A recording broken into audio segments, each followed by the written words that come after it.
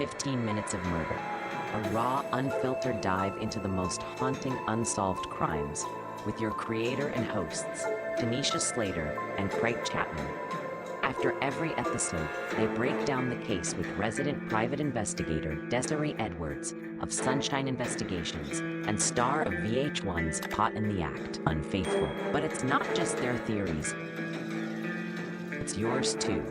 Hello, everybody, and welcome to the first sneak peek of 15 Minutes of Murder, where we're just going to give you a little slice of what our show is about.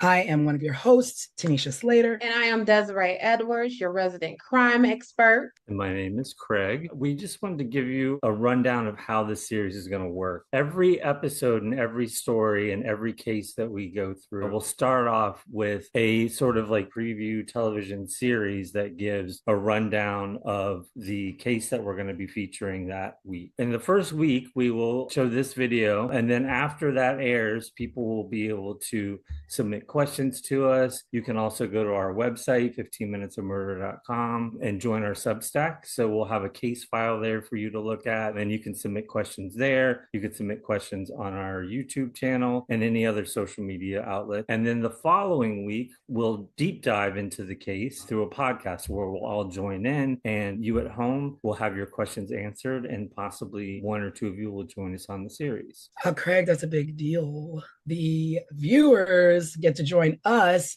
and try and break down what actually happened. We can go from who done it to what's missing to what they missed.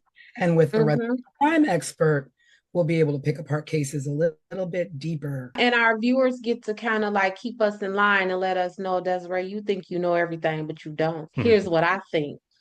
See, I'm ready for that part. This will also give not only us, but everybody at home an opportunity to explore things that maybe weren't explored at the time that the cases happened. So alternative theories, things maybe we see that were missed, or any sort of like ideas that we might have or you might have at home. Yeah, I think the best part about this too is that we're going to be featuring all unsolved cases. So it also brings light to the 15 Minutes of Murder, which is also our title, obviously.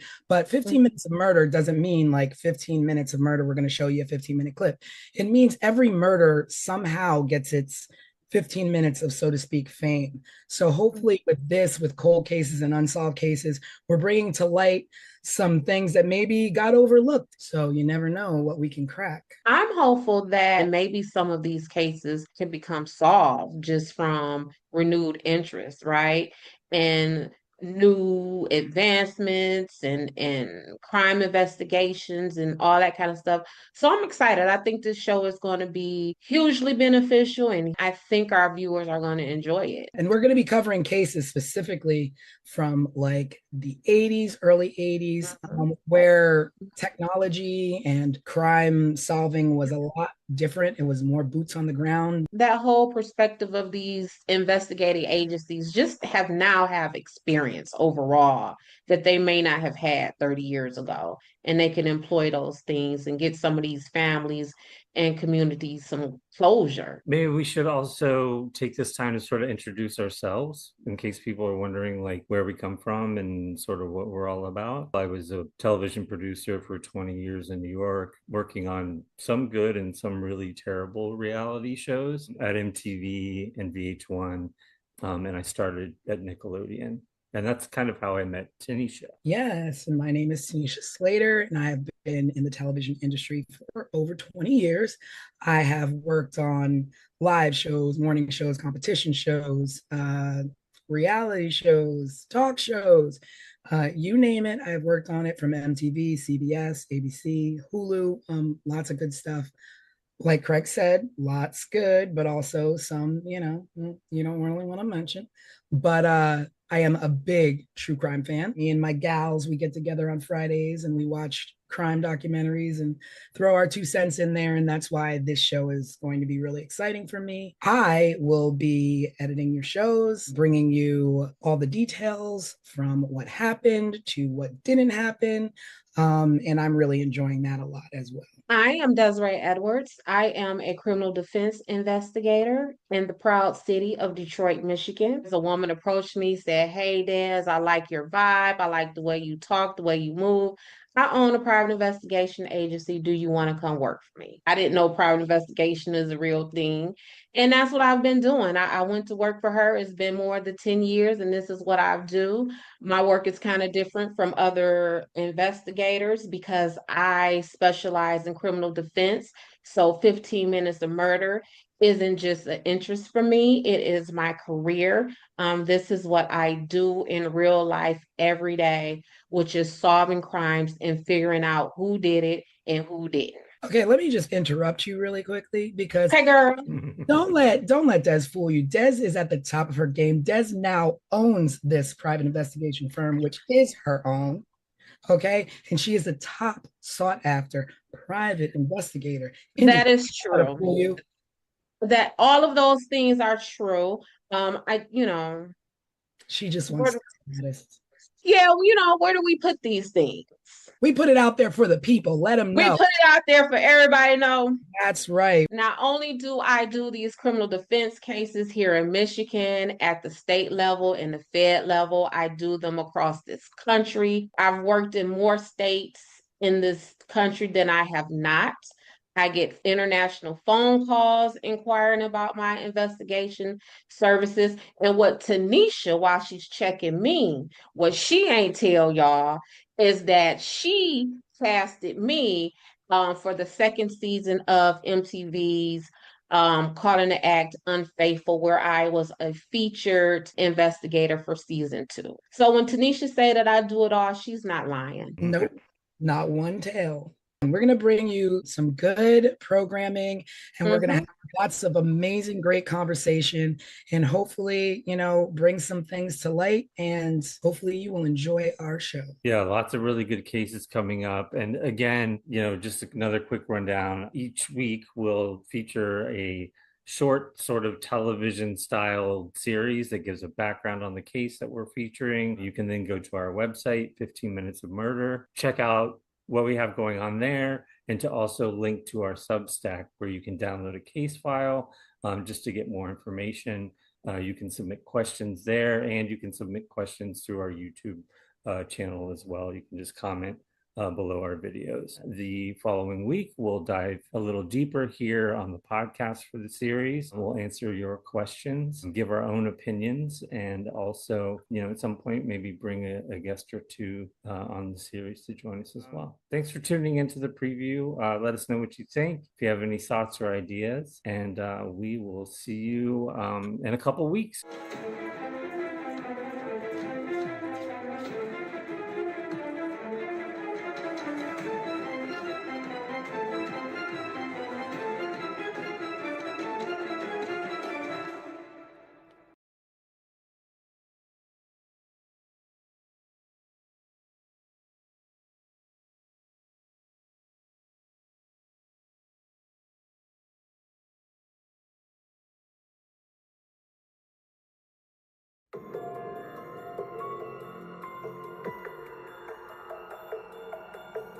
April 11, 1981. A quiet mountain town in Plumas County, California. A cabin in the woods, and one of the most brutal, unsolved mass murders in American history. This is 15 Minutes of Murder.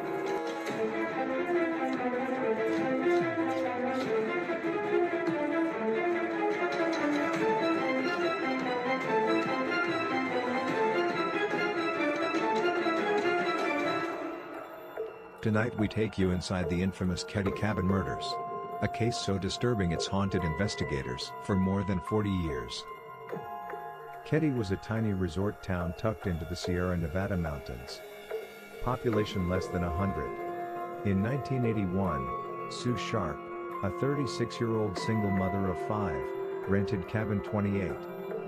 She was trying to give her kids a quiet life away from a difficult marriage. On the night of April 11th, Sue's children were in and out of the house. Teenagers Sheila and Tina were with friends.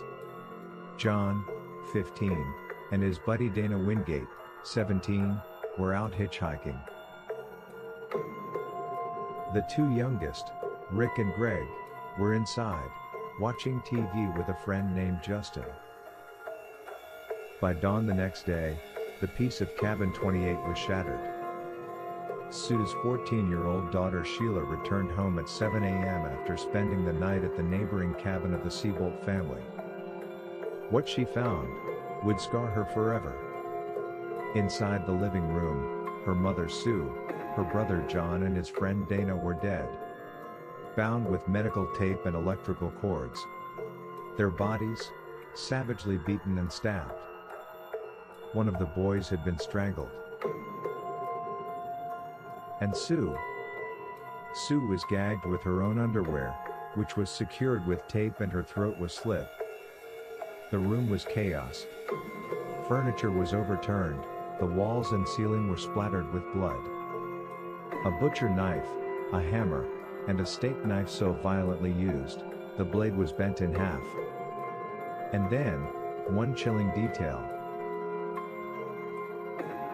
12-year-old Tina was gone.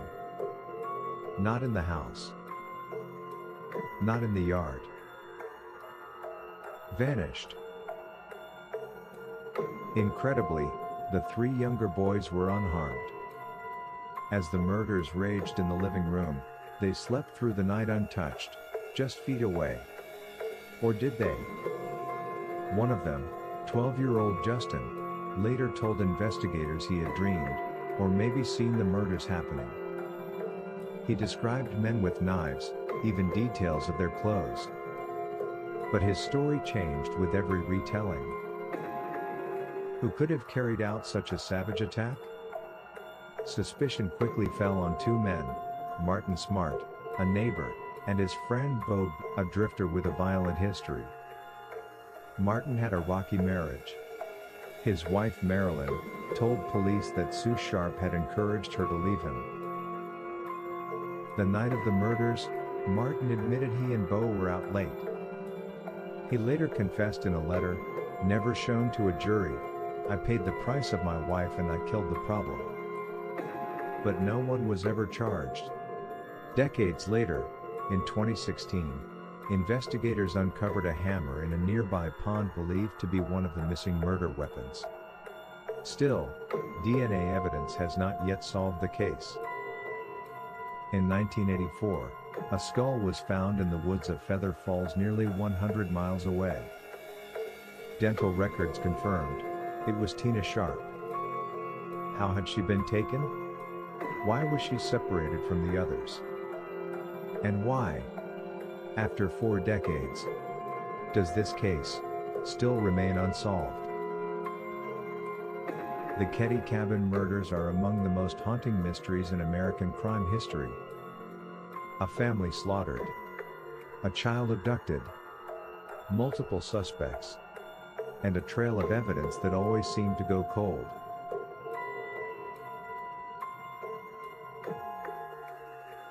Was this the work of men fueled by rage and revenge? A botched home invasion? Or a conspiracy covered up by corruption in a small town? We may never know. But tonight, we ask you, what do you believe really happened inside Cabin 28?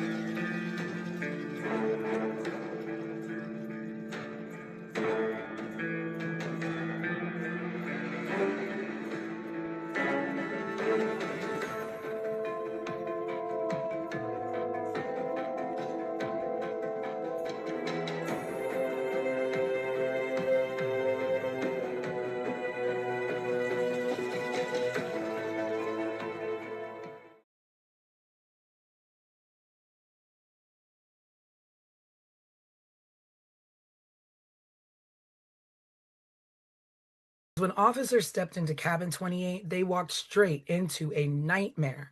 Blood smeared across the walls, bodies brutally attacked, 3 victims murdered, a child missing, and a crime scene so chaotic even seasoned investigators froze in place. And the horror that unfolded inside that cabin still leaves more questions than answers. Welcome to 15 Minutes of Murder, case file, the Ketty Cabin Murders.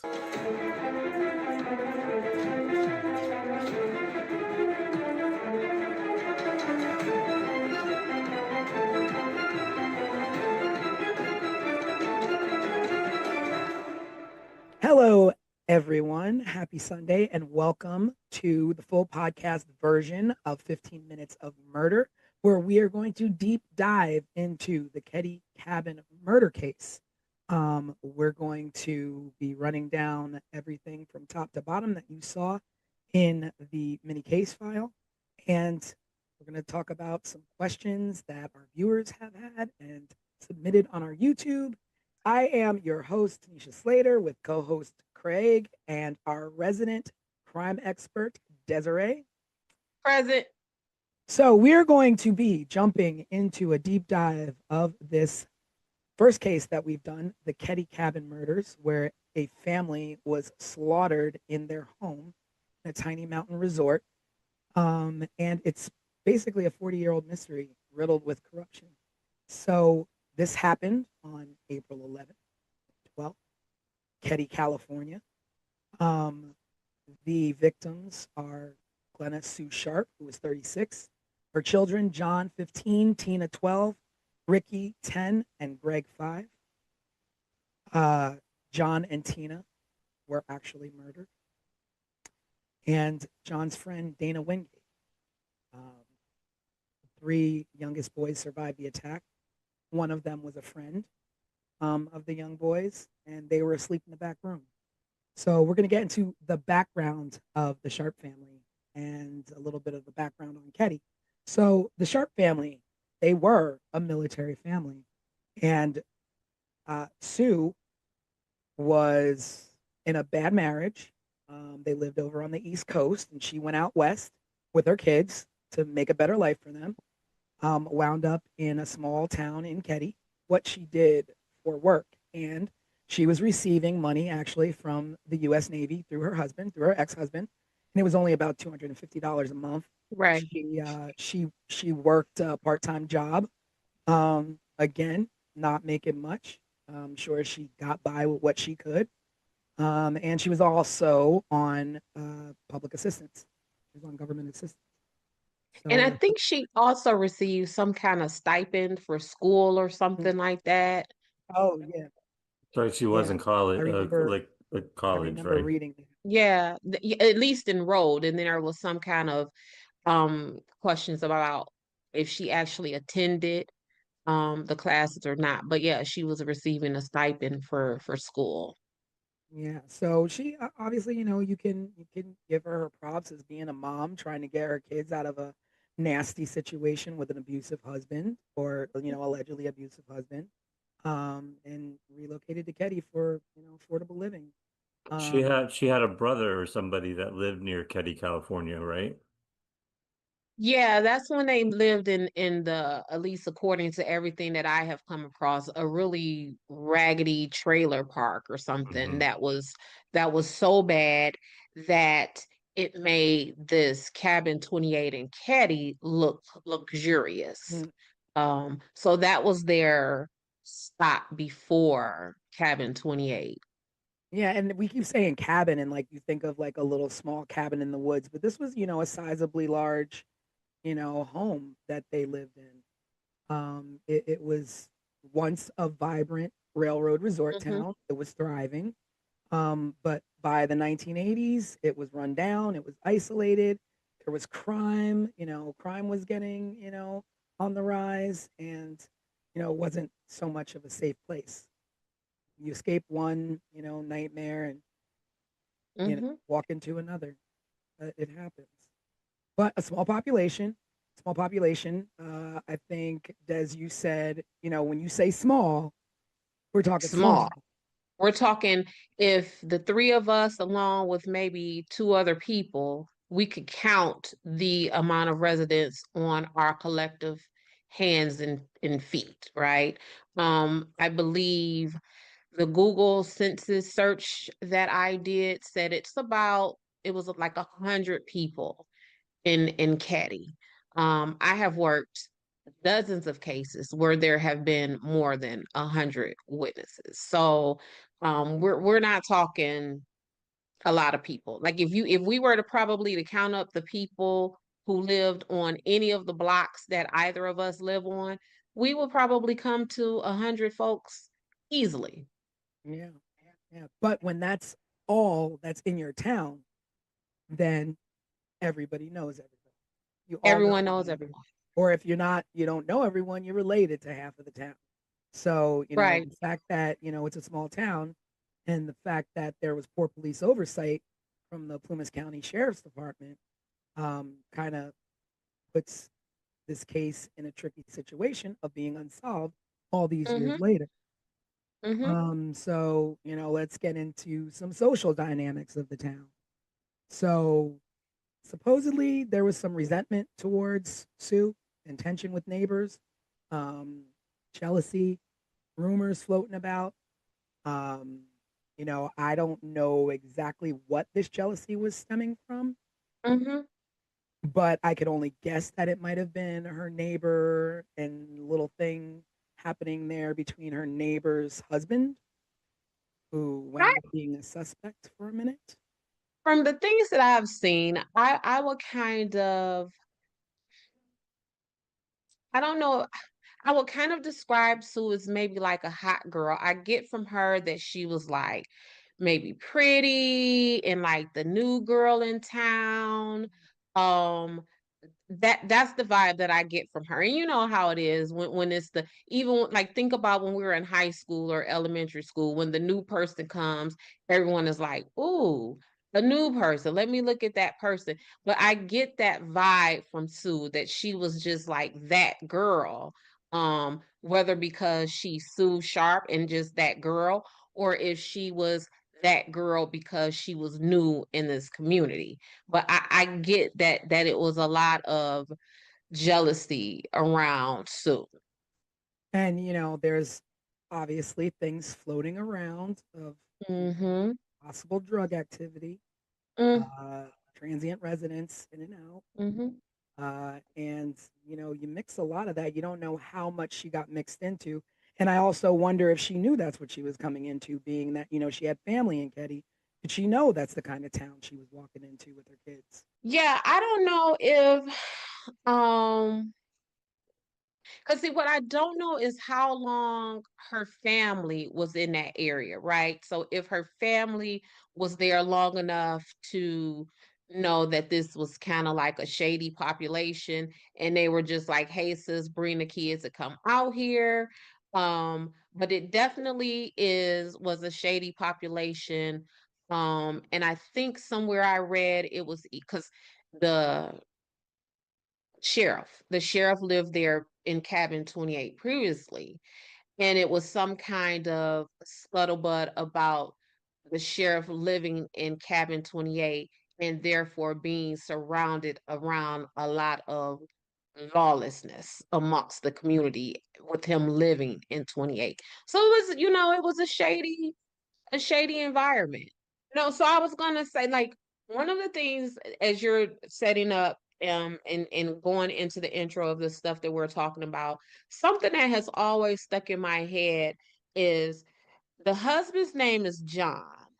I'm Mhm. sorry, James. James Sharp is Sue's ex-husband and this military person. What do we know about his discharge or whatever from the military? You know, Like, I don't know much about what yeah. went on. Like I'm wondering what was because it was the allegations that he was abusive to Mhm. Sue and the children. And the military, they have a whole nother set of rules. Like you can't be Oh, over yeah. here with this mess, right? So Not I'm at all. wondering if like he was discharged from the military and what that looked like Yeah, in that is his definitely. That is definitely interesting. And you also wonder, like, what uh did he have any role in or say with her taking the kids, or was it, she Yeah. just got up and left? Because even like how much contact would he have had with those kids? Because what we know about children, they gonna run their mouth Yeah. and they gonna tell everything. And if he was on the phone with any of those kids at any time and Sue had some mess going on in and out that house, Dad, mommy was hanging out with so and so and so and Mhm. so, and mommy was, you know what I'm Well, saying? but we have to remember too, it's 1981, or It in the early is. 80s, and we didn't Yep. have like quick, call up dad on FaceTime and tell him all Yeah, about what but mom did but on the even if weekend. even if it was a pay phone call once or twice a month, kids are always kids. Kids are always going to tell. So even if it was that monthly call, it would have been mommy, daddy, mommy has been hanging out with these people. And as Yeah. far as the investigation goes, um, was James ever part of that? And did he ever report back to the investigators any information that the kids will have given him about the company Sue was keeping? True. Like, just where is James? I think that's a good question. Like all the research I did and all of the background I read about this case, they mentioned him and they mentioned that she moved a pretty long distance from the east coast of Mm-hmm. the US all the way out to Keddie, California, which I believe is like northern mid California somewhere up Yes. in the mountains. But that was the extent of it, just that he was abusive and that she bounced and took the kids with her. Yeah, because I'm gonna tell y'all when I'm working cases and I really want to find out some good stuff about someone, I will go into the family court side because typically courts have two sides, the criminal side, well, maybe three, criminal, civil, and then family. So I would then go into the family court side and run a person's name to see if there were any divorce filings, any paternity filings, any child support filings. And I will go and talk to that person and get tons of information from those people. So essentially, I'm going to find your baby mama or your baby daddy to give me all of the tea on you as an investigative tool. And I think that Mhm. if they didn't do that with James, they may have missed Mhm. a lot of information. But also the fact that, you know, a lot of people and a lot of things that I've read in the specific site where I read that, she wasn't exactly the ideal mom who everybody painted her out to be, and that she was actually renowned for leaving her kids and abandoning her kids and leaving them at home to fend for themselves, and that she spent most of her time with her best friend named Nina. So, I mean, you just don't really know what happened, because Right. but when I, people are saying, I mean, people are quick to say when you leave your kids, when you're not a good mom, people are quick to, point that out and just, spread that. yeah, and then I mean, again, you just said it is 1981. So was she leaving her kids or was Mm. she just like, because in 1981, leaving your I kids looked, mean, I was a latchkey kid. I had the I green string with OP swear, on my neck. in 1981, it was you leave the house in the morning when you wake up, and then you come back at maybe street light time or something like that. So to say that she left the kids, right? Mm. Um, Looking back at it from my 2025 perspective, Yeah. I don't really know what that means. Because we were all left if that's the case. Yeah, certainly. I had an older brother, and the second my parents were gone, and he was supposed to be watching me, he was gone and down the street with his friends. So I was home alone all the time until like the neighbor teenage girl would come over and sort of like babysit me until my parents would come home. Right. Yeah. So So I kind of want to give Sue some credit on that. I don't want to necessarily say, oh, she was a neglectful mama and she was ripping and running the streets. Yeah. I don't want to go there with Sue just yet. Yeah. I mean, I was looking for a little more information on the husband, and yeah, no. the only thing I could find is what we already talked about. Yeah, Mhm. it's very slim. There's really not a lot out there about him, just that basically she left him and was trying to look for something better. I've read that she even stayed with his parents for a little bit. Oh, really? Yeah, She was a stay-at-home mom while he was in the military. Mhm. but So yeah, there's just a lot about like her mothering, and sad to say, like when you have a lot of, it makes me wonder if people were talking bad about her being a mom, be are they recalling her being a bad mom because of what happened, or if they really thought that. Right. And so, like, basically, like an implied truth, kind of like, Mm, oh, well, now that this has happened, yeah, hindsight, I guess she was a bad mom because how else could this have happened if she wasn't a bad mom? And mm. I feel that's a sad and unfair assessment, right? Um, I mean, because when you think about it, you could say somebody's a bad mom all they want, but with that amount of kids, and you are concerned with, she could have left and went to Ketty all on her own and left those kids wherever if she didn't care. she could If have she left was him a with bad mom, James.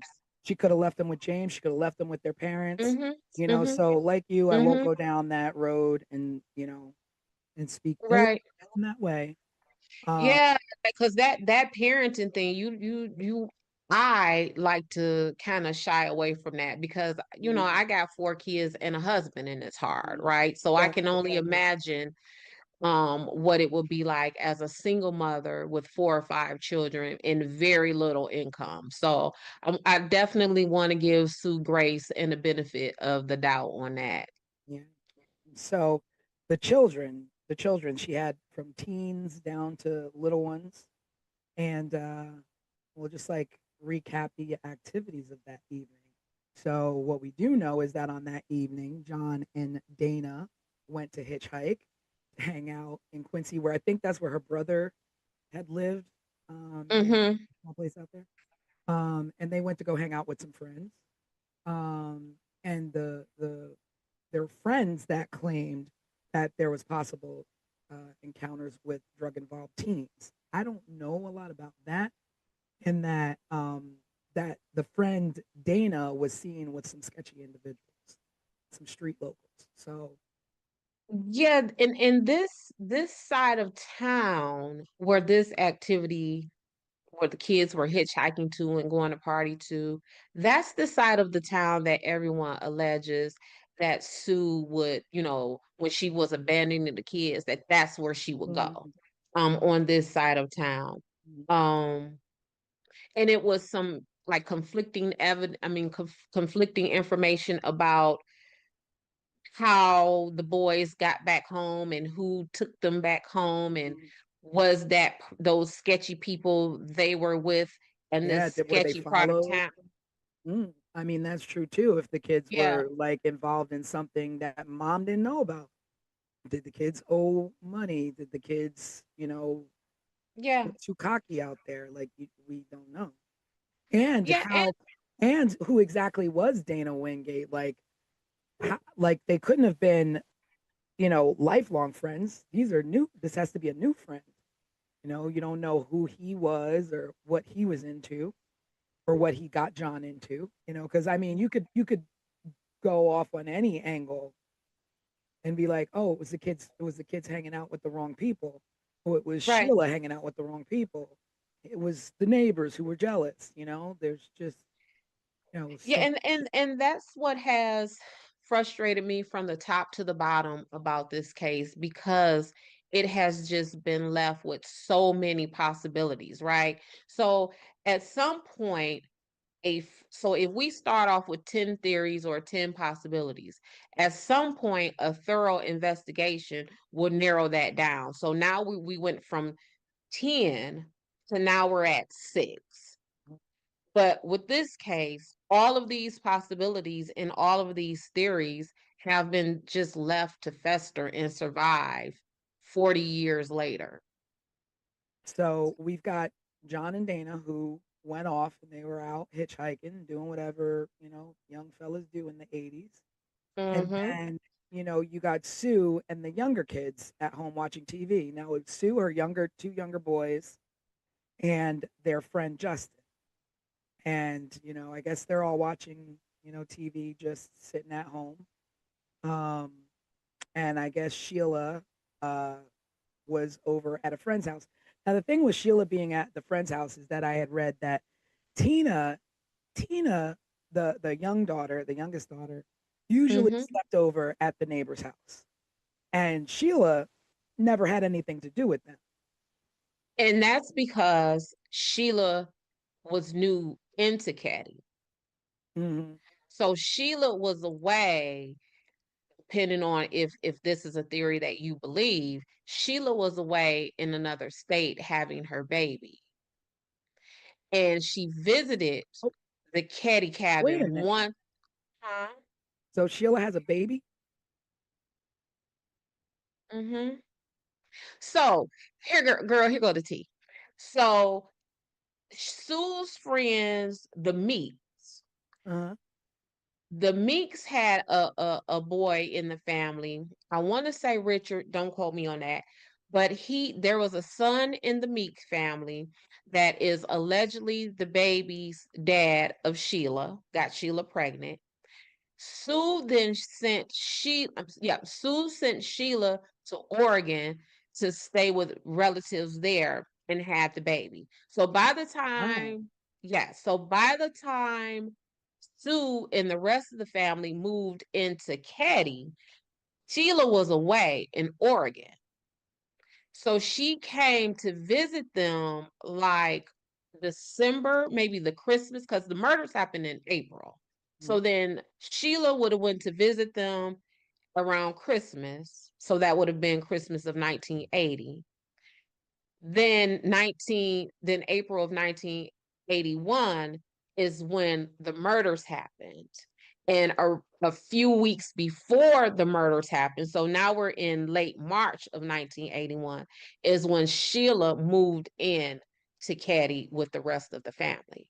So then that makes it even stranger that she Even would be at the stranger. neighbors and no baby. And no baby. So that's a whole nother theory, right? Where supposedly the Meek family was pissed off at Sue for putting this baby up for adoption because the Meek family wanted the baby. And the Meek family saw this baby as the first grandbaby of the family. Oh wow. And So where did the Meek family live? they lived on the best way for me to describe it is that they would have lived on that sketchier side of town. Not to Yeah. say that the Caddy cabin ain't the sketchy, because obviously it is, Yeah. but they live on that other side of the town. Yeah, Okay. because that now that you say that, it makes it even stranger to me because my mind started going to like what Sheila into. And so I was reading that, it was typically Tina because the neighbors had younger kids that Tina would go over and Mm-hmm. always spend the night there and, hang out there. But that night, while Tina was there, Sheila went over and sent Tina home and Sheila stayed there. Mm-hmm. So Tina would have been spared had she stayed like she typically would at the neighbor's house. Right. But Sheila sent her home, Correct. which is odd. Which is odd. Um, Sheila sent Tina home from the cabin that was right next Directly door next door. to them. And no one in that home allegedly heard any noise, any bumping up against the wall, anything coming out of that house. And what was also something to me about the Seabolts is that because that's the family who lived The in that neighbors. cabin next door. They said, I got it in my notes because it stuck out to me crazy. Y'all give me 1 second. According to the timeline that I have, Sheila went to the Seabolt's house at around 8 p.m. Mhm. Then the Seabolts reported seeing a weird green van outside of cabin 28 at around 9 p.m. Then Tina is sent home at 9:30. Which is late for a 12-year-old, right? I think she was 10. No, she was 12. And that's 10. But not only that, this is what struck me. This is a town of 100 people. So that means we're a close-knit community, right? So if I notice a vehicle that I hadn't seen before outside my neighbor's home, and then the next morning I found out that neighbor's home that weird vehicle was parked in front of, people were right, murdered and slaughtered in that right, vehicle. right. I Or mean, the slaughtered in that CPD house. out. If we're a small town like that, whose green van is that? I've never seen that Yeah, green van. yeah, If someone pulls up in a green van in front of my house right now, I might just look out the window and be pissed off that someone parked in yeah, front of my house, right? But I live in a larger city. yeah. But in a small town like that, I and think the then first place I'm gonna go is to Quincy. Start looking for a green van. green van. But also when Tina was sent out to go home and you saw that weird, awkward Oh van, yeah, yeah, yeah. you're not like, Tina, hold on. Hey, I'm finna walk Tina home. There's a Right, car out here. right. It's just, Yeah, and we don't know I how don't. long that car was out there or when it mm-hmm, left. mm-hmm. So did someone send Tina away to be murdered? Mm. I mean, Tina was ultimately not murdered at first, right? we don't know that. I mean, We she could don't have know been that. murdered first and dumped, or she could have been held for who knows how long. Mm-hmm. She could have escaped from her captors and died on her own. Well, we know that she at least tried to escape because the Yeah, back pocket of her jeans was ripped yeah. when And I when when guess they when they found her remains. So somebody she was trying to get away from someone. But yeah, I think that timeline right there, that hour and a half timeline, has been sticking with me since I started doing my homework on this case. so. There were witnesses who did, report that they saw a bearded man with glasses earlier in the week, seen around the Sharps cabin. No, no leads were really ever followed up properly to check and see who that was, who the green van was. No, we don't know. And part of that is because um back to the Seabolts. When Sheila made her discovery and she went and reported it to them, do you know that they didn't call, it took an hour before they called the cops? How in the world? What are you doing for an hour? What are you doing? And they are the people who went back. So Sheila reported what she saw to them and that the boys were in the bedroom. So they went back and retrieved these kids. So you would have seen this scene and you not call the cops for a Yeah. whole hour. How do you pull the Maybe, kids out without? maybe I mean, they walk through the living room and see everything that's happened. But let's Well, let's just let's just talk about the. I'm sorry. Go ahead, Craig. no, I was gonna say maybe we should just for people listening at home describe sort of Yeah, I'm going to talk about what the crime happened. scene. Yeah. So the oh, crime scene, they were found. The family was found on April 12th by Sheila. She was at the neighbors. She got up in the morning. She walked home, opened the door, and found her mom John and Mm-hmm. Dana, slaughtered in the living room and bound with medical tape, bludgeoned, stab wounds, blunt force trauma, blood splatter everywhere, uh, Everywhere. everywhere.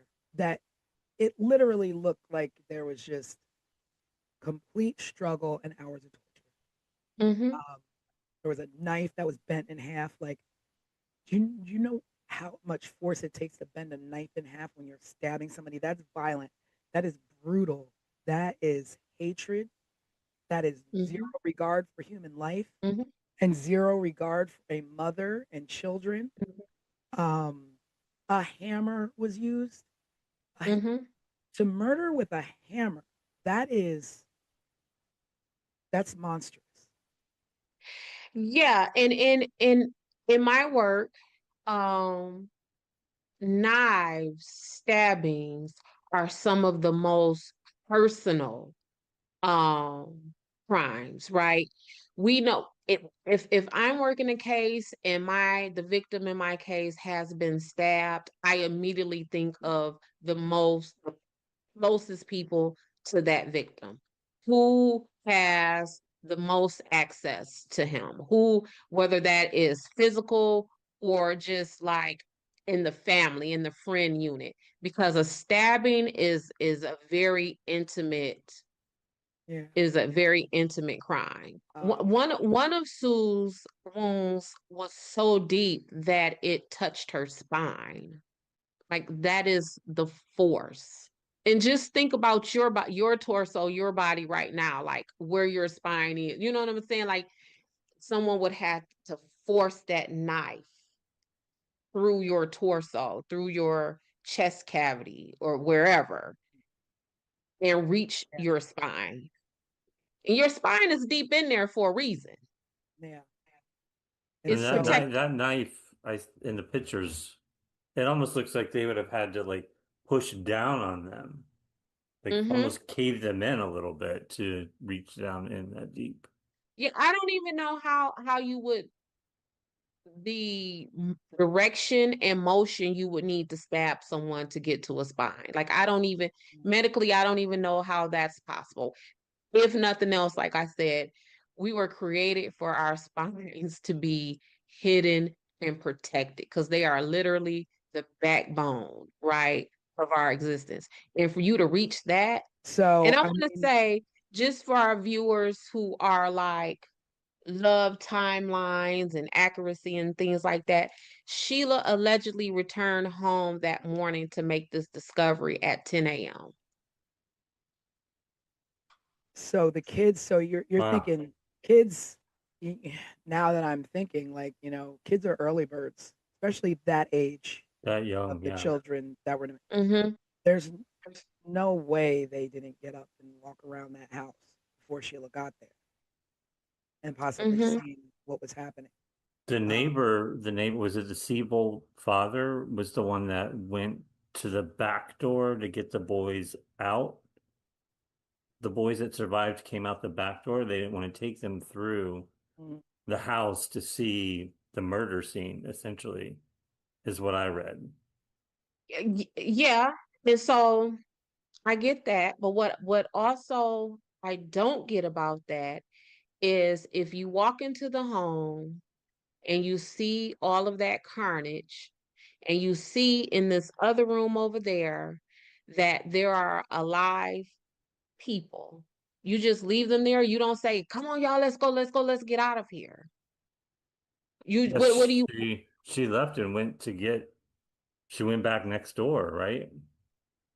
right? She went back next door, but if she would have saw them, why wouldn't it have been, "Come on, y'all, let's get out of here"? Or if they saw her seeing them, then why didn't they say, "Don't leave, Sheila, don't leave, take us with," you know what I'm like it. I don't know. It's just so hard because it's just like, you want to put yourself in that situation, like just visually to try and think of what you would do or what happened. Mm-hmm. But if I walk in the door and I've just gone through having my own child, let alone these are my baby brothers, like I'm storming through there, I'm going out the back door with them is someone still in the house? Are they still Right, there? right. Like, how do you? Where's the sister? Where's my little Yeah, sister? where's my little sister? Like, what? Yeah, what are they? Ricky, Greg, Justin, where is Tina? Yeah, Hmm. Yeah. I mean, Where's Tina? So it's again, it's we could do this. This caddy stuff is enough to yeah, carry. it's like the theory or whatever is that either one, the killers weren't threatened by young kids or even worried about these kids being able to identify them, or be able to pick them out of a lineup, or they knew them and were like, let the kids, that's not what we came to do. But what did you Hmm. come to do? Like, what is the Right. point? Like, why? And there goes the motive again. Why? Why? Like, Yeah. why do you slaughter a mom and her two sons? Were you there to murder Sue and the younger boys intervened and you had no choice there? Hmm. Or were they all sleeping? Like, when the boys came home, like, what were they doing when they were approached, or when someone broke in? Did they break in? Did they sneak in? There was no signs of breaking in, so they Right. obviously just came in. Right. Yeah. Well, no one needed to break in, because the way the house was laid out, like you see how the in the pictures, the front of the cabin looks very cabinish. Mm, And the back of the house looks very houseish, yeah, right? And that's because it's a addition back there. And the older son, I want to say is John, he lived back there. And there was only one bathroom. And so they kept the house open so that John could come in and out to access the bathroom and, the kitchen and, sit around with the family. So the door would have always been open. No one would have needed to break in. No, there wouldn't have needed to be a sign of forced entry. so like, thinking and knowing and knowing about the case, three basically grown-ups, because when you're a teenager, you're big enough. Hmm. I mean, you see the boys, they're not little, you know They were so 17 at the time, right? yeah, so I mean, Hmm. they're nearly on their way to being young men. So there were multiple weapons. I mean, I don't know from experience, but I do know that murdering someone is a physical, exerted activity, Hmm. um, because you're fighting someone to overtake them. And Yes. so, can one person overtake two boys and a young mom trying to protect her kids? So, is there more than one? Yeah. I was for that scene, the way that scene looked and the damage that was done to Sue and the children, I would dare say that it was maybe two or three people in that house, because we would have needed someone to not just cause the harm, but we would have needed someone to control that scene. Because otherwise, you know, someone coming out the window, Yeah, someone's running out the back door. And yeah, in fact, while we're talking about the back door, there was a weird fingerprint or thumbprint on the railing of the back stairs, and linked to who? unidentified. Yeah, that's what. So, Ketty, this is what we're talking about. And but that jives with, maybe that's the reason why there is no forced entry, because if you are Sue's friend and you visited the family regularly, you would probably know that they kept that back door open. So if you're coming in to murder them, Yeah, where are you coming from? You're coming from the back door, and you may have planted that thumbprint on the rail as you're coming up and down the stairs. But yeah, that's the Wh- cabin. Well, yeah, wh- so that takes us to the investigation, right? Which had all kinds of problems. Oh, some of which we've already discussed. Yeah. Let me say this too, y'all. So this is the full timeline that I know it. So we have Sheila going to the Seabolt's cabin at 8:30 p.m. that night. Then the Seabolts reportedly see the van outside cabin 28 at 9 p.m. Then Tina leaves the Seabolts to go home at approximately 9:30 p.m. Then John and Dana, depending on who says it, arrived home at sometime between 11 and 11:30 p.m. And then the murders supposedly take place between we don't know. Between we don't know. So around 1:15 that morning, the folks in cabin 16 woke up because they heard noise. Marty and Bo left the bar that they were hanging out at. Who is Marty and Bo? So Marty, Marty is I know who known. they are, but we know. should explain who Go they ahead, crime are. expert. we're Yeah. about to. We're about to. Okay. So Marty Smart is Jason, the one of the little boys who are in the bedroom. That is his stepdad. It's Justin or Jason? Jason, what did I say? It was Justin, right? Okay, Justin. So listen, I'm a mom. I don't even know my Whatever your kids' name names is. sometimes. Yeah, whoever you are, that person. So that's his stepdad, and Marty is married to Marilyn. Bo is Marty's homeboy.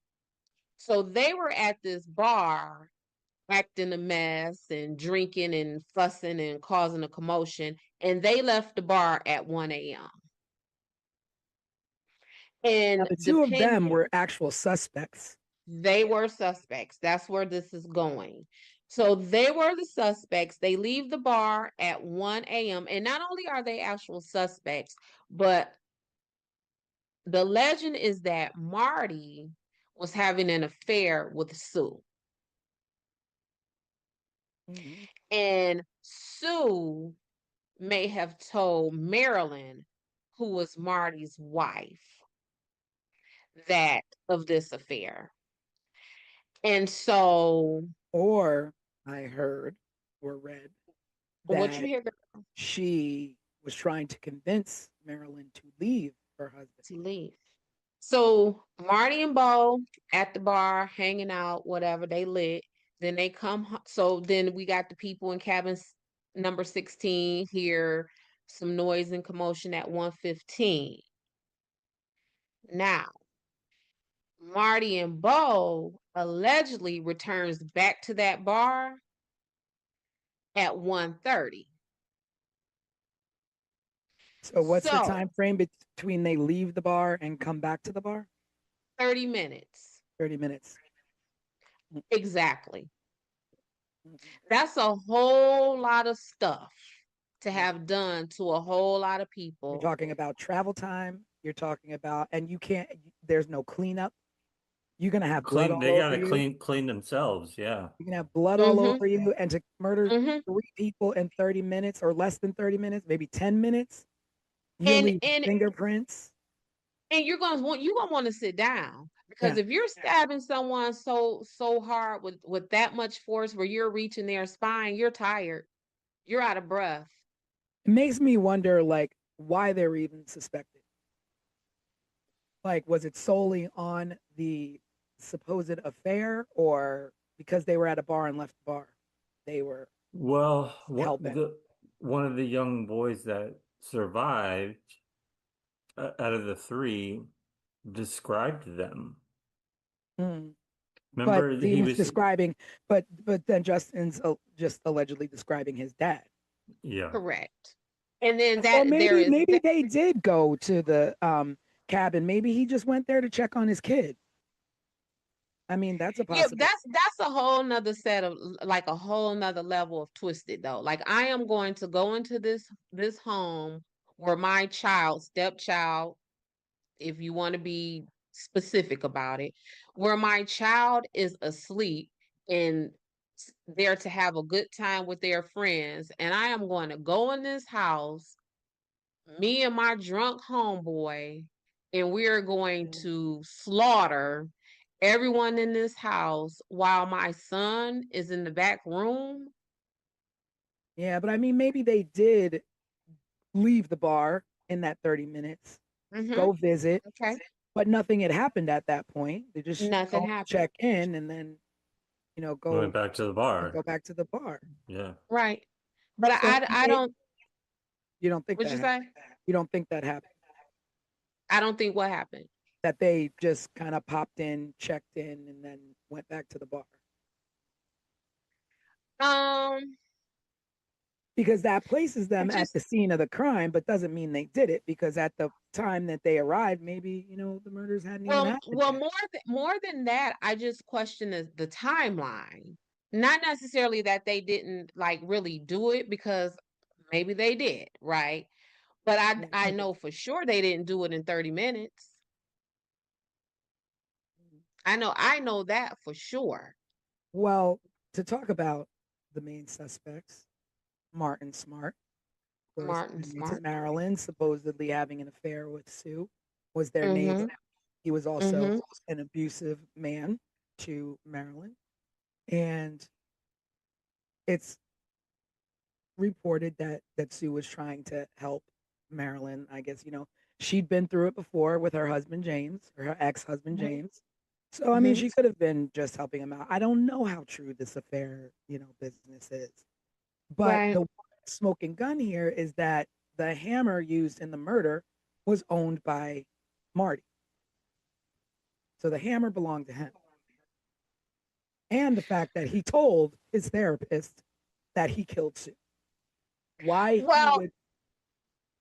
so there are supposedly two hammers.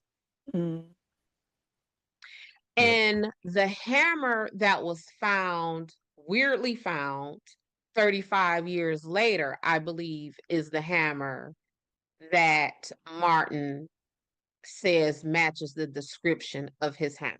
I don't think that the hammer that was left neatly and nicely on the table in Sue's home was that knife. I so mean yeah, that let's talk about the weapons, like where they were. The hammer was left on a table. Like, I mean, and then also yes, you leave the murder weapons.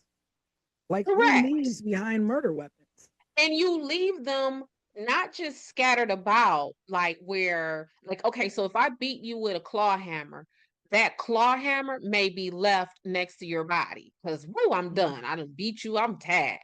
But for them to leave the butcher knife and the claw hammer, um, still bloody on a table, that's like a weird level of care and Yeah, concern. you're placing these items down that you just used to murder someone. Yeah. So are you what so when I try to unpack that in my investigator brain, it's like, is that a level of I don't care who finds out about this? Like, is that from a level of complete disregard? Maybe because Or not just I don't care who, it's that they know right, and but nobody. this is where I was gonna go. Do you, because if we're gonna run with the theory that Martin Smart and his homeboy did this, did Martin Smart and his homeboy leave those weapons at that table because they disregarded being caught because they are close friends with Mhm, Sheriff Doug Thomas? And if mhm. I just killed these people, I don't care where I leave this nice. My homeboy is the sheriff. He got my back. So at that point, she was still kind of the newbie, but she'd been living there for months. So she kind of, integrated into the town, integrated. I'm Mhm. sure people, adored her kids or Well, integrated enough to where, she allegedly is sleeping with this woman's husband, Yeah. integrated enough to where her children were staying the night at other people's True. cabins and other people's children were staying the True. night at her Well, cabin. because my thinking was like nobody's gonna care because this is the new woman in town. She's not from here. Nobody's gonna care what happens to this woman or her family. Yeah. There is So some we don't kind of have to a, cover our tracks. yeah. And there was one more thing that I did read, which was strange. So I read that Ketty, the electricity in Ketty, the light supply or whatever, was the lights were controlled by cabin 28. So in order to turn Yeah. off the lights in the town, you would have to turn off the lights on cabin 28. Mm-hmm. And before Sheila went over to the neighbors, she turned the light bulb out on the front of the cabin as though like why why would you do that? Like what is the significance of that? So that I saw that too. And the way it was described, I couldn't figure out if she physically like untwisted like I think it was the like a light bulb. physical untwisting because if you would have turned the light out, if you would have manually turned the light out, then it would turn off the electricity for the town. But if you unscrew just the bulb on the porch, you would only leave the porch dark and not the Okay. town. Okay. So I thought that So was strange. so that was the one thing that was strange. The other thing for that was strange about that to me is how would she know that? And what I mean by that is that my children don't live with me. So whenever they come to my home, they are sometimes just as confused in my house as they would be in yours because they Mm, don't live here, right? mm, So how would she have known that much? And she had just been there a couple of weeks. Like, did she yeah. know that? Know it? Oh So it yeah, makes by the me way, think, Sheila, yeah. So it makes me think like it's like you'll know the house because it'll be the only one without the porch light. it'll be the only one without the porch, without the porch light. And if that was not intentional and just a coincidence, like Mm, yeah. that's horrible luck. But Yeah. also, um, how often during the night would Sheila see Sue doing that? Would Sue Yeah. Yeah. regularly Was it go out? something that she would regularly do to Right, save? like because otherwise, how would Sheila had no? Because that's like a quirky thing to Yeah. know. Yeah. It's like if you're overthinking it, that theory, and I'll, there's no shame. I mean, I did go down a rabbit hole as we talked on the live. I like my rabbit Mhm. holes. And I That's what went down, investigators do. yeah, and I went down a rabbit hole on a site called Ketty 28. And when I say the theories from this site are really like, so if you're doing your own research, visit there on this case if you want to go a little further and deeper. But I try to stay away from it because I don't want to make any accusations more than there already have been, like Sheila and this light bulb situation. But that is definitely a strange thing uh, to think about happening on the night of murders. I mean, I don't know if she did that every night. We don't Right. know. It could just be coincidence, but it Can is we definitely strange. can we double back to this hammer? Because this hammer Yeah. low key almost took me out. Like this hammer almost took me down a whole rabbit hole. And I'm gonna tell you why. We find a hammer 35 years later, and that hammer is still significant enough for us to report it. So what I mean by that is if something happens right now in 2025 and then we find the tool that was used 35 years later, do I immediately be like, oh, snap, this is the tool that we were looking for at 35? You know what I'm So saying? Like, where you're thinking planted. and not only am I thinking planted, I am thinking planted because the person who allegedly found this, girl, let me tell you about this story if you don't know this part.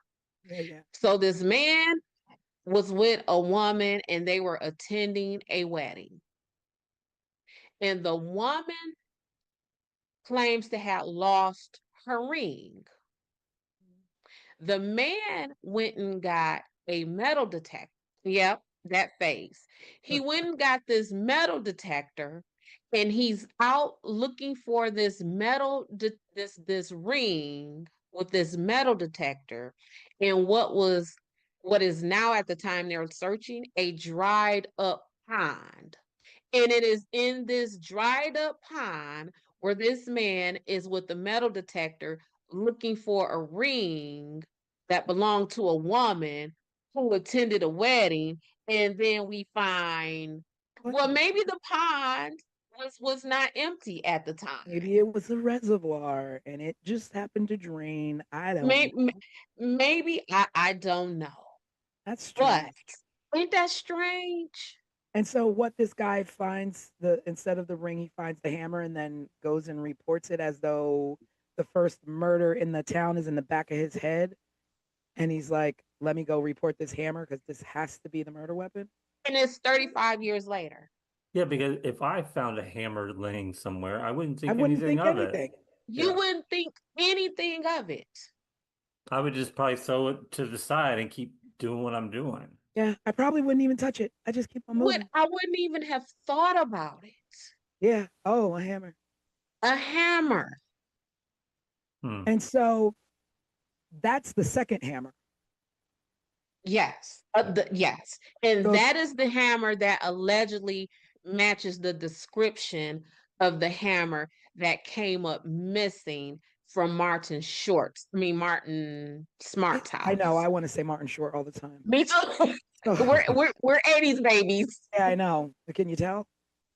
So at that point, when he found the hammer, then Marty was already dead. I guess so, because he found the hammer in 2016. So was Marty dead? So because they had him in, they questioned them, but now it's like he's dead. So there's nothing that can be done finding this evidence to try and close it out. So who's to say the man who picked up the hammer didn't do it? Well, I think of course the evidence I'm going just crazy.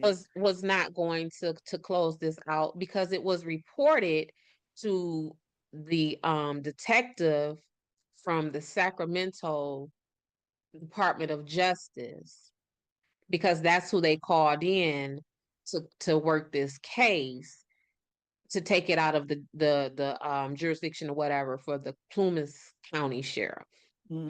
But those Department of Justice people were not homicide detectives. They were organized crime agents. So, not to say that they don't know how to conduct a homicide investigation, but that. Yeah. So to recap about botched evidence, now we're talking about a hammer found 35 years later in a dry pond. So there was contaminated crime scene evidence. There was no neighborhood sweep done. There was no forensic preservation whatsoever. There was interviews were delayed, and in delaying interviews, you give people enough time to get their story straight. And tips were ignored. So people giving tips of saying, hey, I saw a green van the night of the murders. Hey, I saw a strange man. These things were ignored or weren't followed up on. And I don't know whether that's from a small town and not having the experience, but I mean, you have the common sense. I mean, there's common sense. Literally our country is steeped in crime. I mean, you watching old episodes of FBI and all this, and you're the police chief of a small town. I mean, I'm pretty sure you know what to do first. I mean, everybody pretty much knows what to do in the first 48 hours, in the first 24 hours. Question everyone. I was about to say, you just talk everywhere. To people. Comb the neighborhood. And as far as like stepping in and contaminating crime scenes, I get that. Like, you don't know what the hell to do when you walk into something like that. Children, but I think even back then, what you're saying is contaminating a crime scene. It may not have had the same importance that it may have today. And the reason why I say that is because contaminating a crime scene in 1981 means what? It Because means half walking in the half the front door with your hand and turning the door. It means stomping and because walking all over. because half of the technology and science that would have been used to comb through that didn't even exist in True, 1981. So true. what But again, you don't want to walk into a crime scene stepping on blood spatter or touching anything. Touch nothing. Even I know, grab a pen and pick up the yep. gun with a pen. Like, don't touch anything. And I can't imagine what they did walking in there, collecting Well, evidence. and And not just them walking in there, but the Seabolts, whomever from the Seabolt cabin had to go in and get the kids out. Even if they took the kids through the back, that is still a crime scene. what Did did It's, they anybody do? question the kids? Well, so, yeah, so they because did. Justin, he was And 12, right? and yeah, they talked to the kids, and Justin is the one who gave them the varying descriptions. So at one time they interviewed the kids and Justin said he saw this. And then another time they interviewed the kids, Justin gave a different account of what he saw. And that's the part where I say they needed to call in that forensic psychologist, because at that point we need someone who is specifically trained to withdraw that kind of memory and recollection out of someone through their trauma, through their sleep, taking into account that they are 10 years old or 12 years old, or however old he would have been. To just have a regular homicide detective to interview those kids, they got what they got because Yeah. of that. But also, like when he's saying if they're claiming the kid slept through the night and saw nothing, Mm-hmm. how do you have Justin who is telling you what he saw? And Mm-hmm. if he saw something, did he see men hanging out there before he went into the room and nothing and everything was fine? And they knew these people who were in there and that's what he saw? Or did Or he how see the murders happening and ran back to the room? Like the questioning of the children, the ball was dropped there. Or how about, did you see your daddy? Yeah. Hmm. I mean, I mean, we don't know what's in those case files of Yeah. what Mm-hmm. was said Mm-hmm. or Yeah. what questions were asked to them. Yeah. Uh, Did you see your daddy doing this? And is that also why Justin gave varying descriptions? Because did he see his daddy? And oh snap, I did see my yeah. daddy. So let me hurry up and change Oh this wait, to I make don't sure. remember what I saw. It was Right. blurry. Now I don't remember. Mm-hmm. Mm-hmm. Yeah. Well, that would make sense if he did see them before, just hanging out. But then they have the alibi of being at the bar. But then is everyone at the bar telling the truth? I mean, we don't have, surveillance cameras to prove when they walked in the bar, Right. when they walked out of the bar. They might have never even been at the bar. They could have been at the house the whole time. And the truth of the matter is, who, even if all of these things were reported, so if the Seabolts would have said, hey, um, we saw John Smith in that green van, or if someone would have been able to identify this strange person in these glasses, or if someone was able to provide the name of this person who just so happened to find his hammer 35 years later. If someone would have provided all of that information, if the county sheriff is crooked and steeped in the middle of these people, what he gonna do? He gonna give a full That's true. investigation? That's true. But then also to go back to like, were they at the bar or weren't they at the bar? Talking about who Bo was, Marty's friend. Mm-hmm. He was an ex-mob enforcer. He lived Correct. in Martin's basement.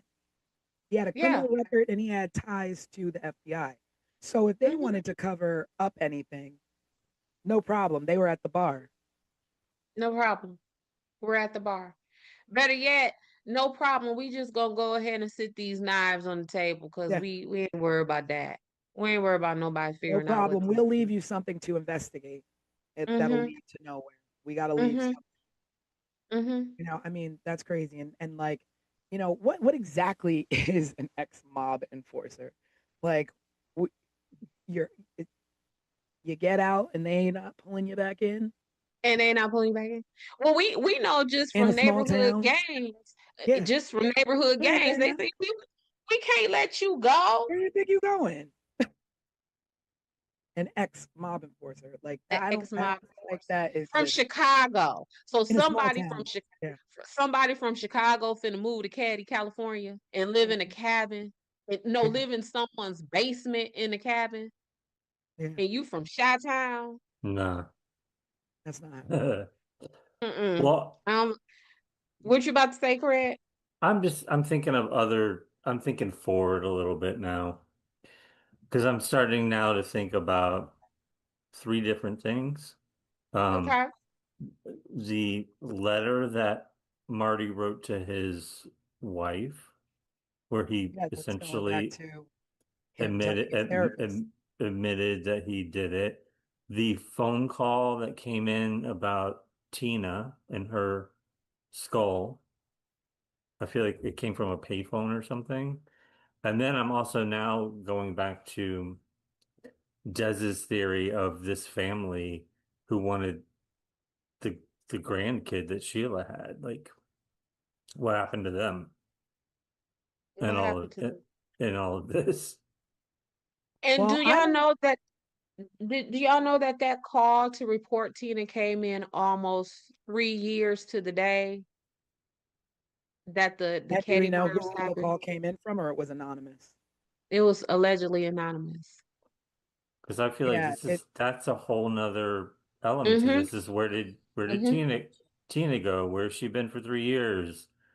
The skull was found 100 miles away from Ketty somewhere. Yeah. so And Tina was how old when the murders happened?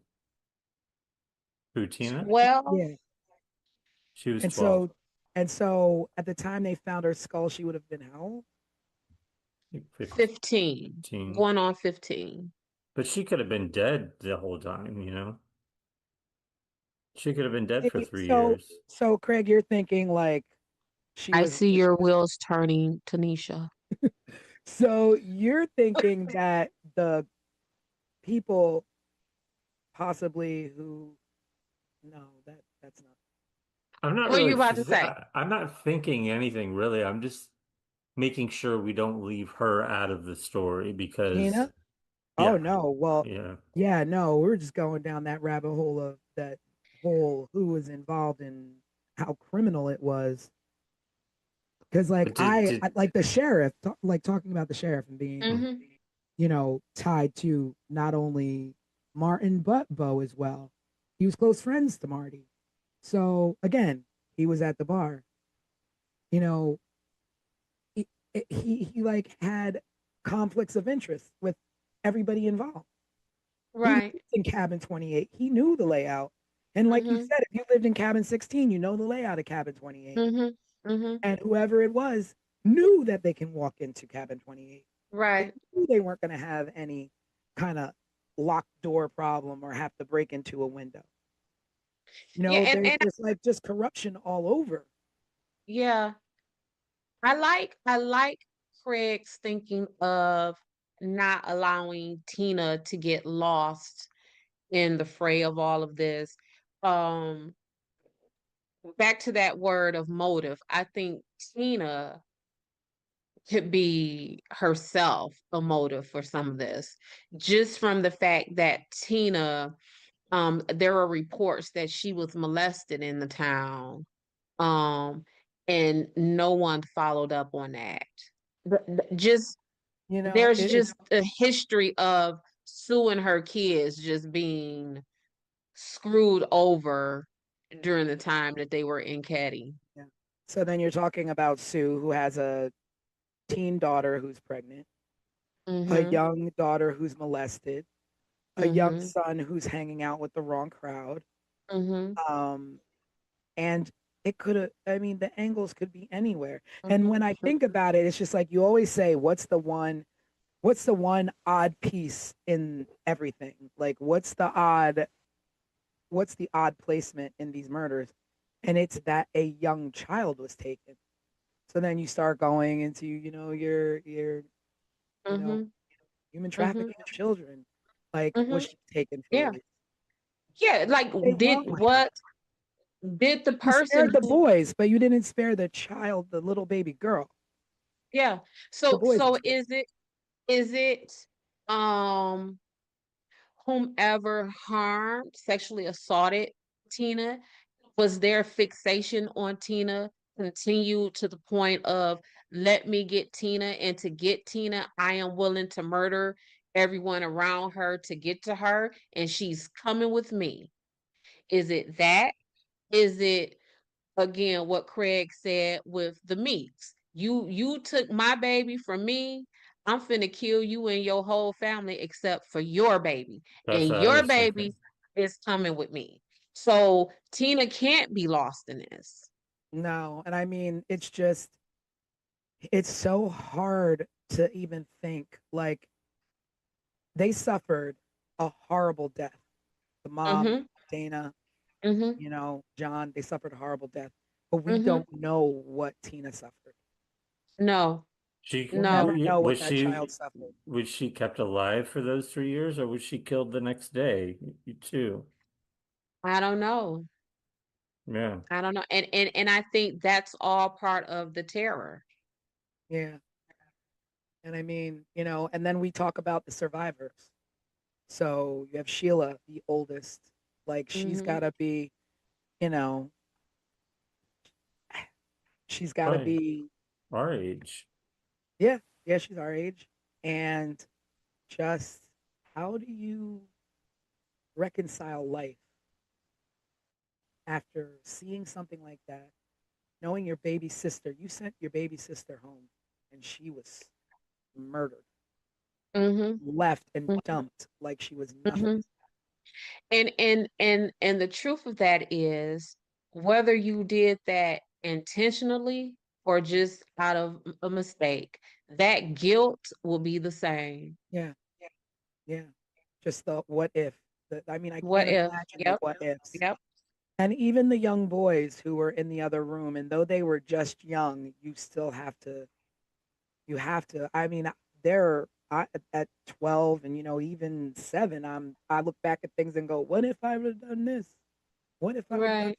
let alone, my big brother, my mom, you know, done the way they were done.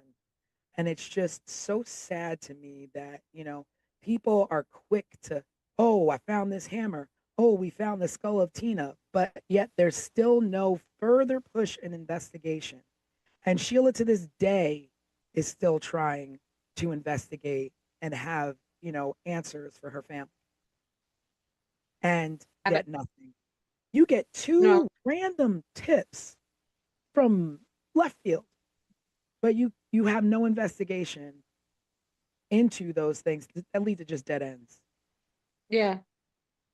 And Sheila Yeah. Sheila did do an interview, I think, with People in 2016, Mm-hmm. talking about her experiences. You can also find a lot of videos on YouTube of with her and her brother revisiting Ketty, actually, and it's very hard to watch, them revisiting and recalling memories from that time.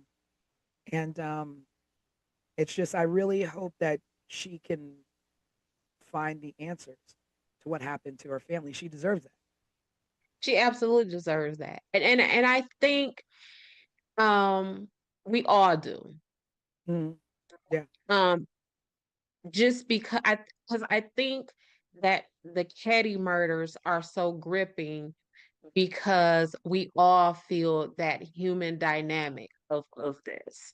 And granted that for a lot of people who are listening to us, a lot of people who have researched this case on their own, these are people who, like, they may not have even been alive yet, when these murders had taken place.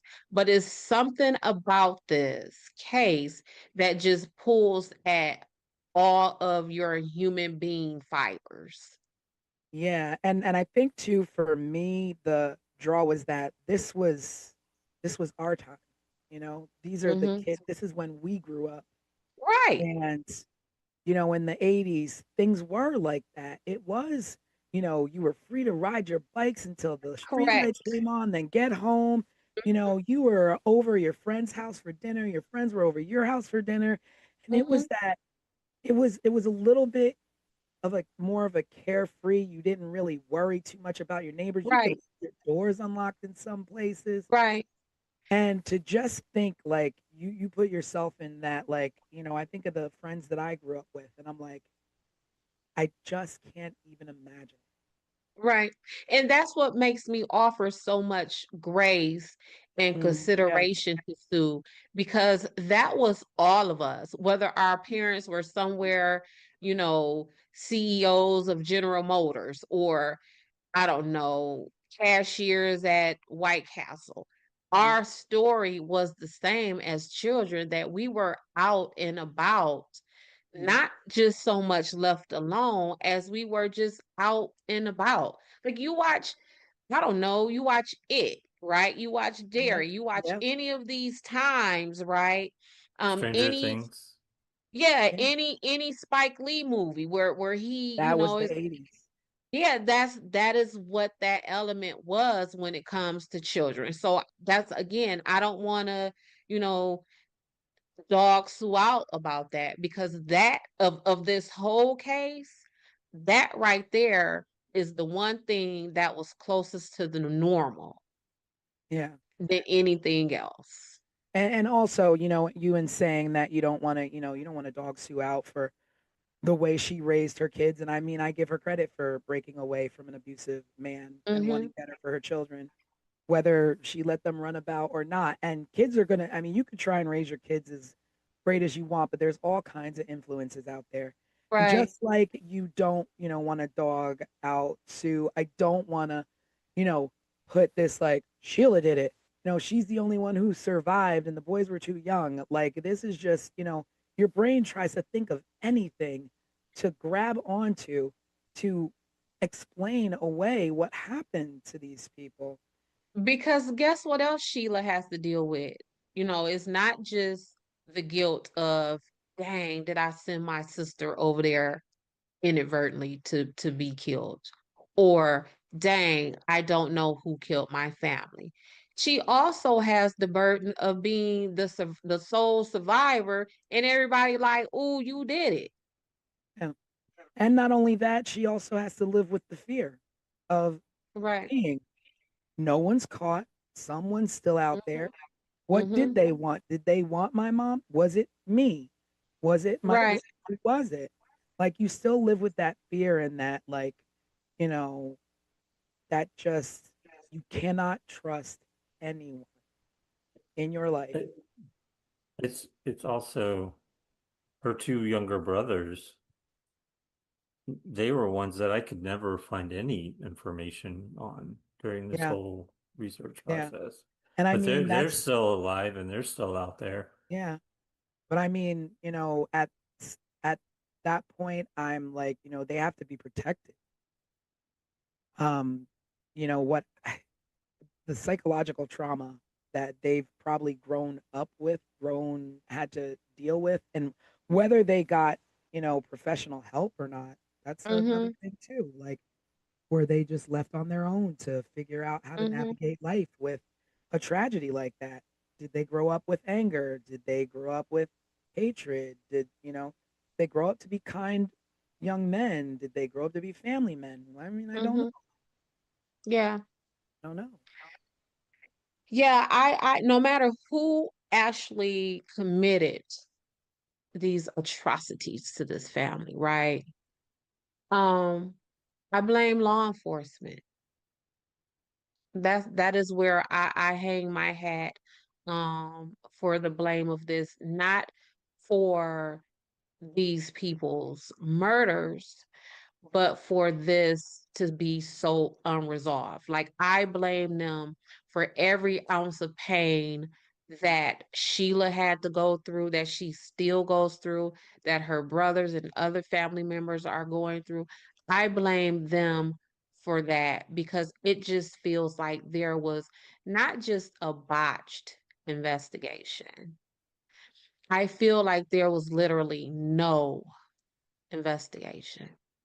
And Yeah, that's worse yeah, because at least with a botched investigation, there is some effort, whether that you did that botchness on purpose or you did that botchness by, natural ineptness.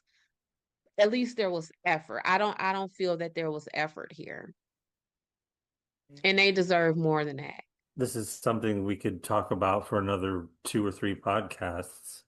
yeah. Whole And it season. was, yeah, and it was strange. What feels strange to me going through this conversation um, tonight is that I don't know why, but for some reason in the back of my head, I kept thinking about this being a murder that was solved and it's done and it's over. And it was sort of like a realization hit me that like we could talk about this forever because nothing was ever solved. Right. No, Nothing ever, there was no conclusion. And there Yes. yes. I probably mean, never will be.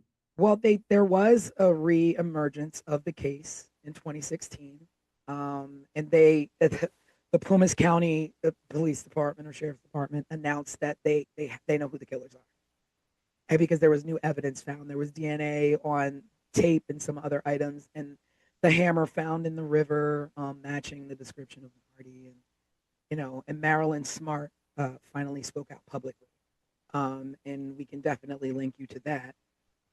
It's living on YouTube. Crime, cover-ups, and Connections. corruption. Yeah. Crimes, cover up, and corruption.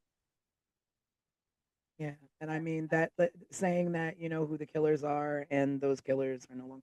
It doesn't close anything. It doesn't. No, no, And again, because going back to the fact they were at the bar. Marty and Bo mm-hmm, are scapegoats post mortem. mm-hmm. No, yeah, now they're dead. Yeah, they were. So we call that they liked them for this. Yeah, So, right? Maybe you did, maybe you didn't, but we like you for this. And I feel that was Marty and Bo. They liked them for this. and I gotta say that I think that the reemergence of this case reopening in 2016 has to do with the fact that people will not let this go. People will Mm-mm, not let this family go without answers. And I think that the more people who are covering this in podcasts like ours and mm-hmm, covering this and bringing it to small towns, small town newspapers, or even like visiting Ketty to visit where they tore down the mm-hmm, town, um, people will not let this go because it's so unsettling. And like you said, this was the 80s. This was majority of us. And I think that's why you had that in 2016, and the fact that Sheila won't let their memory go without some sort mm-hmm. of justice. Right. I mean, even at this point, I think there's a difference between justice and truth because you can get justice in the wrong man, but I don't think we'll ever know the truth. No, no. And they're still playing around. So, oh, we have some DNA that matched a living suspect. Well, who is that? Mhm. Or, oh yeah, the new detectives from the Sacramento Department of Justice. Oh, and I think I saw this in an article from like 5 years ago. Oh, we're close to closing the case, or we're close to arrest. That was 5 years ago. Mhm. What's Still happening? nothing. Yeah, still nothing. So, Craig, I think you said there were some questions that were there questions that we could just circle back. I think that we kind of hit them all through tonight. I also through this conversation, I'm like, well, where do we wrap up with this? it's like there is no correct place to wrap up the No. story tonight. There's not.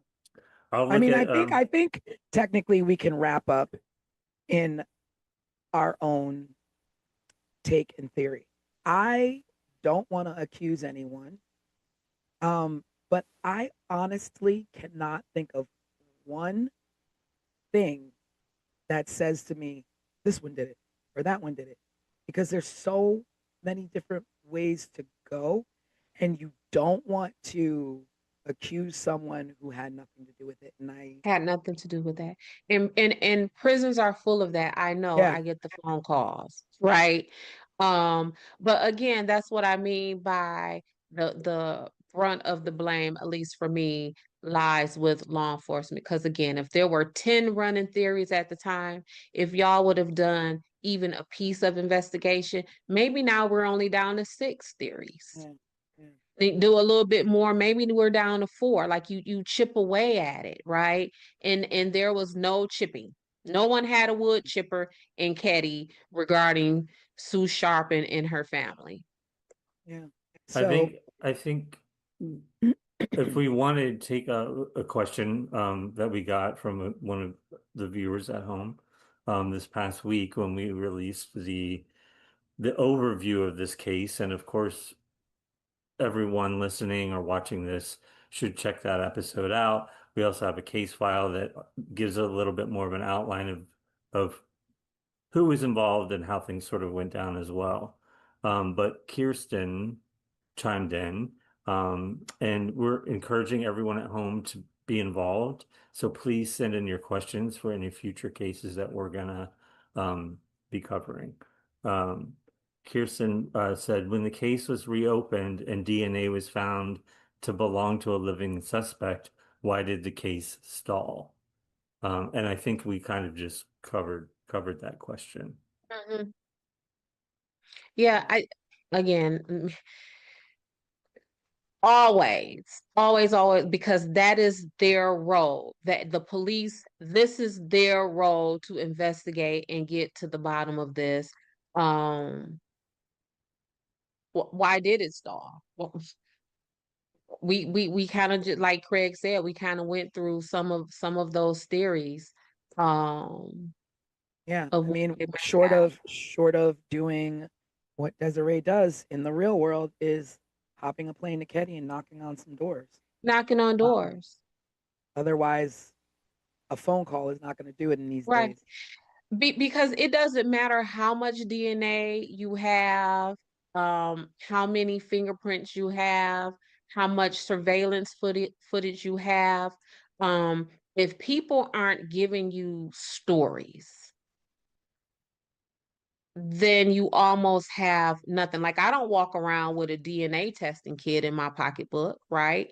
You know, just talk to me and tell me what I need to know, and then I could branch off from there. Just it is only 100 people.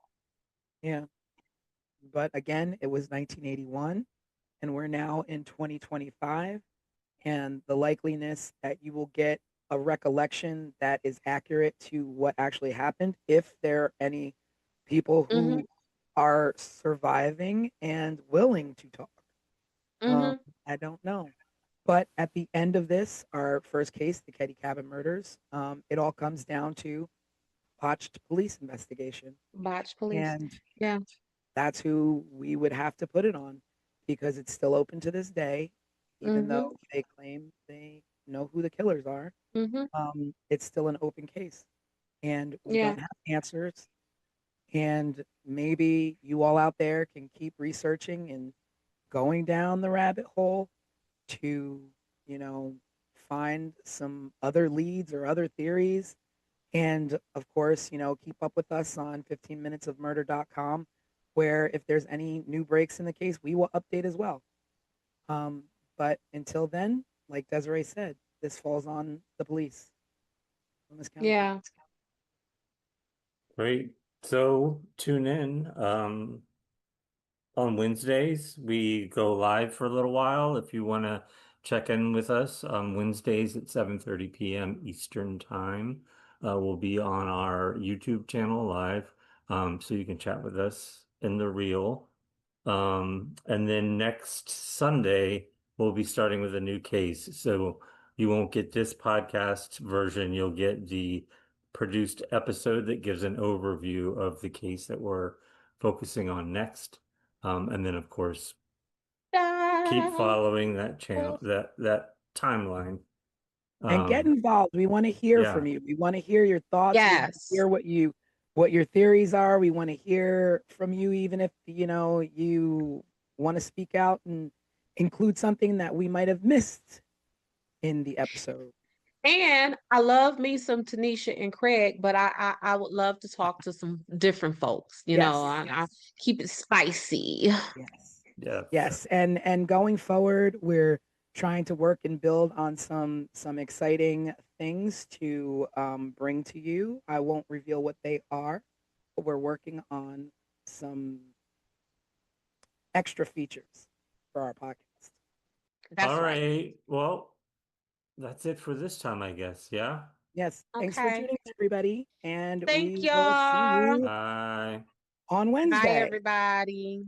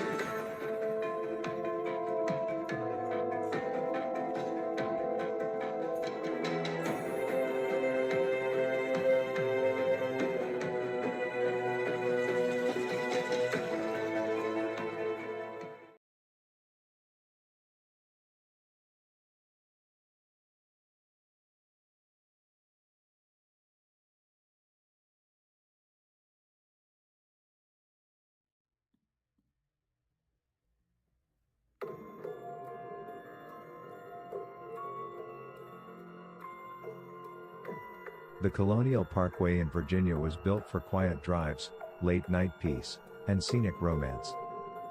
Between Jamestown, Yorktown, and Williamsburg, it's the kind of place that feels like America telling you to slow down and breathe. But in the late 1980s, this peaceful stretch of road became the hunting grounds for one of the most disturbing killing patterns this country has ever seen. 4 couples, 4 gruesome crime scenes, and not a single arrest. And what's worse, none of it ever made sense the way a textbook serial case should. This is 15 Minutes of Murder.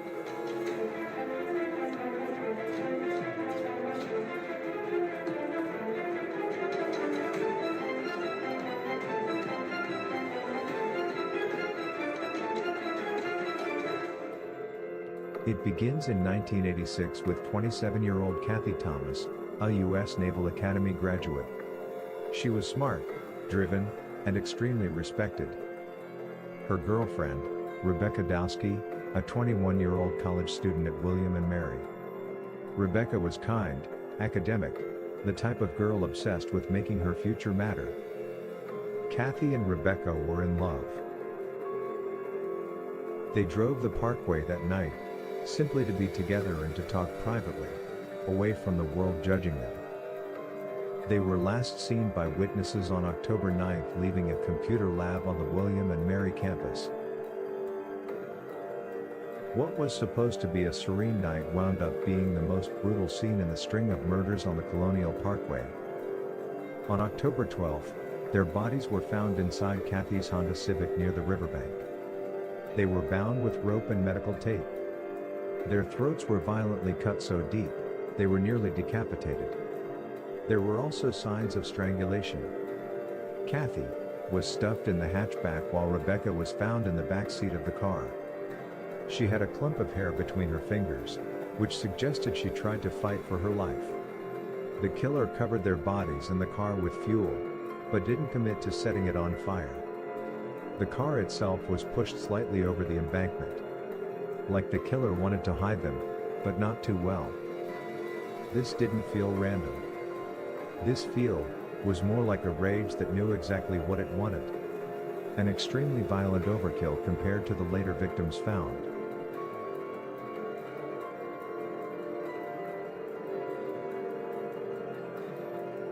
David Knobling was just 20 years old. He was a young father, and a salesman. Responsible. Said to be a young man trying to do the right thing. 14-year-old Robin Edwards was an 8th grade student, a kid. Rebellious, yes, but a kid. She had snuck out later that night, after already going on a date with David's younger cousin earlier that evening. But at some point, David and Robin made plans to meet up again later, just the two of them. Despite Robin being underage, it was presumed the two had a romantic, sexual relationship. One of the last calls Robin made was to her mother, letting her know she had made it home safely after her date. Her decision to sneak out and meet up with David proved to be a fatal decision for the both of them. David's car was found on September 21st. Eerily, the doors were open, the driver's side window was partially down, the radio playing, headlights were left on, and the engine and the wipers still running in the rain. On September 23rd, their bodies were found along the James River shoreline on the opposite side of the river, partially clothed. David had a single shot to the back of the head, execution style. Robin was shot twice, once in the head and once in the shoulder. Robin's jeans were unbuttoned, and her bra was around her neck. State police later released she was sexually assaulted. The scene looked like someone forced them out of the car, marched them into darkness, and savagely executed them.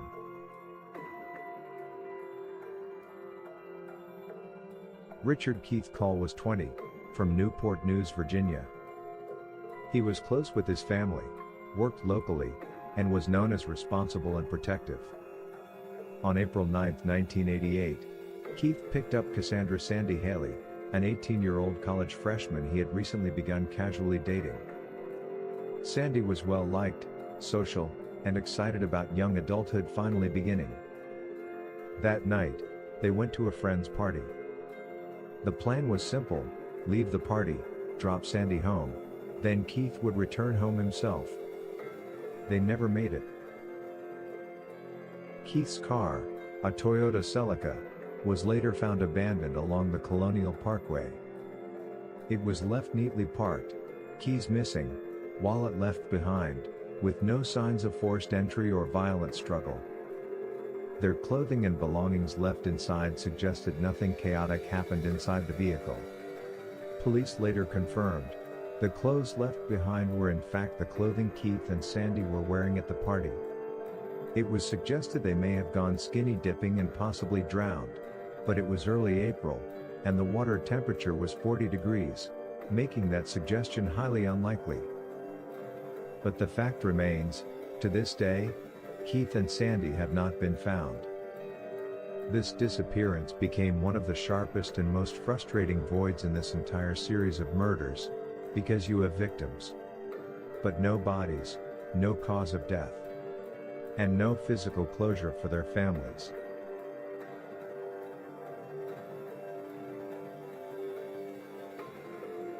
Daniel Lauer was 21, from Virginia, a dependable young man known for his easygoing nature and strong work ethic.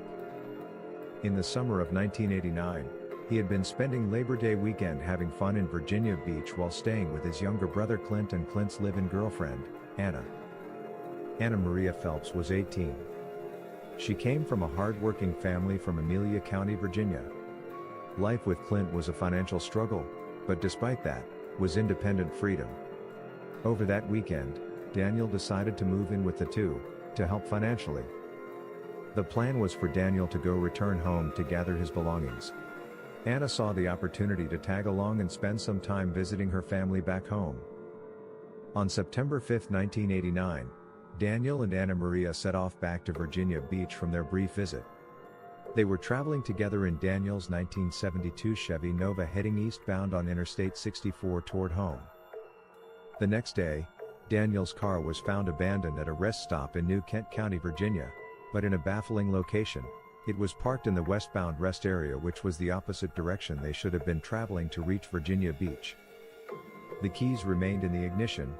Anna Maria's purse and other personal items were left inside, and there were no obvious signs of robbery, making a random theft motive unlikely. For nearly 6 weeks, authorities and family searched with little to go on. Then, in October 1989, 2 turkey hunters found the skeletal remains of both Daniel and Anna Maria in a wooded area about a mile from the rest stop down an old logging road. Their bodies were covered with an electric blanket that had been in Daniel's car, a detail that suggested someone had placed them there after death. Because the remains were so badly decomposed, law enforcement could not determine a precise cause of death, though some evidence suggested defensive wounds consistent with resistance. A small clue also suggesting either a struggle or a clue left behind, was a locket found worn by Anna Maria. A chilling discovery with no understanding why, or how it was left there. There was no definitive weapon or trajectory that could be confirmed. The location, the staging of the vehicle, and proximity to the highway all indicated this was not accidental. Investigators treated Daniel and Anna Maria as homicide victims linked to the broader Colonial Parkway pattern. 4 couples, 8 victims, bound, shot, vanished, deceased. Each case, different details, same signature. No suspect has ever been charged. Some believe it was a rogue law enforcement officer. Others, a series of copycat killings with overlapping geography. There are theories of a lone serial predator who learned and adapted with each pair. And still others think it may be 2 separate killers whose timelines collided. Nearly 40 years later, the road is still quiet, but the silence is so loud. Because whoever hunted on the Colonial Parkway knew exactly how to make people disappear. And maybe, the most frightening disappearance to this day, is the killer's own. Join us next Sunday evening when the 15 Minutes of Murder crew breaks down the details of these haunting and gruesome murders. We'll see you then.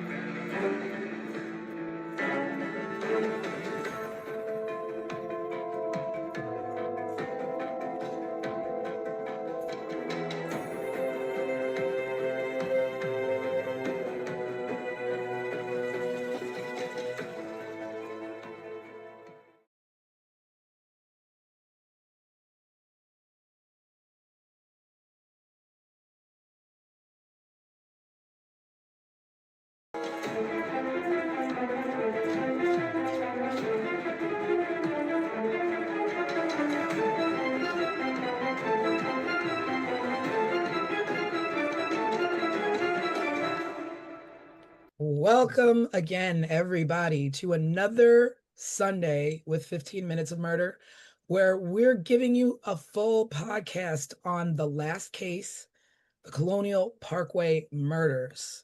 So we're going to run down, we're going to give you a quick overview again of what that case was about, and then we're just going to get into it. We're going to start talking about it. We're going to talk about the victims. We're going to talk about the crime scenes. We're going to talk about the investigators, our theories, all of that good stuff. So join us and sit back, listen, and enjoy 15 Minutes of Murder, Colonial Parkway murders. All right, so let's break it down. The Colonial Parkway murders. It was 4 couples traveling along the Colonial Parkway. It is a 22-mile stretch of road. It's a federal park, is that correct? Yeah. That is in the historic triangle, I think is what they call it, in Virginia. I forgot the 3 points. What are the It's, 3 cities? It's Williamsburg, James. Jamestown, and Yorktown. Jamestown, I don't have that in the correct Yorktown. order, though. Mhm. Okay. And it's part of the National Park Service also. Right. Right. Yeah, let me just tell you, this Colonial Parkway is stunning. Like Mm, when you say, when in the beginning of the episode, when it's talking about scenic views, it's mhm, beautiful. It is peaceful. Just you go over bridges, beautiful gaps of water, and just beautiful tree-lined road. Like, and I can't imagine at night. It's dimly lit. First of all, it's not very brightly lit. I read that it's also, or at that time, it was not highly patrolled by officers or any kind of police regulation or, looking mhm. out. So it was a little bit of a free for all for, this kind of thing to happen. Yeah, that was the purpose of it. It is a scenic route. So that was the purpose of it. And that's why there are so many bridges, because it's just a road. So there are very few intersections. It's just a stretch of scenic road that is part of our National Park Service. Yeah, a lot of historic, Hmm. pit stops that you can make along the way. And so it's just unfortunate that these murders happen. And it's not just these four murders. There were other murders that have taken place in and around there, but it was just Right. these four specific ones that became Hmm. a little bit known as the Colonial Parkway murders. Hmm. Hmm. And I um think and I think we definitely can't get lost on this scene because it's very much part of the story, right? And so some of this area, what I was reading about it is many people even consider it as an open air museum. Like that's how historic and pristine and gorgeous this area is, to that triangle of of towns. and I mean, people, and it just goes to show, like, you don't that's why Mm. people took to it. Like these four couples felt safe enough to be like, we're just gonna go, we're gonna travel, we're gonna go about our business. Yeah, I would imagine as a couple, you would go there maybe at night, to have some privacy or to see some beautiful scenery, something a little bit romantic, whatever the case may be. I imagine that's what attracted all these four couples to go out there, Yeah. at night. Yeah, and for sky nerds like me, just a place maybe to look at the sky and the stars. And Hmm. we used to take our kids out for those kind of outings in very similar places all the time. It's many just innocent reasons why someone would want to be there. And that's probably to me one of the really frightening things about this story is because this is an area that any of us could have been. And it keeps being labeled as a lover's lane Yeah. type deal. But just what we're talking about, like this is just like essentially a park where people and families would just go for whatever reason. We had the first case, which is the couple of Kathy Thomas and Rebecca Dowski. And this was the first of the chain of murders, and this happened in 1986. And they were young. They were a couple. And I think they were a new couple, right? Like they hadn't been dating long, and they were probably just gonna go out, on the parkway and find a little pit stop, have privacy. It's beautiful, it's romantic. You're away from judging eyes. Because I can, only imagine in the 80s, we were just as, no better then than we are now. We're getting there with, same-sex relationships, and people were judgmental. And Right. but these were people who were not going out looking for trouble. They were going Right. out looking for a peaceful night, peaceful way, going from A to B, and these things happen. So they were last seen leaving the computer lab at the college that Rebecca Dowski went to. Hmm. And I thought I read that someone saw them after that, maybe at a Mm. bar. I'm not At a sure. where? At a bar. Oh, well, it's possible. Yeah. Hmm. Possible, but I That thought I seems read like that. a natural place to go. But Like yeah, you, I mean, you stop off, you have a, you have a drink, or you go have coffee, whatever. I don't know what kind of bar it was. Um, but that was the last time that they were seen, was pretty much leaving that computer lab. And the car was found. Kathy was driving a Honda Civic, and it was found near the York River. Both of the women were bound with rope and medical tape. Their throats were cut. And there was evidence that strangulation was involved. The vehicle was hidden. The murderer pushed the vehicle like close to the embankment. So it was like said that it was pushed just enough to be hidden, but visually enough to be like, oh, what's that? Something's going on over there. So it's not like he was hiding the car so that they'd never be found. So the way he placed this vehicle was intentional. And it was extreme. I mean, as you see in the episode, you know, what was done to them was extreme. And again, like you said, Des, choice of weapon is always a big deal and an indicator of whether it's personal or haphazard or defensive. This was definitely personal. We don't know exactly when it happened, but whatever happened was brutal, and the killer left their bodies in the car, stuffed in the car, and left there like they were like they were nothing. No one's loved one, sister. In my background, what I actually am is I am a trained social worker. That was my trajectory before I even got into being a private investigator. And so with that, I approached all of these things from that socio-economic perspective. And Kathy and Rebecca struck me immediately, because one of the things that I first thought of was why, you know, for me, whenever I hear about unalive people who identify as LGBTQI plus all of that stuff, like why are we in a society where whenever any of these people who identify with these groups are found unalive, like immediately we think of like the most heinous things? Because when I thought of this, I thought, oh, hate crime immediately, right? And we're not, like, these people are targeted so viciously that anytime they're found unalive, it goes into that, oh my God, someone sought them out and sought them out specifically for that reason. Yeah, so that was the first thing. It felt, I immediately thought of like, okay, is this someone who is wanting to attack sin, was what I thought immediately with Kathy and Rebecca. It's strange. I believe this was the only case where they were still in the car. They were found in the car. Other murders, they were outside of the vehicles and a ways off. But or not found at all. Yeah, or not. Yeah. But I think from what I saw, theirs was the most vicious. Attack.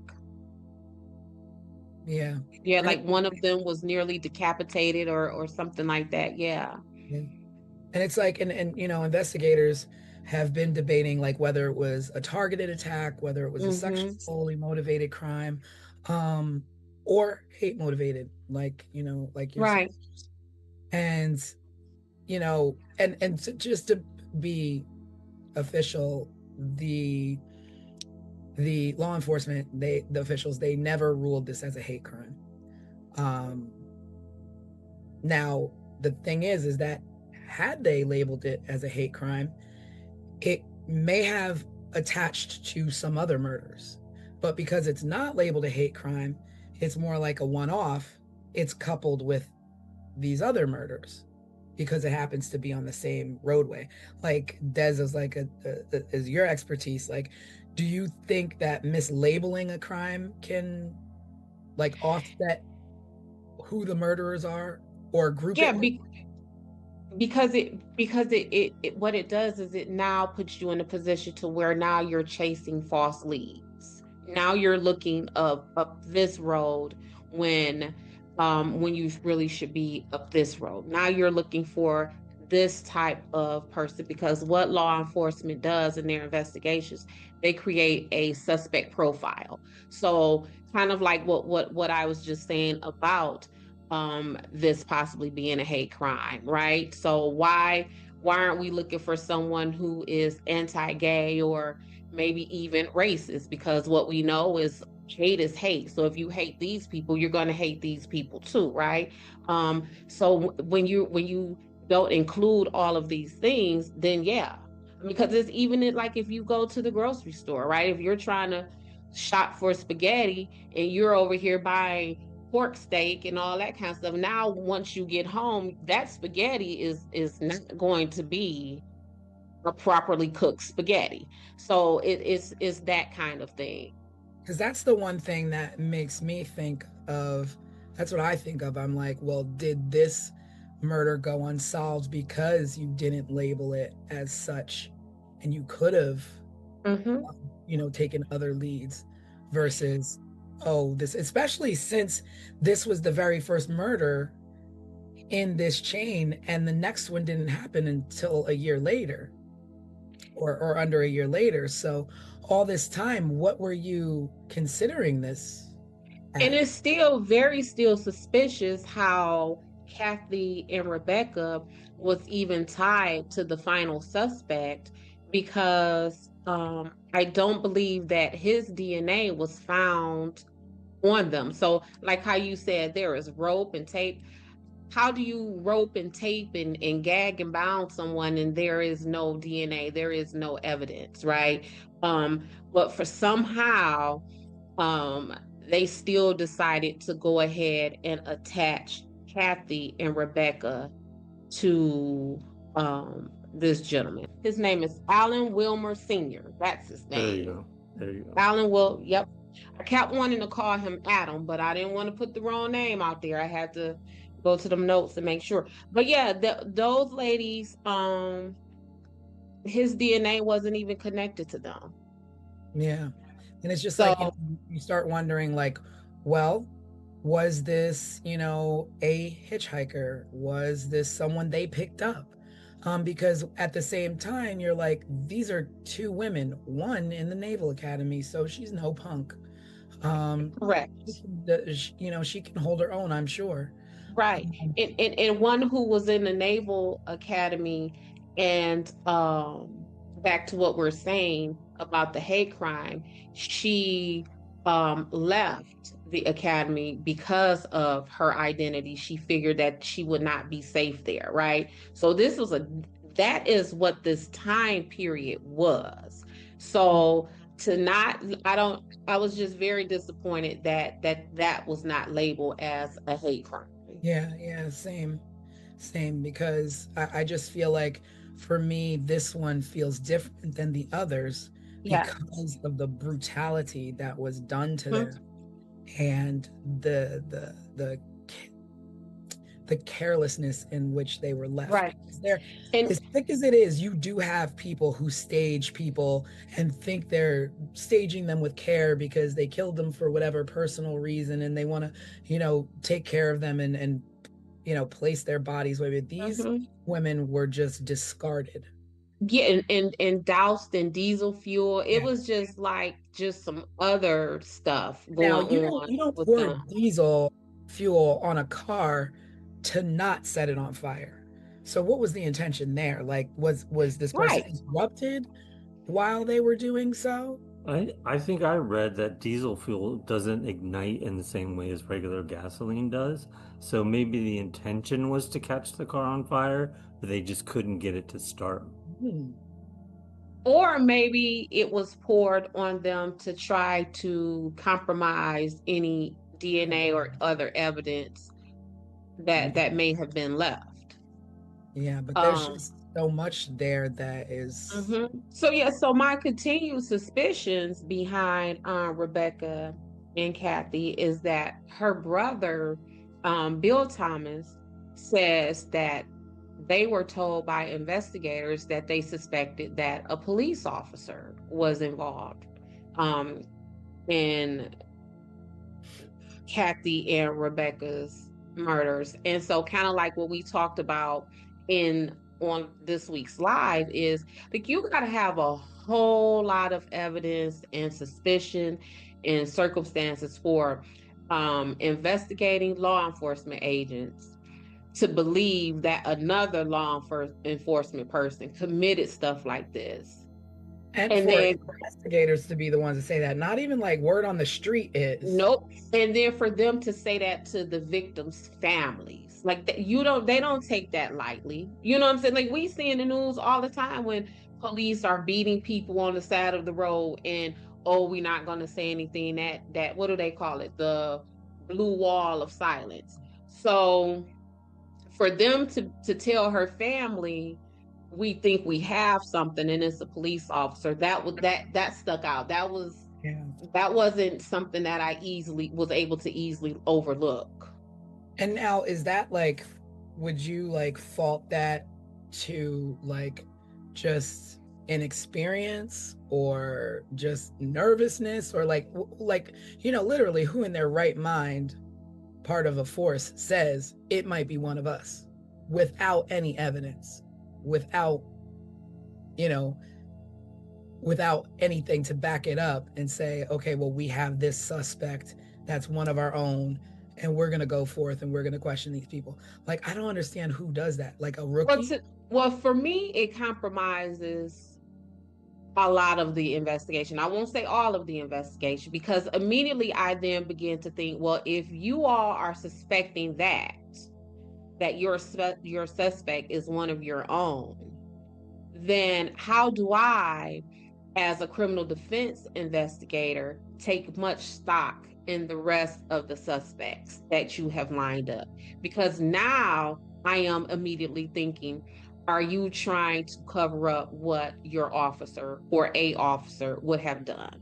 Because if it's a scandal as is, imagine, and back in the 80s, police officer serial killers, we can't have that. And police officer serial killers on federal land, we can't have that. So we have to figure out who else we like. Remember, that's what they say. Who did you like for this? So we have to figure out who else we like for this. And then comes the string of suspects that we have. So we got to divert that attention. It got to go somewhere else. It can't stay here. And which one of you idiots told this family that? Because now we got to fix this. Yeah. Well, I think it comes up in some of the later cases too that they suspect either somebody impersonating law enforcement or a law enforcement person because wallets were left out. Glove compartments were left open, windows were rolled down part way. Everything you would do when you get pulled over by a cop, you're gonna reach for your glove box. You're gonna reach for your glove box first to pull out your insurance paperwork, your registration. You're gonna reach for your wallet next because you got to show them your ID, and you're gonna crack the window to be able to talk to the cop. Right, and so that's that walking down. So Rebecca and Kathy were first on the timeline. So they were told Kathy's family was told that it was a police officer. The next couple, they were told that we feel it is someone impersonating police officer. So it appears like that is them trying to walk back that initial statement to the Thomas family and well, maybe not a cop, maybe it's impersonating a cop. And then now that it's just impersonation. What you say? It's funny you would bring that up, like, oh, now it was one of us. Now it's someone impersonating us. Because this is a year later. So the second case a year later in 87 was David Knobling. I don't know if it's Knobling or Nobling. And Robin Edwards. And both of them were found along the James River shoreline. They were both shot, so very different than the first victims. Partially clothed, and the truck that they were in was found elsewhere. And like Craig said, the door was open, the headlights were on, the windshield wipers were running. There was no robbery motive because the everything that you would take as a robbery was left behind. Nothing was taken in way of, oh, let me gain access to these people's identity, their wallets, their purses, their what have you. None of that. But being shot is completely different than being stabbed. Like, to me, those two things, to me, serial wise, don't go together. Don't go together. Don't go together. Don't go together. But their case, kind of similar to Rebecca and Kathy, ignited not just my investigator, insight, but that social worker insight. So again, this was a man who was 20 years old and a father. And Robin was a 14-year-old child. Yeah. Now that I don't know where to go with that. So right. So for me, it was like I said with Kathy and Rebecca, is this, like this person's attack on sin type deal.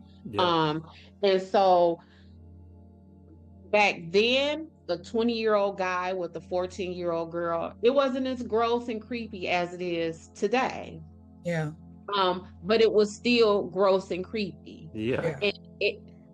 What'd you say, Craig? I said, yeah, it still was. Yeah.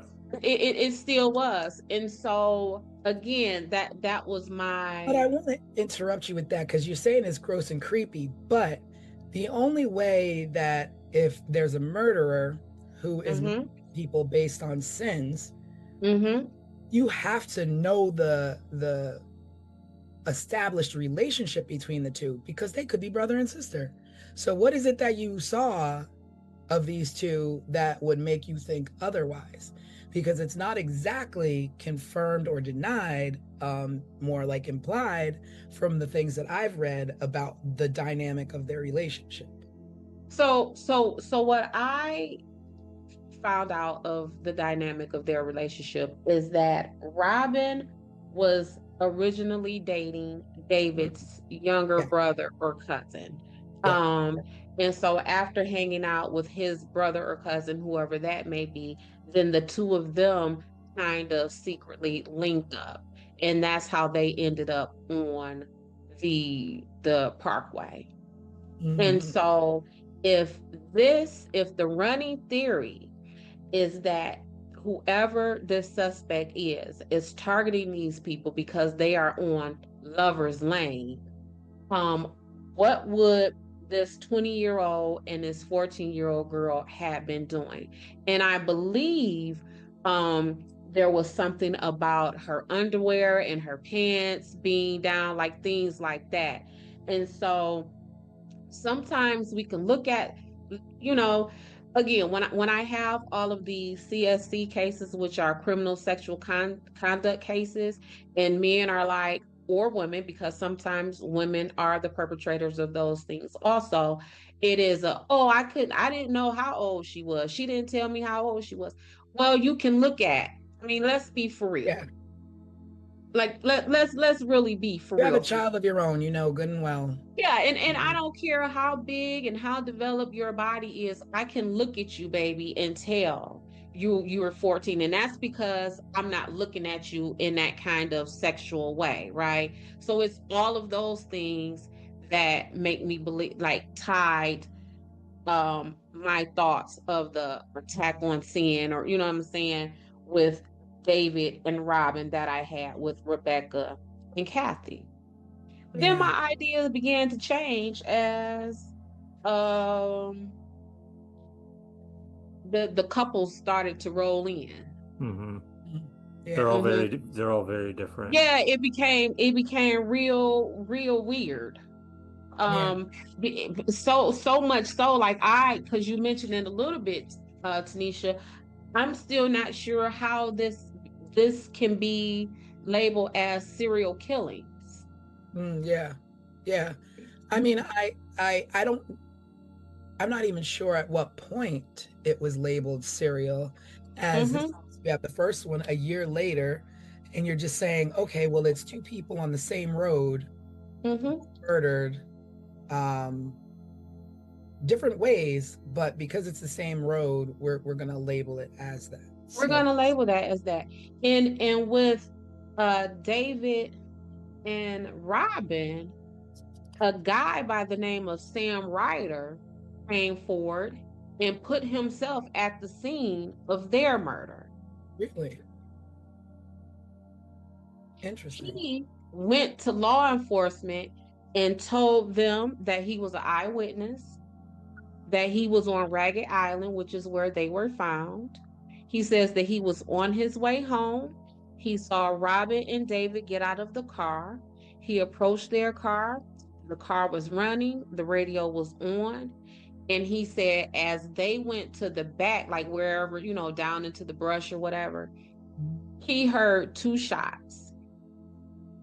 And he told the police that he took money from their wallets. And they let him go. Wow. They let him go. And after that is when they developed a task force. And from that task force, what you say? After the fact, after they After the had fact. a person, whether he did it or not, but was the only eyewitness. And he places himself at the scene. He says, and at that time, I don't even know if the police had even put in the media yet that they were shot and all of that stuff. So he's giving the police information, That's not even. viable information. And so But from wait a there, from minute. that, So he reported that at the scene, or that was post? no, he says that he saw them. So he places himself as an eyewitness on the scene of their murder. But I mean, was like he went to the police, or they were on. He went to the police himself. Oh, wow. He went to the police himself. What was his name again? Sam Ryder. At the same time, I was curious if it was like how long it was between him reporting that, or if it was he was at the scene, the police were at the scene, and he just kind of strolled up. No, so he didn't. The way that I understood the story is that he went into a precinct or whatever they may have had then and reported to the officers, everything that I just said. And like I said, I don't know if at that point investigators had released any of the details on what happened to them in the media yet. But it turned out that their demise was described as them being shot execution style, and that that was an up close killing.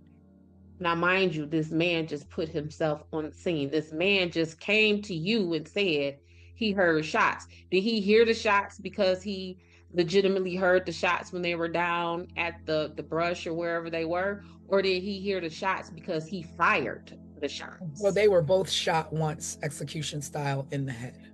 And he says he heard two shots. And he says specifically, I heard two shots. And not only did he say he heard two shots, he went on to tell a story that would organically place his fingerprints and his DNA at the scene. Right.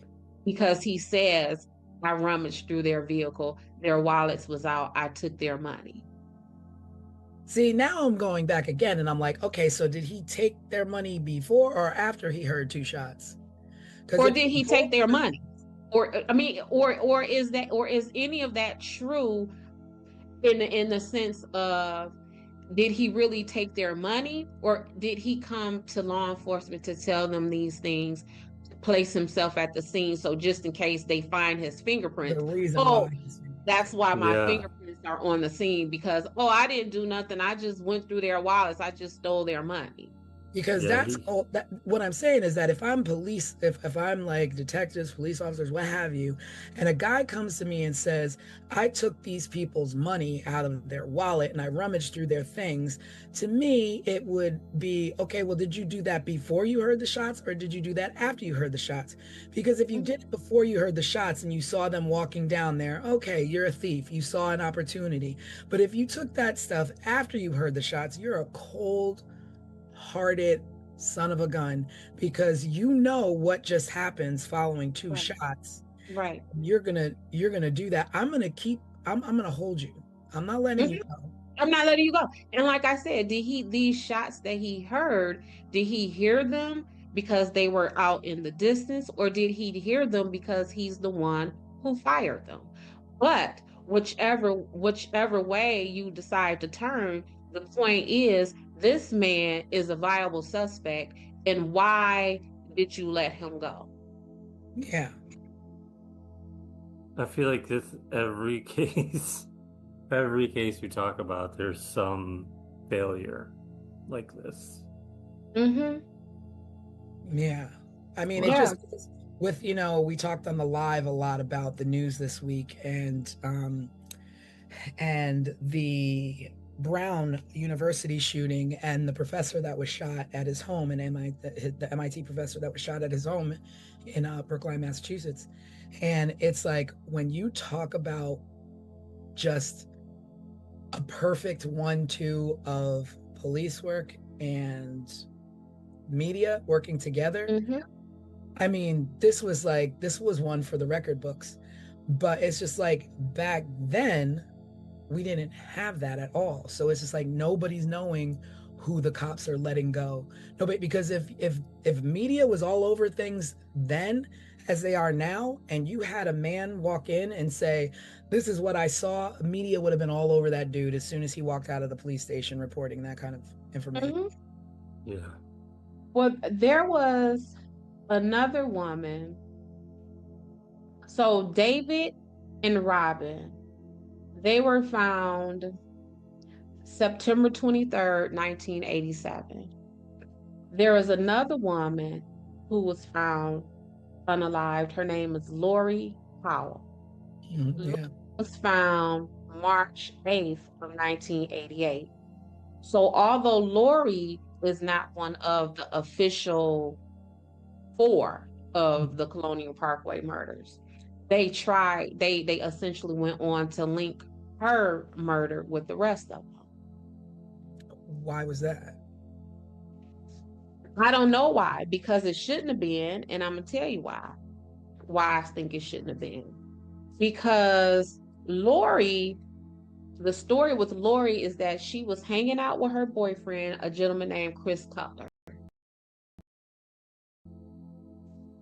Chris Cutler and Lori got into an argument, and Lori got out of Chris Cutler's car and decided to walk. The argument was about him speeding.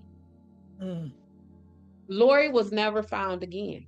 So why wouldn't the last person who was seen alive with her not a suspect? Not only was she last seen alive with him, but through his own admission, they had an argument. And through her family's known knowledge is that the two of them had a tumultuous, toxic, and violent relationship. But yet, so there's this on a suspect they don't even have yet, based on and how was she? Oh, she was just never seen again. She was never seen again. So at this point, she's not seen again, but you're going to connect her to the Colonial Parkway murders, where both couples of victims were found murdered together. And this is a one-off. This is one person who's missing. You didn't find this person murdered, but you're going to tie it into. Right. It's more like, oh, this person happened to be missing on this parkway, and and treat it individually rather than group it with something, because then you could be going astray yet again. Yeah, it's just too, it's so much, it's so many possible suspects that, again, in all of these missing peoples and unalive bodies, it just does not seem cohesive enough for this to be called um a serial killing. Like I don't get that from this. So then in 88, we did have our third case that was Mm-hmm. directly related as a couple, which was Keith Call and Cassandra Sandy Haley. Mm-hmm. And they were, in fact, on a date. They went to a party, and they were leaving the party, and Keith was going to bring her home. And I had read somewhere he was going to go out and go to another party and spend the night at a friend's house Yeah. the next day. So the parents, they weren't expecting him home. So it wasn't odd, that he didn't come home because after that party, because they weren't expecting him till the next day. Mm-hmm. But Sandy didn't return home, and then and then he goes missing, and they find their car neatly parked on the highway, on the parkway. Keys were missing this time. All the personal items left inside. There were no signs of struggle, but both of them vanished. Mm-hmm. No remains have ever been found of the two of them. And it's the first case that has no bodies found. So now it's the first case with no bodies found that are couples, because Lori was not found, but she was singular. So you don't put, this is like a difference between missing persons versus murdered victims. Mm-hmm. Mm-hmm. So if it's single, then it's going to be a pattern. There's no pattern here. No, there is no pattern here. The only pattern here that I found is the way the investigators seem to have gone out of their way to make Wilmer the suspect in this. So Cassandra and Keith, like you said, their bodies weren't found. But the investigators went down to the water area where their car was found. And they used cadaver dogs. And the dogs went down to the water and attempted to try to get into the water. So investigators believed that meant that maybe they went swimming or something like that. But they're saying they were found in like April. So, I mean, this would have happened. When did they happen? Yep, they went missing in April, so the water would have been too cold for that kind of stuff. But that the dogs went down there, wanted to get into the water. I mean, what's too cold? Like it's April. Yeah, so I mean, you got people who, you got the Polar Bear Club. You got people who aren't bothered by that. Correct. And this with that in this day and age, right? And this is an outdoorsy type environment, right? So what's cold to me, a regular person who not outdoorsy might not be for these folks. Right. So this is where Wilmer comes in. He was then questioned by the FBI as a suspect for them. Why? Where did they find him? So they received a tip of someone who saw a truck with a license plate in the area, and the truck had a vanity plate. I don't know how it is in any other state, but a vanity plate is a unique plate. Once you get a vanity, there are no other plates of that. So his vanity plate was E.M. Raw. So Edom Raw. He was what they referred to as a waterman, and we can go into that in a minute. Yeah. So he was a fisherman essentially. So he fished for fish and clams and oysters or whatever else is there. So they saw his vehicle there, and they went to question him. But this is what ties.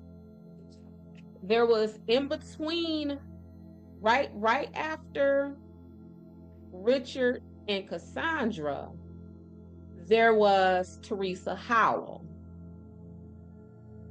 who came up missing. So what the cops did was they tied Wilmer to Teresa. And so what they did was they matched the DNA that was found on Teresa with the DNA that was allegedly found from David and Robin. So now you see them trying to build up this suspect after we have walked it down from this was a police officer. Because my first question of that would be, and this is why I wanted to be very clear about this vanity plate, because I don't know an idiot, a drug addict, or anybody who will drive their vehicle that is registered to them with a vanity plate to a murder scene. Where they have murdered if all of this is correct, they have murdered maybe 6, 7, 8 people at this point. Up until this point. And then they're going to take their vanity plate. And you're going to take your vehicle? Yeah. So, I think it's more like they liked him. They liked him. They liked him for this. Yeah. And so then as they questioned him, the FBI, not Craig, not a regular person like you or I, Tanisha, but the FBI administered a polygraph test. And he passed it. So they let him go. But this is also why when we have had discussions before, Tanisha, where I have always said I'm not particularly impressed when investigators talk about they got DNA, because all DNA proves is that you existed. Yeah. That's all it proves. It transfers so very easily. You can have someone who was, SA'd and there is no trace of DNA there, or you can have someone who has someone's DNA on them but that doesn't mean that you were SA'd, right? So DNA just leaves too much room for interpretation, and you can place it in whatever boxes and categories that you want it to go into. Because again, we want to talk about how inadmissible polygraph tests are. Well, if that's the case, FBI people, why did you give him one in the first place? And then now that he passed the polygraph test, now what? You want to keep at it? Yeah. And that is exactly what they did. So like when we're like thinking of this and like now all of a sudden they're like, oh, it was law enforcement. And then it was not law enforcement. It was somebody possibly impersonating law enforcement, down to this actual suspect that they want to place. But then he passes a lie detector test. It's like, so this isn't, if these are all done by the same person, then this person is extremely smart and calculated on how to get away with murder. So after he passed his polygraph test and they continued to investigate him, they went to his home, and this is what the investigator said really drew their suspicion to him. They went to his home and they found him there doing what? Bleaching out the interior of his truck. Well, y'all just said he's a fisherman. Why would that? If you pull up to my house at any moment, you might see me in my driveway with a vacuum because I'm cleaning out Dutch's, hair, right? So if I am a fisherman and you pull up to my home and I am bleaching my car, how dare you be all that suspicious of me when I might just be trying to clear out fish guts or spoil fish water. But when you think about it, like, I'm a water baby. I live at the beach. My car is full of sand year round. But when you're a fisherman, I get it. But when you're a fisherman, it's expected. So do you really wash your truck out with bleach, or do you just hose it down? Who knows? I don't know, because I'm not a fisherman. 'Cause This right, and that is the profile that they created of him.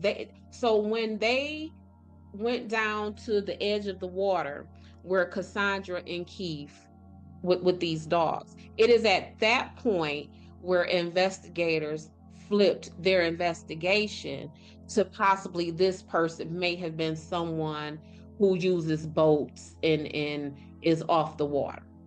Mm. So if in your own profile is that this man is a fisherman, then how is it suspicious to you that when you get to his home, he's cleaning out his vehicle from what would be the smells or the contents of him doing the very things that you have profiled him to be? I mean, is this even a popular fishing area? Well, so according to them, it is. And that was another thing that made me very suspicious about them singling out Wilmer. So what they decided is that whomever committed these crimes is what is known in that area as a waterman. And the watermen, as described in all of the information that I read, they're really described as kind of like degenerate type way. One of the investigators even referred to them as an unusual lot. So again, with them liking building a suspect, right? They are suspicious people. We don't, we kind of, they're on the outside. They're outliers of the primary society. And that is the pile of suspects they picked Wilmer out of. This person who they felt would have driven his own vehicle with a vanity plate to the scene of a murder. So am I. A bit, and then when we fast forward, this is the man who, after he has been dead, you say is the suspect. So you backtrack, he passes the polygraph, and then you get using bleach, what have you. But then umpteen years pass, and now all of a sudden he's back to being a suspect. So remember Lori Powell, who I said was last seen arguing with her boyfriend, who they did not label as a suspect? Well, he died a year before Wilmer died. So Chris Cutler, Lori Powell's boyfriend, died October 20th, 2016. Well, there goes that suspect. So now we got to keep building another suspect. Yeah. No sense in chasing that lead that we didn't chase. Yep. We don't no longer need to chase the lead of the man who was last known to be with and arguing with this suspect. So then they keep at Wilmer. And so how they find out about Wilmer is that they got a random notice of someone being dead in a home. Someone is unalive in a home. Just a random anonymous call. And they go to the home, and guess who's there? Guess who's deceased in this home? Alan Wilmer. Wow. And it is from that deceased body that they pull his DNA. And now they start. Because you can't, because when he was alive, what'd he do? He passed your lie box. You're right. He beat the box. The box that y'all administer. So again, if the box ain't no good and we don't want to use it in court, then why do it anyway? Because y'all said, nah, never mind that, get him. And then he passed it. So you got to leave him alone. And meanwhile, it's 1988 and Kathy and Rebecca and David and Rob Mm-hmm. murders have gone unsolved while you focus on a man and literally wait for him to die to collect some DNA. Wait a minute. Let me go back a little bit. So again, this connection between Chris Cutler, who was Lori's boyfriend, and Alan Wilmer, who ended up being the final suspect, they have almost the exact same backgrounds. So how they're like, oh, the person who did this had to be a fisherman. Well, Cutler, he was known to be a self-employed fisherman. And that ain't a rumor. That is what I found in his online obituary. So here's another possible suspect, but he died before Wilmer died. You go from, like you said, what do you call them? What did you call the fishermen? The waterman. They call it the waterman. Watermen, but basically not the upper echelon of the community. Mm-hmm. So you went from a high-ranking, controlled police officer, aware of surroundings and knowing the road and the terrain. You went from that possibility telling the families to a waterman. To a waterman. To a waterman. To a waterman that the lead detective on the case referred to as an unusual lot. So you think that the unusual lot is capable of murdering two women in 86, Mm-hmm. male and a female, separate ages, hate, what did you call it? The Dexter, being the Dexter out there, trying to right the wrongs of the world. Yeah. To me, that fits the motive of a police officer. You the police officer, your job is to uphold the law and make sure everybody is on the straight and narrow and living life according to somebody's rules. So you as a law enforcement agent, to me, just based upon your own profile, y'all fit the category of who possibly did this than these watermen did. These watermen, from your own description of them, are a group of people who want to be left alone, who are kind of living off the grid. And when you're living left alone off the grid, you don't care about what nobody else is doing. Yeah. You're not doing anything to draw attention to yourself. Yeah, and the other thing is that this began, I mean, I don't know what was before 86, but this Colonial Parkway murders started in 86. So in 86, 87, 88, by 88, you have 6, 7, 8 murders along this stretch. And so what are you all doing to protect the people? What are you all doing? I was going to say, and then there's one more murder we still have to talk about. Yeah. But we still have to talk about it. But before we get into that, let me just say this. How does someone's body, deceased body in a house, goes anonymously reported to the police? Yeah. Like, what would make someone do that? And why is it always with these cases an anonymous source? Why? Sources. Well, I mean, I guess one is anonymous because you don't want to be tangled up in whatever mess. Oh, that's cute. In a sense. That's nice. That's a really cute explanation. I like that explanation, and I'm gonna tell you why I like that explanation.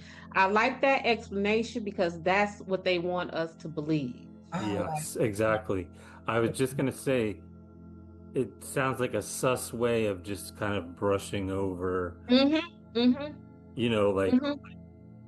There's no way it came from an anonymous source.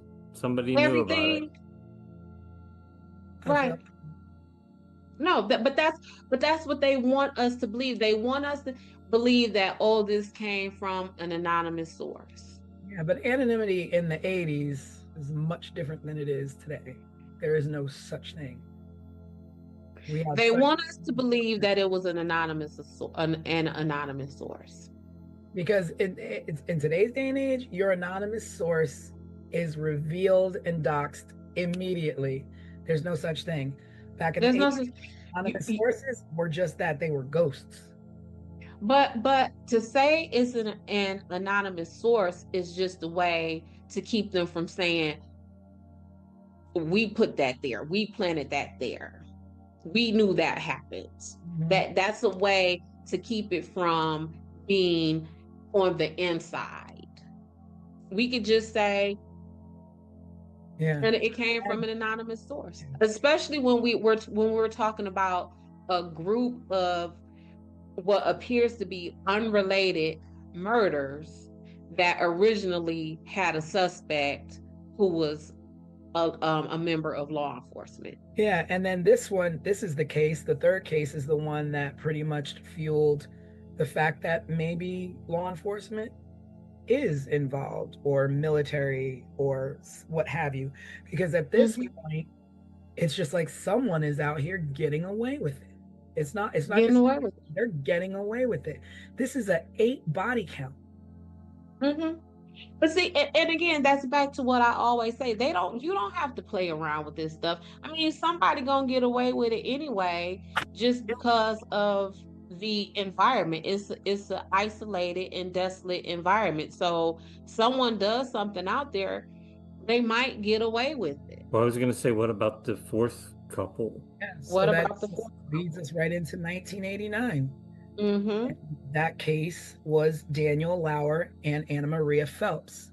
And so They were not even a couple. They weren't even a couple. Yeah. Oh, Anna Maria was Daniel's brother's girlfriend. And they lived together in Virginia Beach. And so Daniel was visiting his brother and Anna Maria, and, kind of saw, they were having a little bit of financial difficulties and struggling. And Daniel was like, you know what, I'm going to move in with you guys. And, probably was a relief to help financially. And so he's like, okay, after this, let me go down and go home and get my belongings. And Anna Maria was like, oh, I'll tag along with you. I can go visit my family while you're, packing your things. And then we'll all come back and, we'll start this new chapter together where, you come and live with us. And I'm sure they were all very excited and, to all be together. And that didn't happen. Because on the way, they went home, they packed their belongings, and actually there was a married couple that went back with them as well. They hitched a ride with Daniel and Anna Maria. So, they dropped them off, and then Daniel dropped off Anna Maria. He went to his home, packing some things, went back, picked her up, and then they were off to go back to Virginia Beach. And when they were found, their car was found. Their car was found going in the wrong direction of the way they were supposed to be going. Their car was found on the westbound side of the parkway when they should have been going east. They are dated, missing, or found on September 5th, 1989. In 2010, that's how many years later? Allegedly, there was a letter found in Anna Marie's belongings where she was supposed to have met someone in a blue van at a rest stop. The note did not state that person's name. Now, so she's supposed to meet someone at a wait, this was found on her person? It was found in 2010. This letter was found in her belongings. So pull out your calculator and tell me how many years from 1989 to 2010. So none of you searched these belongings to look for any evidence or clues whatsoever. And she's supposed to be meeting somebody at a rest stop. Conveniently, you tell that all these years later to justify why they were on the west side? Pay attention to this part. The person's van that she was supposed to meet at the rest stop was a blue van. Wilmer's vehicle with that vanity plate, it was a blue pickup. And if you look at, depending on if the angle that you looked at his van, it may have looked at his truck, it may have looked like a van because it was a Dodge Fargo pickup truck. And for those of us who know nothing about vehicles but watch television, think about Fred Sanford's pickup truck. It looked like that. Where is that? The big, fat, bold front. So if you saw it from the front or the side, it may look like a van. But how is it that all those years later, we find a letter in her belongings? Well, I don't know where her belongings were. It did not say that. But here's where my thinking was. If you feel, and I'm talking to law enforcement, if you feel that that letter is a tip or a lead, then what you are now saying is that Daniel would have taken his brother's girlfriend and delivered her to her murderer. Yeah. Or at least another man. So, Yeah. you know what I'm saying? Like, Which that just doesn't even sound right. Mm-mm. not at all. No letter explaining, like, I mean, it's not like today where it's like, oh, I bought something on Facebook Marketplace. Let me go meet the person in the blue van to pick up my new tables that I'm going to use when we move in. It's like, you know why you're going to meet somebody in a blue van. And why would she need to go meet anyone, anywhere when she was safe with her boyfriend's brother? Right. It would have been no reason for him to, oh, hey, bro, I'm on my way to Walmart. Just so you know, I dropped your girl off at the rest stop to somebody in a blue van.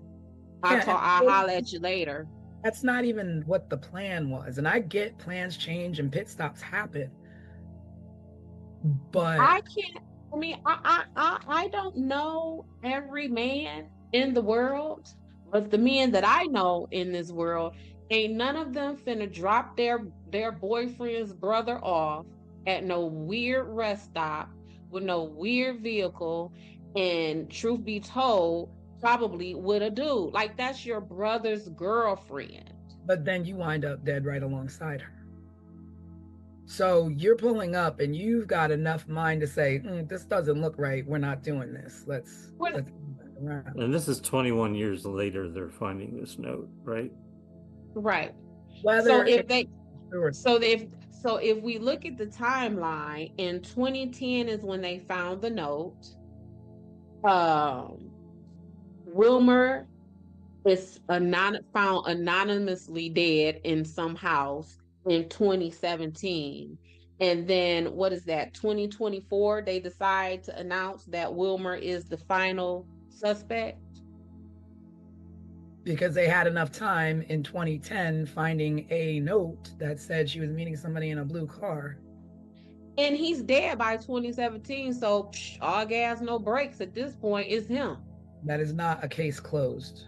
It's not a case closed. I'm telling you, and the whole time I was investigating this, I was just thinking, like, these poor families, like, if these were any of my loved ones who was harmed or missing or anything in this case, I would have had an attorney to go and get these investigator files, because this don't make no sense. But again, it was a different time, and it was there was a lot more ways to cover up things, and I guess to easier to not get answers. Like, now we have all kinds of methods and access to information that just was not there. And that's true, but that wasn't true. What you just said was true at the time of the original investigation. That was no longer true at the time when they announced that Wilmer was now the official suspect. That was in 2024. Like, I do not feel that this case is closed. And then once they the officers, they sitting proud and they talking they tough talk. We did good, y'all. We got the suspect. When talking about Wilmer being found dead and how the FBI had to let him go from him passing his lie detector test. One of the investigating detectives said that he would have done anything. He would have threatened him or anything else to get Wilmer to confess. This is what the officer said. So, do we as a country, is this how we want officers to solve cases? Yeah, no. I mean, What do you mean you would have threatened him or done anything else to get him to confess? he said that publicly. Not only did he say this publicly, he said this on the ID channel. Wow. In a documentary about this case? Yes. Oh, jeez. Wow. Unbelievable what you think you can get away with and do. Right, and this is the kind of stuff that we see. So when I tell people I am a criminal defense investigator, they immediately think that my goal is to get people off. It is not.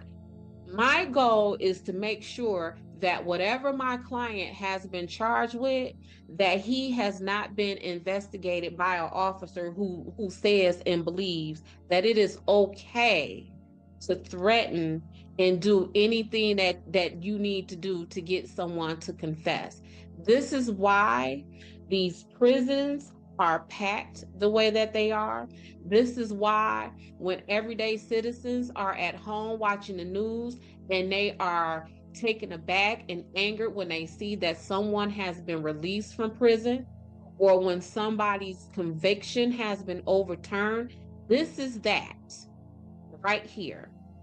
What do you mean you would have threatened him or done anything else to get him to confess? But now that he is gone, now that he is off of you all from your original statements from Kathy and Rebecca, that a member of law enforcement did this.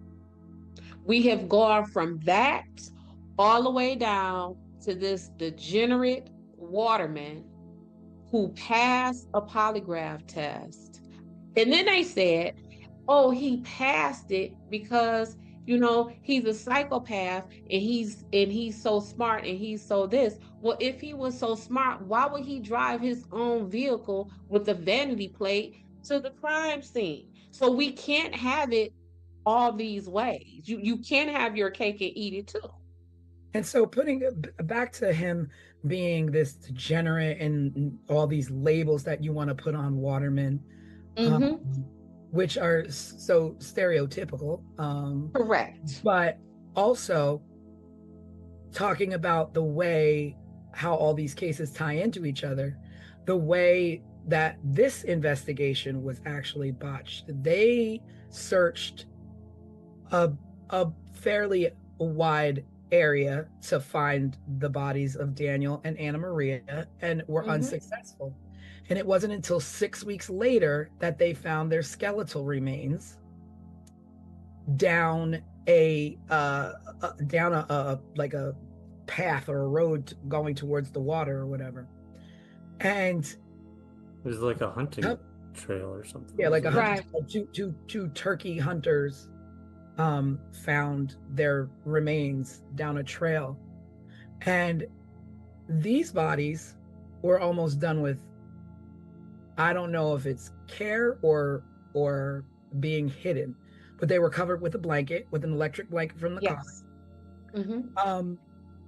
Again, the same MO, nothing's taken, wallets left behind, belongings left behind. And Anna Maria's locket was left behind. Now, was it left behind because she left it behind as I was here, you could find me? Or was it in a struggle? Was it purposely left by the killer? Again, Was it left in the car, or did they find it in the woods? it was in the No, woods. yeah, it was out thrown about. I want to say somewhere near, like Tanisha said, in the woods, or maybe down near the water path where those dogs would have tried to get into the water. But yeah, it was left behind. Yeah, and cause of death is undetermined because it was 6 weeks before they found them, and evidence washed away, a lot of rain, weather elements, and nothing's traceable. And because they were so badly decomposed, there was no way to tell how they were murdered or how. Yeah, I mean, by then it's like animals have gotten to them, weather has Right. gotten to them. So yeah, they definitely liked him, and like I said, me being a trained social worker, all of these themes really popped out at me. One with the non-heteronormative couple of Kathy and Rebecca. Then we have this disenfranchised folks of these watermen as the suspects. Because the truth of the matter is, Wilmer, I mean, we look at what's his name, Gacy. He was a business owner also, but this man, he didn't have a criminal record. So I don't have a criminal record, but I'm just going to start, slaying, murdering, knifing, choking and strangling and shooting people on the parkway. A whole bunch of people, very violently. So he didn't have a criminal record. He was a business owner. He passed that polygraph test. But somehow, after telling these victims that this person the suspect at first was a member of law enforcement, to now we're walking it back to, oh, this person impersonated someone, to, no, we got to do even better than that. We have to get down to a suspect that gets us far away from who our original suspect is. So then they turn to the usual suspect. And they turn to the usual suspect. So where does that leave everything in the end? Wilmer, is that his name? Wilmer, Alan Wilmer. It leaves him 7 years after his death is being called the official suspect. And what was striking to me, 7 years in this work, we typically destroy files at the 7-year mark. At that 7-year mark is where you can comfortably and ethically begin to purge files. It's that way for everything, right? Your taxes, your I believe reports. So. It's like I believe it's that 7-year mark, and 7 is often just the statute of limitations across the board for stuff. I believe, like in some jurisdictions, it's 7 years for you to file suit for civil matters, like 7 for it to be 7 years. So it's a whole lot of weirdness. Well, maybe we should start talking about, I mean, this is a theory, right? The one that you put together does. Well, were there any other theories that we haven't talked about that may have come up during this whole time since these murders started to now? Like you said, I feel like I don't feel like they're serial. I feel like the first 2 could have been individual hate crimes. And the other ones, I mean, the fact that they have singular murders in between them that don't fit any kind of pattern. And then our last victims weren't, Daniel and Anna Maria weren't necessarily on the highway, but, adjacent to the highway, but was roped into it. I don't really know how this is. The only thing that makes these the Colonial Parkway murders is the fact that they were murdered on the Colonial Parkway.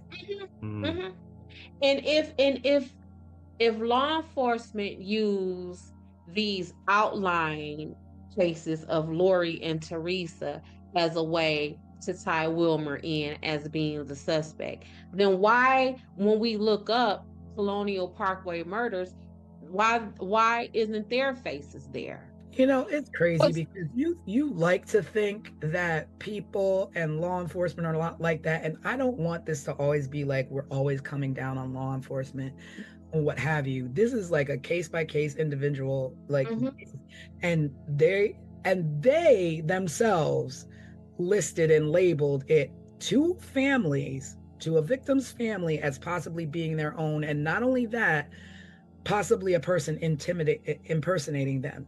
But when you think of what people are capable of, the kind of clubs that are out here in this world, when we're talking about nowadays, we're talking about sex trafficking children, you're talking about Epstein, and you're talking about Diddy. Who can put it past the blue wall of what they do inside their, like, I don't put anything past anybody.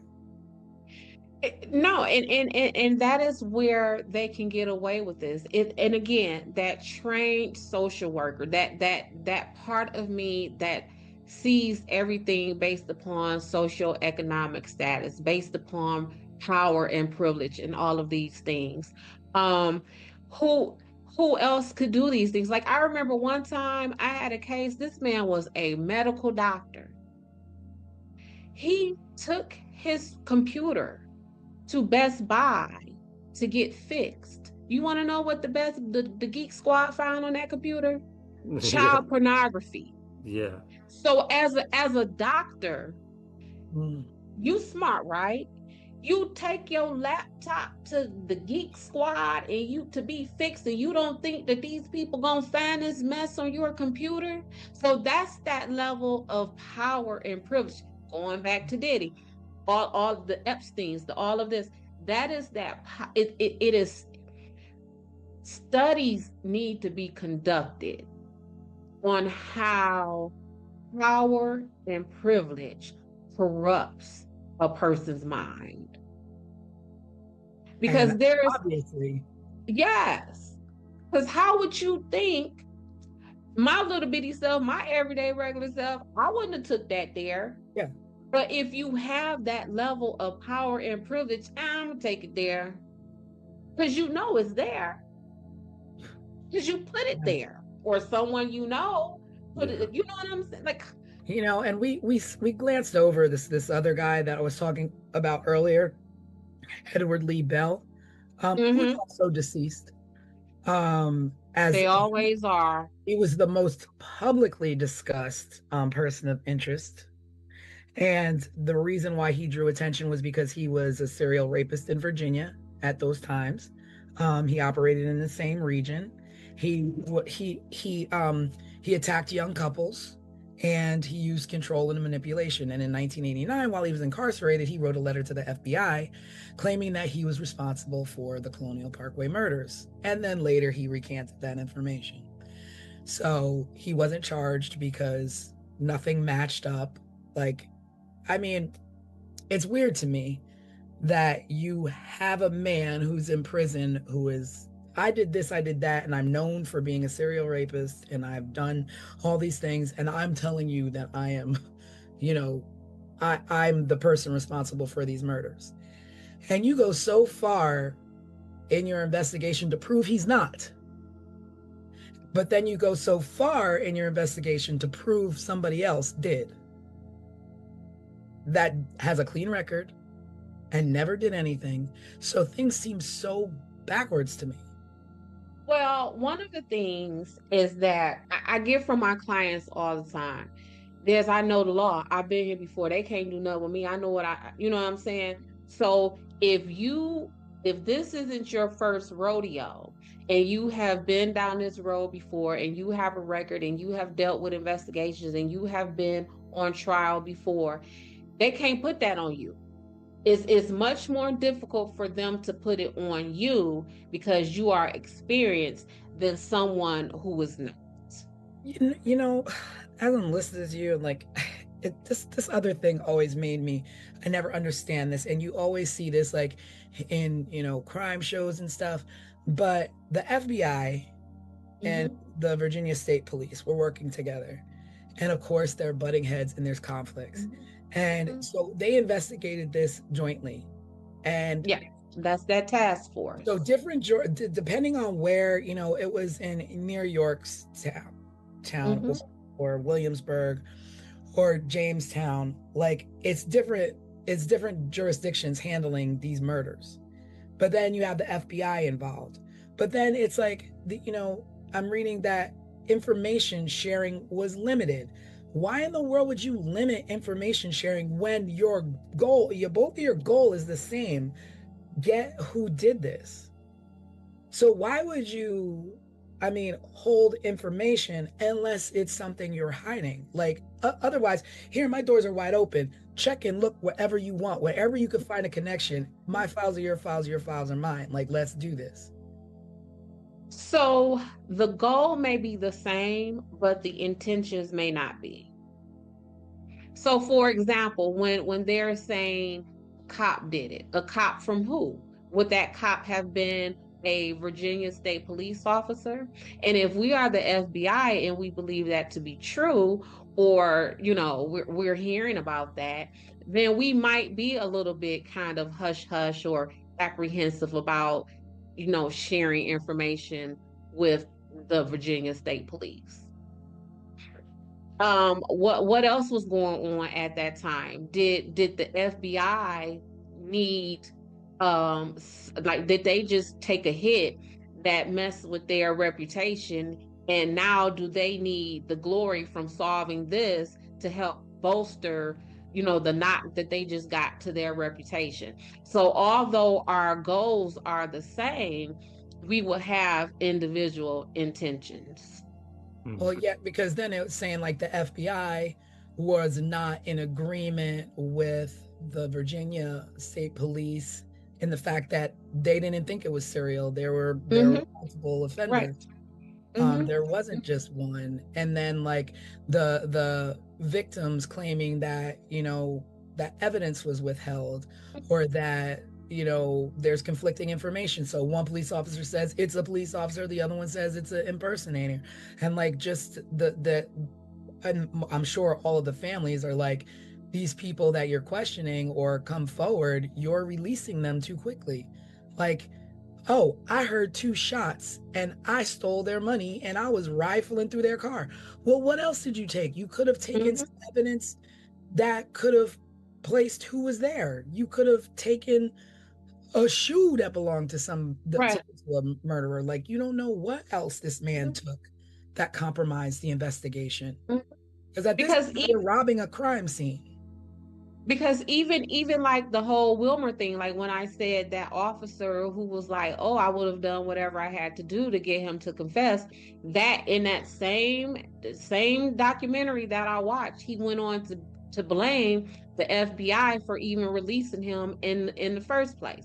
So again, they can have the same goal, but their intentions may be different. And that's where the problem comes. So to say, that saying there's too many chefs in the kitchen, or we got too many chiefs, and that kind of thing, that's really a place when you have when you're talking about investigations and jurisdictions and who's going to take control. Maybe FBI didn't want to get showed up by the itty bitty Virginia State Police. Maybe the Virginia State Police didn't want to seem inept, that they could only solve a murder that happened in their jurisdiction with the help of the FBI. So it's a lot of mess that goes on in the background, whereas the rest of us, just like you said, aren't we fighting for the same goal?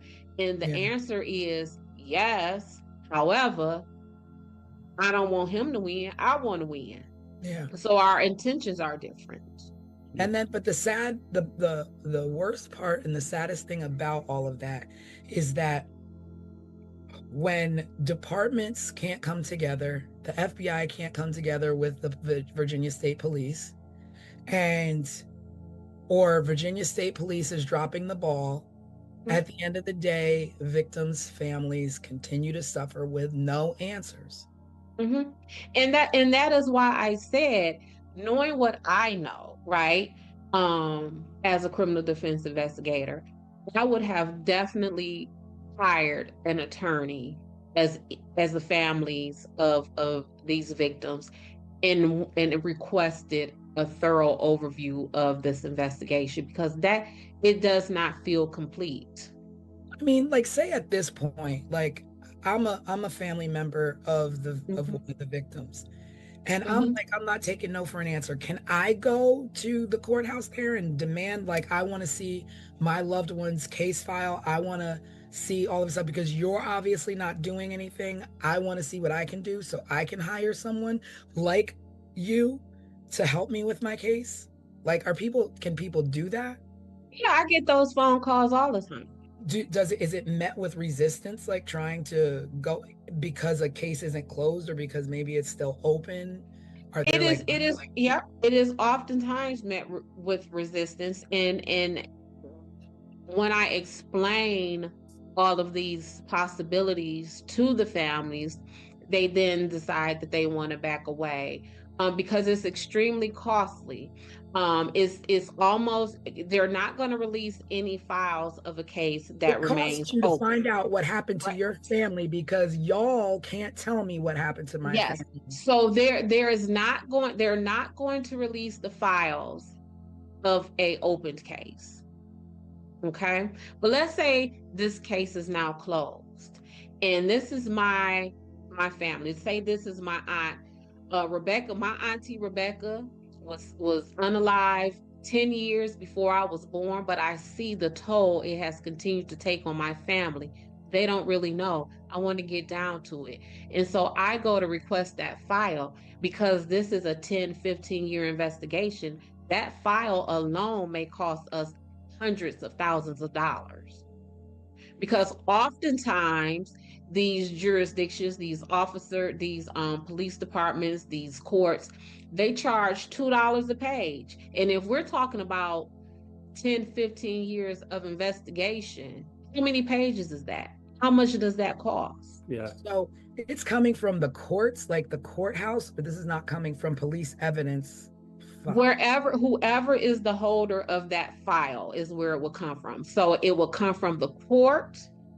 If the situation went to trial, it will come from the court.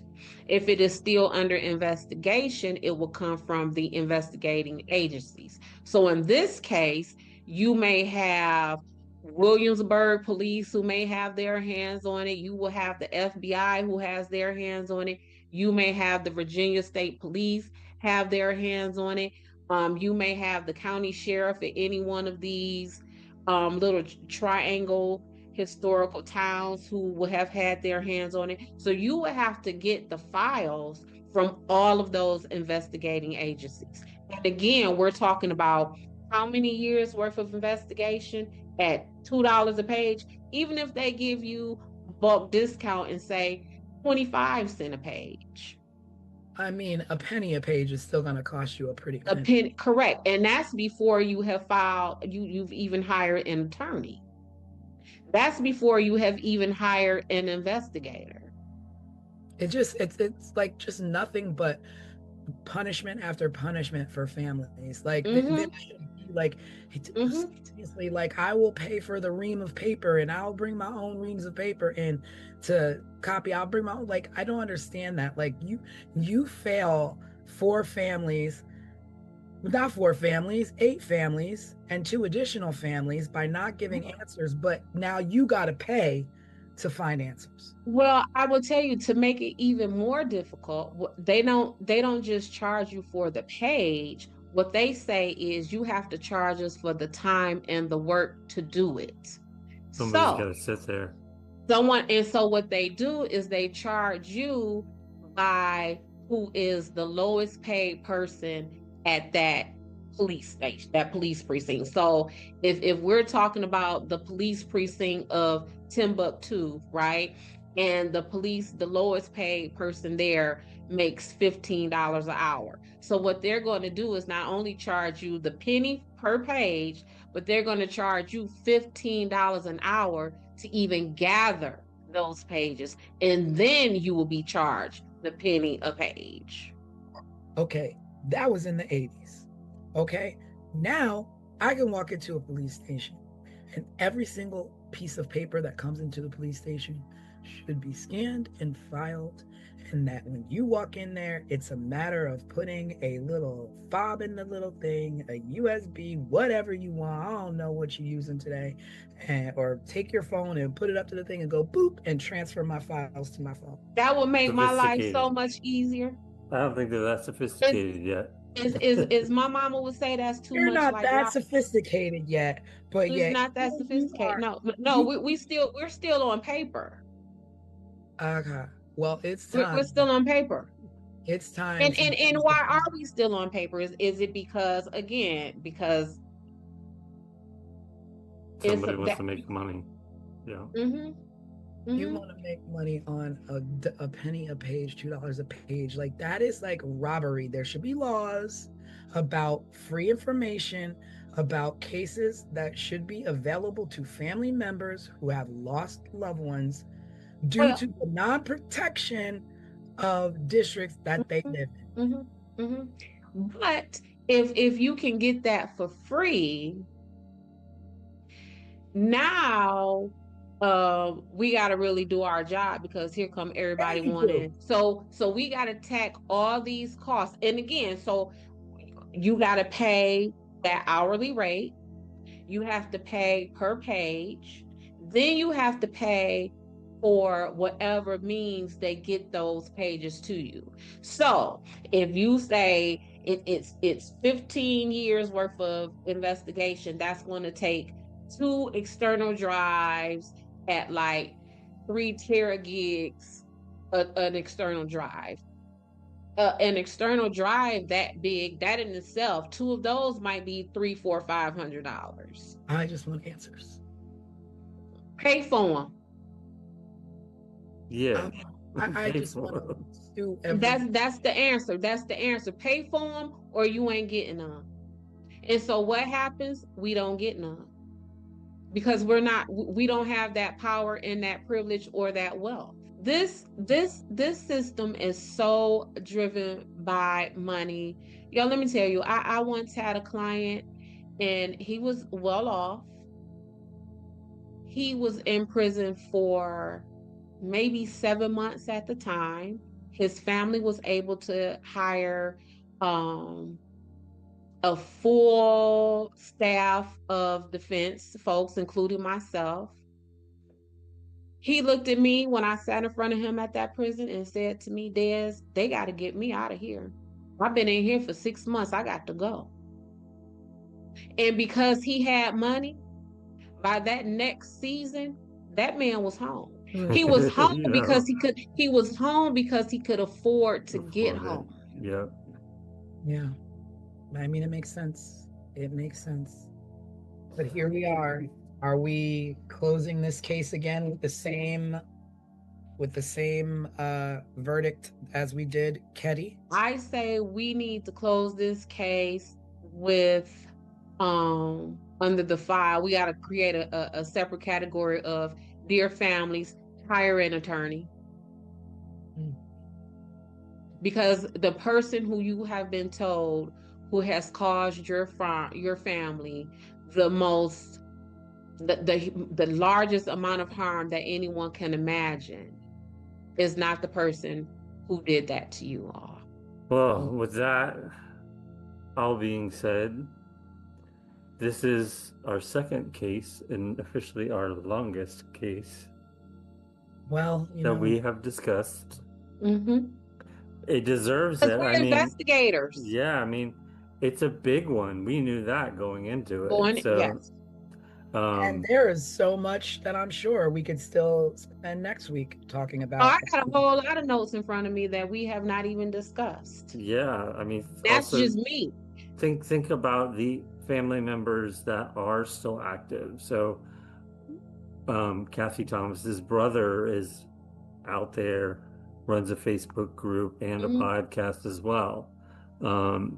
So it's a case or cases that people haven't forgotten about and are still actively talking about and trying to get answers for. And hopefully this will be one small part of that. Well, thank you everybody for sitting with us on another Sunday, going down that rabbit hole with us, talking about the Colonial Parkway murders. I hope you were able to join along, and if you have any questions, maybe we can address them on our live midweek next week. But we do have an all new episode coming out next Sunday. No details this time. You have to tune in and subscribe to find out what it's going to be. Yes, tune in on our Wednesday live. Every Wednesday, we go live 7:30 p.m. Eastern Time. And this Wednesday, maybe we'll give you a little hint of our next case. Maybe. And you all see what kind of time I am on with this kind of stuff. If you have any disagreements or you want to add anything to what I have to say, hit those comments down there and let us know, and we can include that in our next live, or maybe even have you on our next podcast. Yeah, and speaking of, let's give a quick shout. We did have a couple people that have been very responsive that helped us shape tonight's discussion. One was Al, who just wrote in and said, you have me into the whole whodunit shows again. Great show, which is great. Yeah, that's awesome. Amazing. Yeah. To have And- something interesting. Yeah, I think something we're And doing. I think that was our goal. Yeah. So, hearing that comment tells me that we, at least as far as I am concerned, we have hit that first marker, which is to reignite people's curiosities on these kind of things in a way where they are not just being fed information, in a way where they are being invited to ingest it and digest it and add to it, stir the pot with us. Because I really feel that oftentimes a lot of this stuff that happens in these investigations, they occur in a way where they do not want us to think this stuff through. Because we see just here right now, if the everyday person is thinking these things through and not just accepting what is being given to us, then these investigations and these outcomes will look completely different. Yeah. And if you want to explore more, you could always watch our case overview of the Colonial Parkway murders. It's on YouTube. We also have a previous case that we covered, the Keddy Cabin murders. Say it again. Say it 4 times. The Keddy Cabin murders. That was our first case, so take a look at that if you haven't already. And please be sure to subscribe and let your friends know about this if it's something you really like. So tune in every Sunday. We release new content. Every Wednesday we go live, and in between all of that, we trickle in little shorts and posts and information as well. So yes, hit us up, and we will see you Wednesday night live. Yes. So that's Christmas Eve. So. Oh. So not so then we get to have an audience. So it's you and your family, and y'all can sit around and watch us. Exactly. All right. We'll see you then. Bye. Bye, everyone.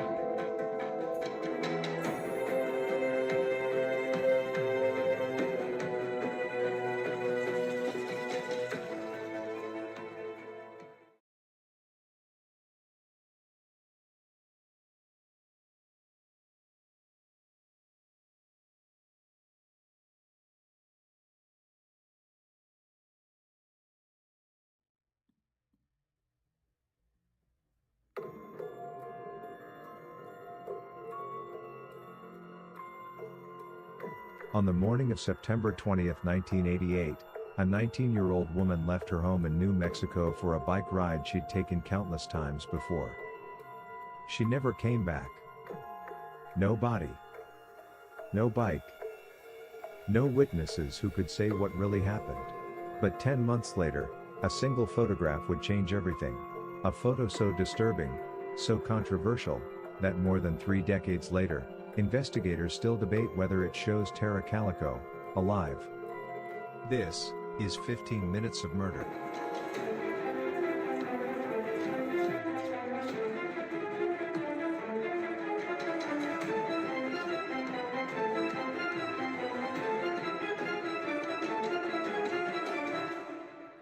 Tara Lee Calico was 19 years old.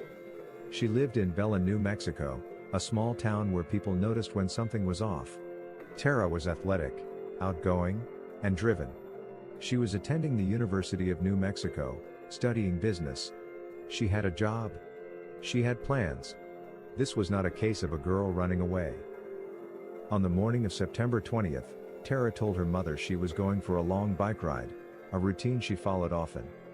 She planned to be home by noon because she had a tennis date later that day. She never made it. By early afternoon, Tara's mother Patty Dole knew something was wrong. Tara didn't always ride alone. Her mother Patty enjoyed the ride as well, mother and daughter, side by side, talking as they went. But at some point, Patty stopped. Not because she didn't enjoy it but because she had been stalked by a motorist while riding. A man in a vehicle had followed her closely, watching her and making her feel unsafe. And because of that experience, Patty worried. She urged her daughter to carry mace, but Tara didn't think she needed it. She brushed it off. She was young, confident, and she had ridden those roads dozens of times before. Tara was last seen around 11:45 a.m., riding her bike along State Road 47. When she didn't return, Patty frantically drove Tara's route herself. Sadly, she didn't find her daughter. But along the roadside, investigators later found something chilling: pieces of Tara's Sony Walkman, and her cassette tape. Her bike was never recovered. Several witnesses reported seeing a pickup truck following Tara along her route, but no description ever led to an arrest. By nightfall, Tara Calico had completely vanished. Nearly 10 months after Tara disappeared, a Polaroid photograph was found in a convenience store parking lot in Port St. Joe, Florida, over 1,500 miles from New Mexico. The photo showed a young woman and a young boy. Both were bound and gagged. They appeared to be lying in the back of a van. Had someone purposely dropped it?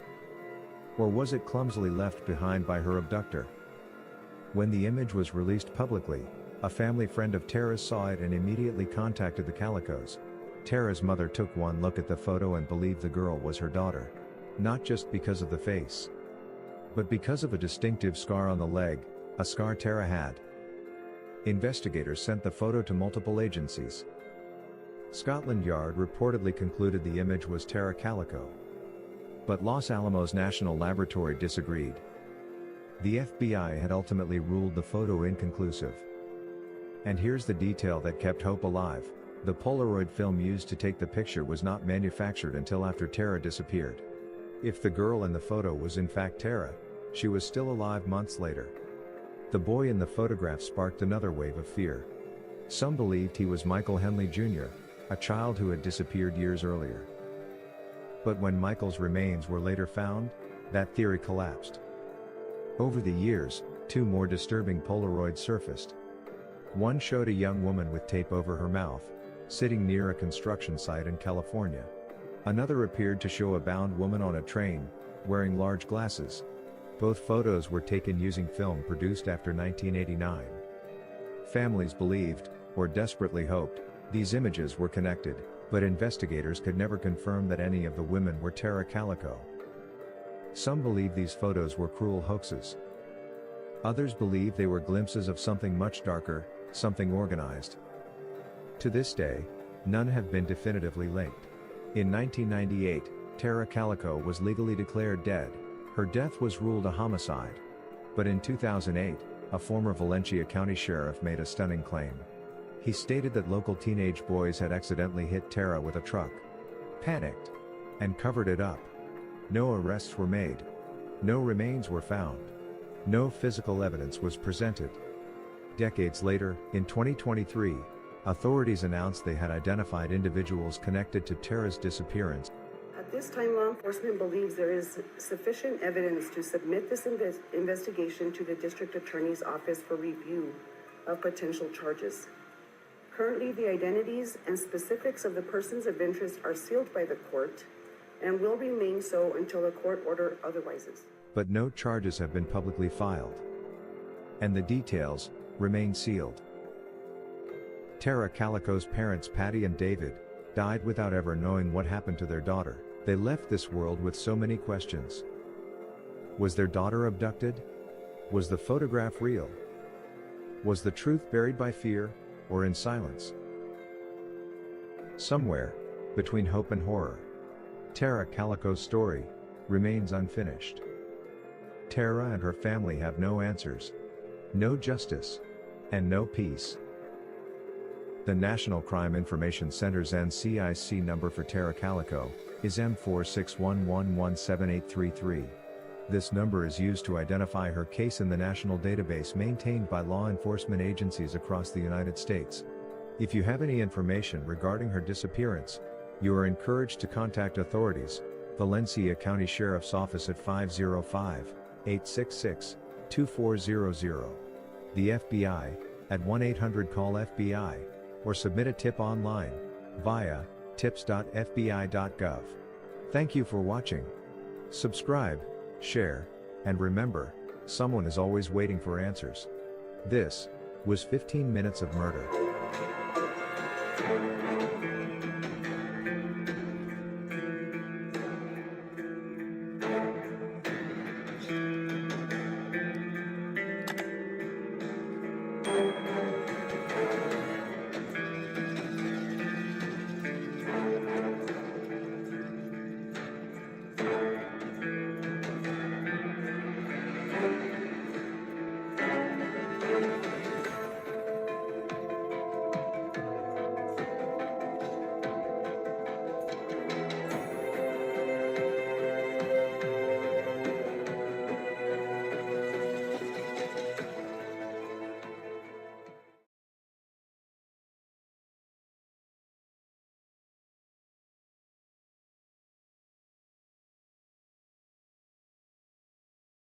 Hello and welcome everybody to 15 Minutes of Murder. Happy Sunday. We are going to be doing the podcast long length version of breaking down this case.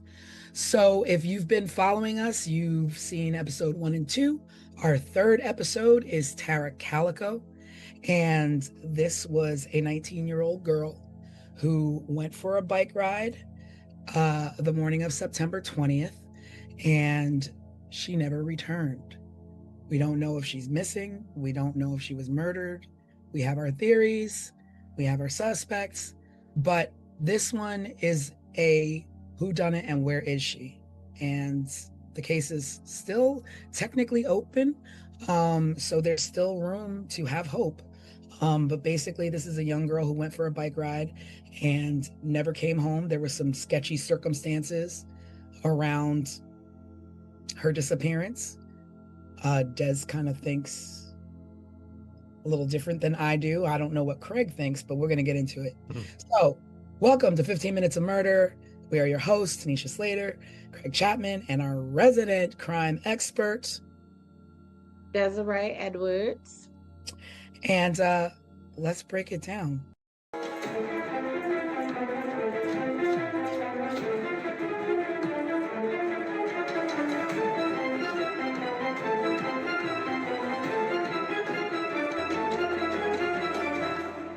So, Tara Calico, she was 19 years old. 19, a baby. A baby. Yeah, Innocently, a baby. innocent, doing innocent things, going for a bike ride. Now, she used to go on this bike ride with her mom, or her mom would come with her sometimes on the bike ride, but mom got scared off. Now, I don't know what mom gets scared off the way she got scared off and continues to allow her daughter to ride this bike alone, 19 or not. Absolutely. And to say I'm scared off, use mace, but take my bike that I was stalked on. Yeah. I don't know what that is. So basically, mom was riding her bike with her daughter and noticed that someone had been trailing them and stalking her and watching her on this bike ride. Or like what? And like, do you know the person? Is it a local person? I mean, it's another small town. Mm-hmm.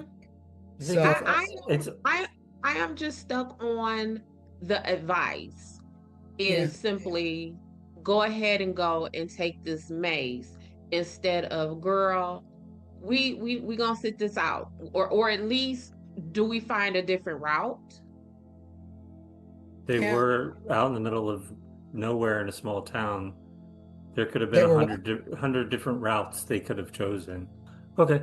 Yeah, I mean it's definitely a situation where she could have chosen a different route easily. They lived in the middle of the desert. I mean, they were in New Mexico.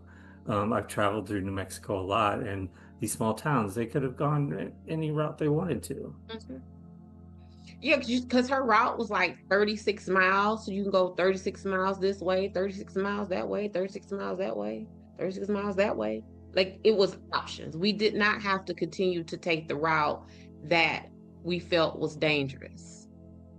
Yeah, definitely. I think it's also maybe worth just getting to know Tara a little bit more. She was really athletic, really outgoing. So this bike ride was a normal thing for her. A I normal think thing. she had plans to go play tennis right afterwards. It sounds like me when I was her age. I was running, I was playing tennis, I was surfing at the beach, like she was an outdoorsy type of girl. And well liked, had friends. She had her boyfriend. It wasn't like I was reading that. Oh. Okay. Well, she from what I thought, she was liked. Studious. She did have a boyfriend, and that's who she was supposed to have been meeting. Right. That's right. She play tennis with and play tennis with him in the afternoon. So she was gonna get through her bike ride, and go do that. I don't know. I think she's done this bike ride so many times before.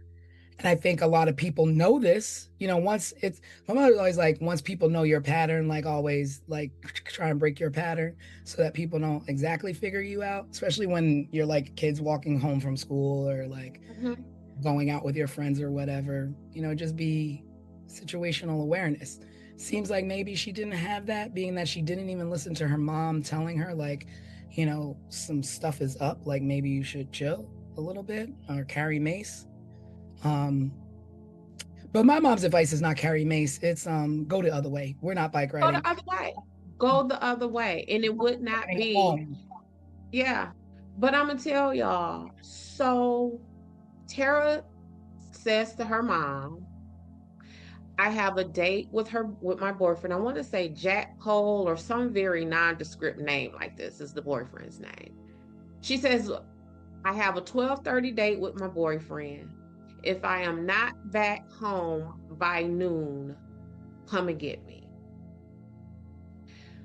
That's right. I do remember thinking about that now, that is weird. Weird. And then, so 12 o'clock was the cutoff time for Tara. She's saying, come and get me. Well, the reports are stating that the last person who saw her alive was at 11:45 a.m. That's 15 minutes before this cutoff time to come and get me. Yeah. Who would have known that? Like that just seems, and then that whole come and get me at 12 and we have a 12:30 date. We don't know where she would have been along her route. So if mom goes to get her, starts to look for her at 12, where along this route would Tara have been? And would that have been enough time to get to find Tara and then get her to her date in 30 minutes?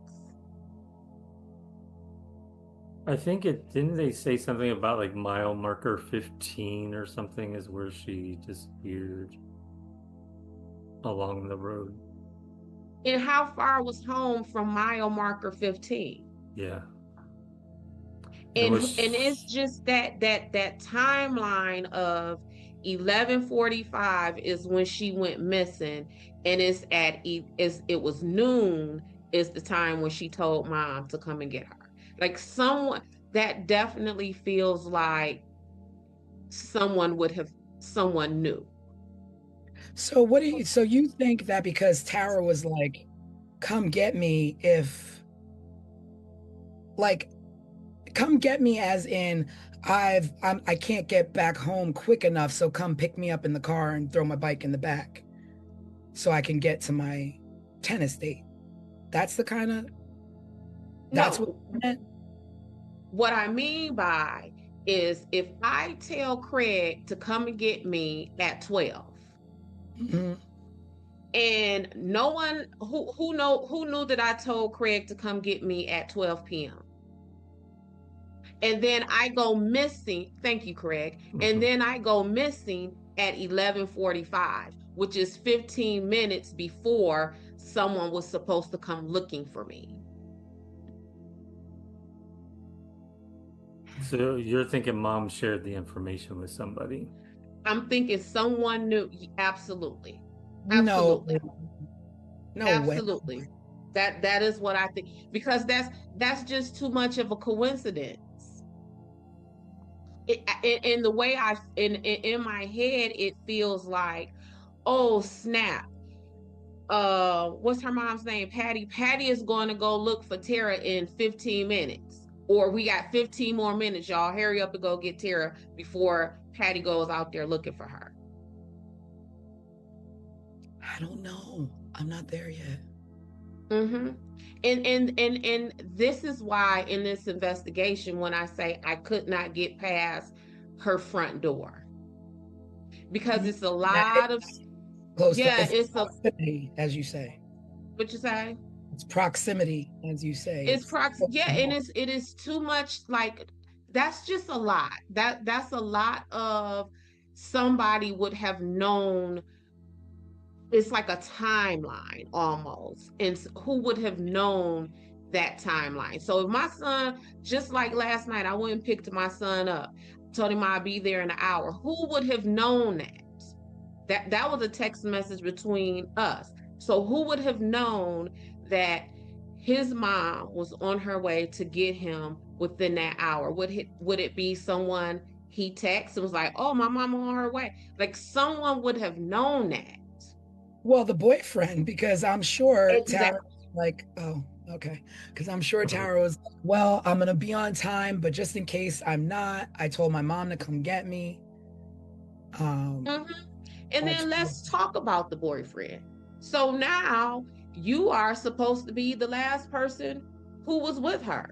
So, but she never made it to him. but she never made it. And this is what I'm saying when I say I could not get past her front door, because there is so much in there just as we begin this discussion that leads me to believe that for right now where we are, that somebody knew her people at some branch of her network. They knew where this girl was. They knew her schedule. I do not think.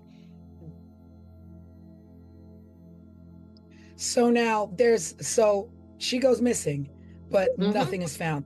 No bike, no body, no evidence whatsoever. Tire marks are found, but they could be any bike. It's not like she was the only person, traveling that road. They did find a black Sony Walkman that was busted up, I guess, on the ground, but like whether it was hers or not officially, I don't know. Right. I thought it was yellow, and that's how they knew it was hers. Really? I thought it was black. I read it was black. I thought I saw black too.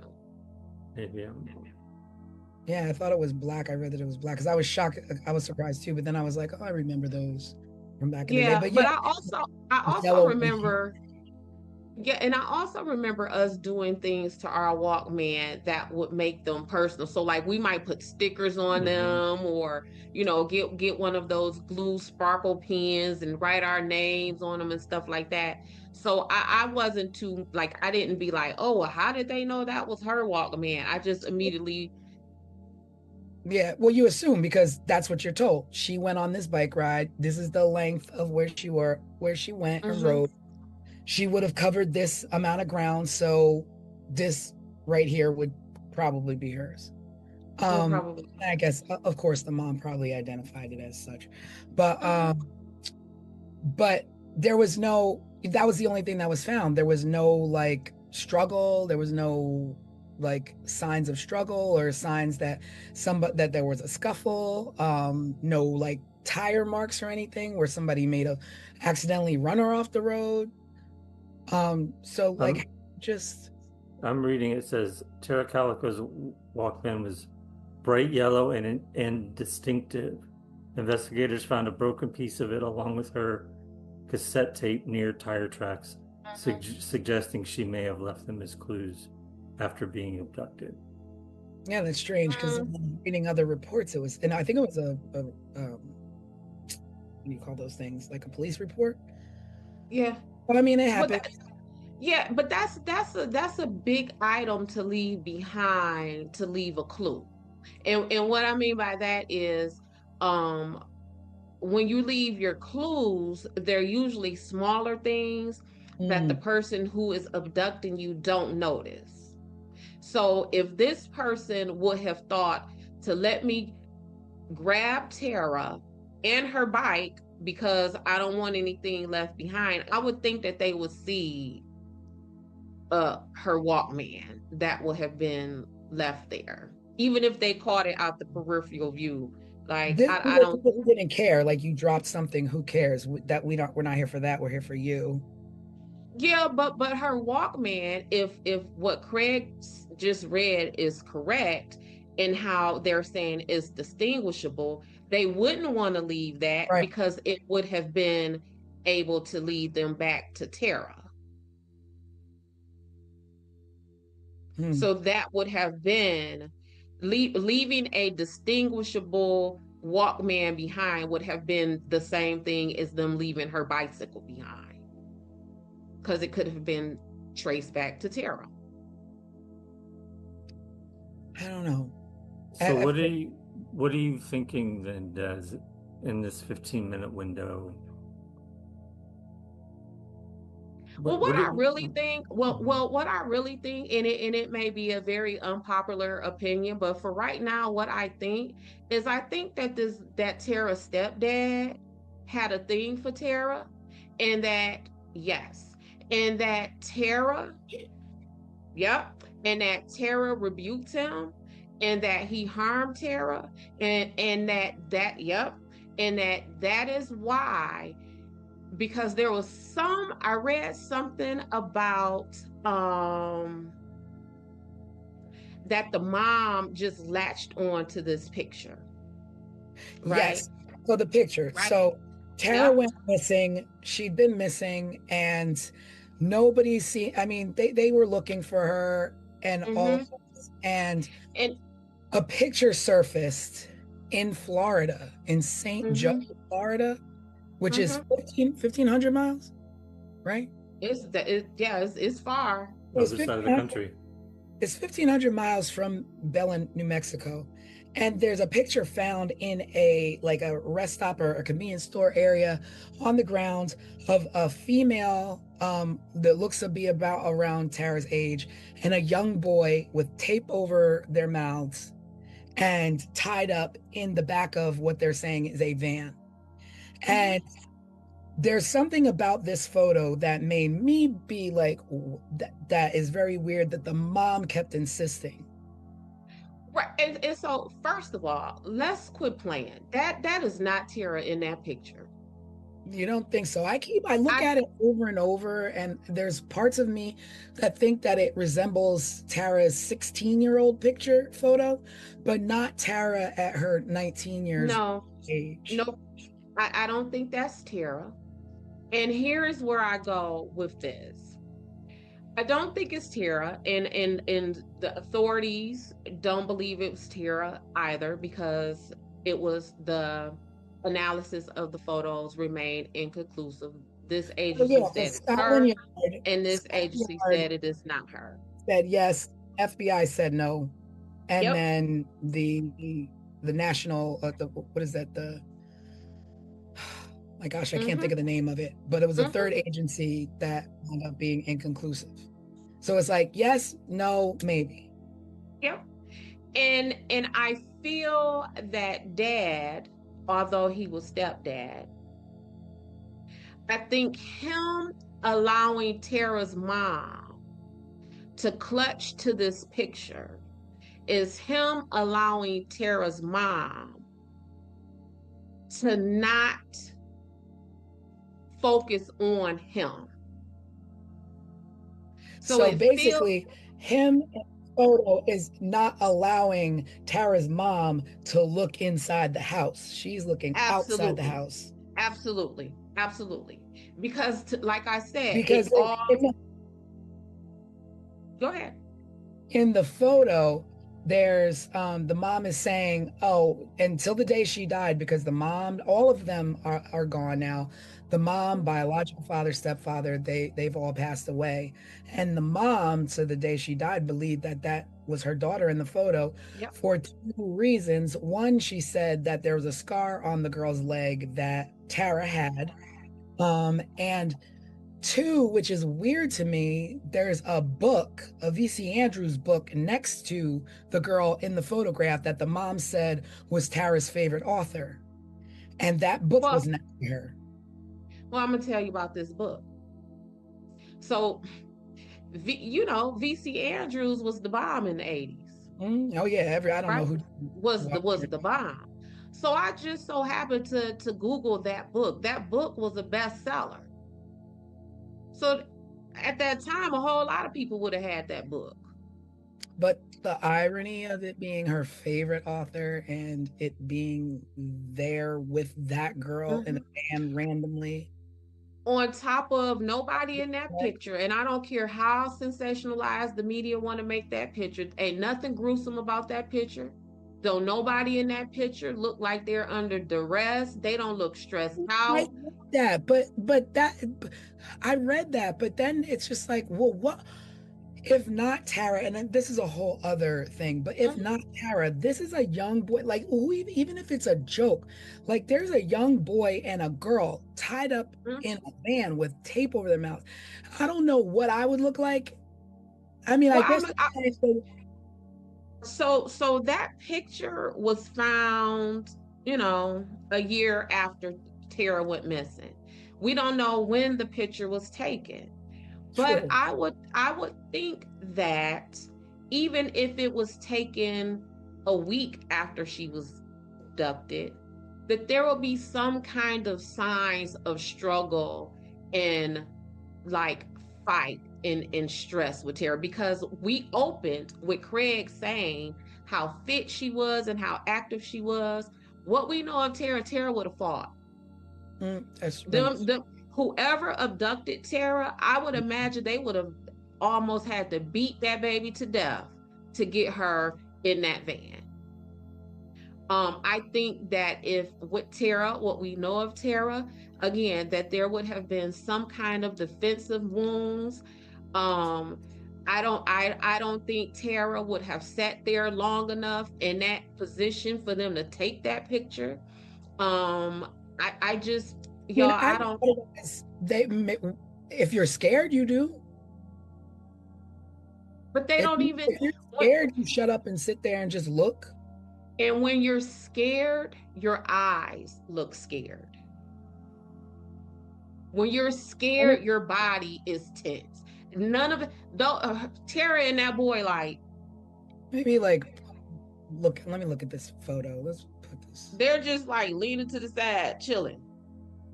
I mean, I read that in a few places where people say that about that photo, and I just thought that that was strange thing to think about that photo, because I guess the first thing that you think is like, oh my God, like I guess you immediately go to the sensationalism of that photo of, oh my God, there's a young girl tied up. And I guess we don't know if they're tied up. They could just be sitting on their hands. Because that's what I was going to say also. Neither of them, we can see neither of their hands. We can't, I don't think we could see their feet. It just looks very I would planted to say that me. the little boy does to me look afraid, and the girl does not. I don't know. This photo And is just and who extremely and disturbing. who abducts a 10-year-old boy and a 19-year-old girl? Like that's kind of like either or. Like which one of these you messing with, Mr. Kidnapper, killer person? I don't know this photo. Like, and the other thing that is upsetting to me in this photo is, who are they? And why are they like this? And it's just like, And why does the pictures keep popping up? Like this is so weird, well, the y'all. first photo, I get it, but then everything else, then two more photos pop up. Another photo pops up in California, and then another photo popped up at a construction site. One, I don't know where the other one popped up, but then there's also like people calling the station and giving false leads, people saying that they're Tara, people saying that they know where she is, or, all these things. And I don't know what. My only thing is that the sensationalism of press then pull people out of the woodwork to want to be a Right, part of something right, in a right, sick way. So those other two right, photos that did pop up, I mean, they're not, neither here nor there. right. This one is the one that her mom latched onto as, this is my daughter. I know this one. This is my daughter. And y'all remember when we were talking about Idaho and I was saying how I really liked that investigation Mhm. because the police kept it under wraps. They kept their mouths shut. This right here is the complete opposite of that. Like it was so much like down the line when you move down the timeline is police constantly saying, oh, we got new leads and we got this and we're on our way to make an arrest, and it's nothing. So much so that the dad, who I have suspicions about, began to ridicule the police by saying, why are y'all saying this? Like if y'all not going to move on this information that y'all have, then why are you saying it? So you're talking about her biological dad. No, I'm talking about the stepdad. Yeah. But why? But if the stepdad is somehow involved, why would he question police? Let them keep going on their wild goose chase. Because people participate in searches all the time. Like people insert themselves in the investigation of the dirt that they have done all the time. One of the things that law enforcement knows is that when you are at a crime scene and you know how like it's usually golfers standing outside watching, the person who committed that is usually in that crowd. Trying to I've heard that. watch and view how things go down, and in plain sight. Watching how it went down out of just like curiosity to cover their own butts, but also watching how it went down to kind of sit back like, yeah, look what I did. Look at this chaos. Yeah, I done good. Like Cocky, they're present. What'd you say, T? cocky arrogance of it all. Cocky arrogance. And then we're also talking about the mind of a person who would even do something like this. So that alone tells us that person not thinking, like us normal folks would think, right? So, yeah,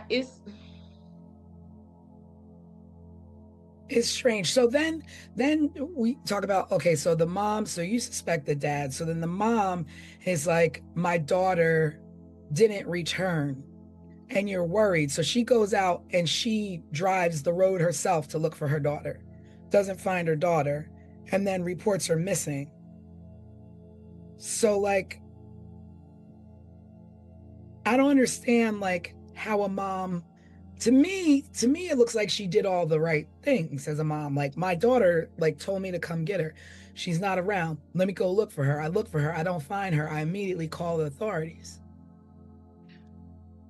I mean, on that end, she did the right thing as a mom. I think on the front end, the right thing for a mom would have been, girl, don't go. Girl, change your direction. So she did the right thing as a mom, to follow up behind some not so great advice or direction that she had done, that she could have given her daughter to even possibly prevent this. The other thing too If we're about going the to run photo, with the, what'd you say? I'm sorry, go ahead. I just something popped in my head, and you know I'm like What was Raymond. it? That the photo, like what? I'm not. Maybe I don't, because I don't know. Like the photo, this happened in New Mexico. The photo is found in Florida. In Florida. Like, who saw this photo in Florida and was like, this must be Tara Calico? Not only who found it in Florida, but the person who found it then says there was a van parked in the spot where I found it at. Right, that's right. So then technically there's ties back to seeing a van following Tara the day that she was riding her bike. So that's weird. But listen, I found a picture, and where I found the picture, a van was parked there. Huh? Yeah. So you like you remember that? So if you pick up a potato chip bag off the ground, you're going to be like, oh snap, there was a van parked here. Like, how does that information? Because if you're unsolved mysteries in the 80s, well, this was 1980, so this was super early 80s, so that wasn't a thing, right? But if I pick up a picture on the ground and it's disturbing as a girl and a boy with their mouths taped around, I'm like, where do you think this came from? Oh, snap. And we all know, like, stranger danger, Scooby-Doo vans, like, don't like, mess with them. But you would have led with the van. You wouldn't have led with the picture. You would have led with, oh snap, that van was right there, and then I found that picture. I don't know, like it's just weird to me. That's like somebody gets murdered in Florida and you're up in Vermont and you're like, oh, I just found this photo and this looks like like, how do you know? Like, it's not like it was that national. And this right here is why I say I couldn't get past the front door, because all of this other stuff that we're talking about, none of this kind of makes sense, and none of it really has a place. So every time we talk about something, it's like, just back to this picture. Like, but how do they get there? And this from here, and this from there. So one of the things in my investigations, I always say, no matter what was done, no matter how it was done, no matter who it was done to, that chain of action, that chain of events has to make sense in my head. So what I mean by that, like, oh, okay, I can see why they would do that, or oh, okay, I can see why they would do that. I don't have any of that here. And in this investigation with Tara, where my brain stops with clarity is who knew where she was at during this day, during her track. That, because nothing else makes sense. So you are definitely not on the wavelength of this was a random, or this was a serial killer, or this was no, like a stranger abduction. This is one of the situations where when people call my phone and say, Des, I've heard about Sunshine Investigations. My family member is missing or has been killed. And then when I listen to them, I say to them, you don't need an investigator. Y'all already know who did this. Y'all already know who did this. because nothing past the Walkman makes sense. Not that picture, not the picture being across the country. None of that makes sense. Oh, well, let me correct myself. So it was Scotland Yard who looked at the picture and believed Yeah. it to be Tara. And I'm like, Scotland Yard, like they went that far to analyze this photo? And then, so the Los Alamos lab is the one who said, no, this is not Tara. And the FBI's findings were inconclusive. So it's still the yes, no, maybe. But at what point do you put so much weight in a photo that's found in Florida for an abduction that happens in New Mexico and take this photo as far as Scotland Yard to have it analyzed because a mom said, I think that is my child in the photo? So now it's what you say. So now you're going on this crazy lead of a photo when you have all these like questions of the town that you could be answering, but asking and knocking on doors, but you're attached this girl to a photo that's most likely not her. That's most likely not her. So again, when I'm working my investigation, no matter what the crime is and all that kind of stuff, I need it to make sense. I need to be able to look at the police reports, the news articles, whatever it may be, and say, okay, I can see that. Okay, that makes sense. But see how right now when we're talking about this picture, you can't do that. You right here, you can't say to any of us, that makes sense. Yeah. Nothing in this makes sense. And so like then I just can't stop thinking about the photo, and then it's like that's how it happens. Like then you get the smoke screen of it all. It's like you're no longer like on this road going who else was on this road, like you're like going down this rabbit hole of a photo. And that's why I think the dad let the mom latch on to that photo, because it's distracting. But then it makes me think even further, was it intentionally distracting? Mm-hmm. Like, was it a plant type distraction? Like something planted, somebody knows somebody well enough to say, let's feed this back to, like, I don't know how it got back. I don't know how it got from Florida to because what we even know is that the little boy who they suspected in that photo turns out to not even be him. But who also was a little boy who went missing on a camping trip in New Mexico. So how did these two separate incidences in New Mexico, two kids who have nothing to do with each other, wind up in the same photo in Florida? Were you going to say something? It makes no sense. I was only going to say the way it got to Tara's mother, as far as what I'm researching, is that it was broadcast on a national television program, and then her family and friends saw it and said, hey, Tara's mom, this sort of looks like Tara, maybe you should take a look at it. Right. Yep. Wow. Okay. Yep, that all that look that you're doing, how I can see your wheels turning. Yeah, like it's just so weird. And as I was preparing for this episode, I was like, okay, I think this is going to be the first episode that we do that closely resembles what an investigation meeting looks like, when me and an attorney get together and we're talking over our police reports and we're talking over our discovery and evidence, and it is breaking down all of the information that we have to try to figure out again what makes the most sense. Like just pick all this apart and try to string it together. And Tara's case is not being strung together. It's not. So It seems a bit all over the place. Yeah, it's too much.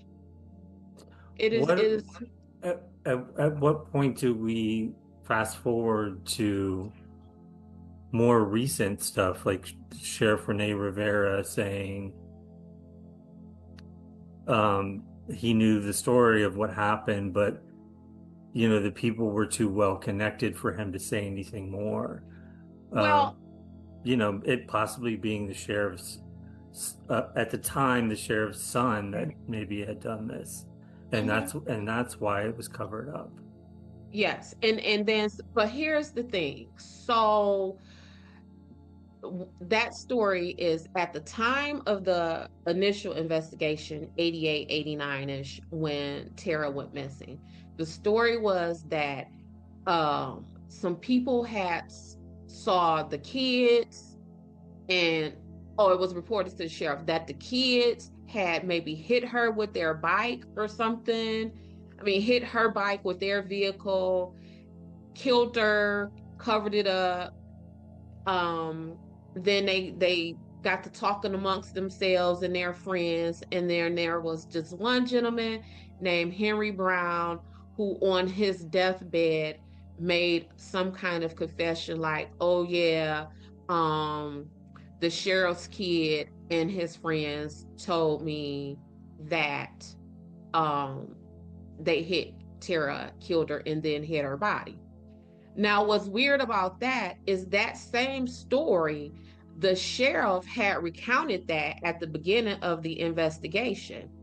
So then the question would have been, if these people have told you that they hit Tara and caused Tara some harm, why wouldn't you have moved on that then? Why weren't they arrested then? And at the time, it was labeled as circumstantial evidence. But that is not circumstantial evidence. That is, in fact, a confession. Somebody confessed that, right? So there is that component of it. But that son, he committed suicide, I want to say, like in the very early 90s. So shortly after, kind of. Shortly after, yeah. Lawrence Romero Jr., is that his name? And the deathbed confession came from a guy named Frank Mathola. Well, I have, and that's also another thing with Tara, is that the names, just like how Tanisha and I said we remember reading that it was a black Walkman. You just read it was a yellow Walkman. You just gave the name of a man who you attribute the deathbed confession to. I have that in 2013, a deathbed confession was made by a man named Henry Brown. So it's just all over the place. And some of this has to do with the police running their mouths every so often, throwing out information, and now it's all over the place. Now we don't know what is what. It seems like this, though, like they, law enforcement and people connected to this case actually won't let it go and keep pursuing leads and want to find out what happened to her. Or I want to say, I don't want to be naive and say find her, like she's well and still with us, but I don't know, like to me it just seems like a small town that still wants to find this girl.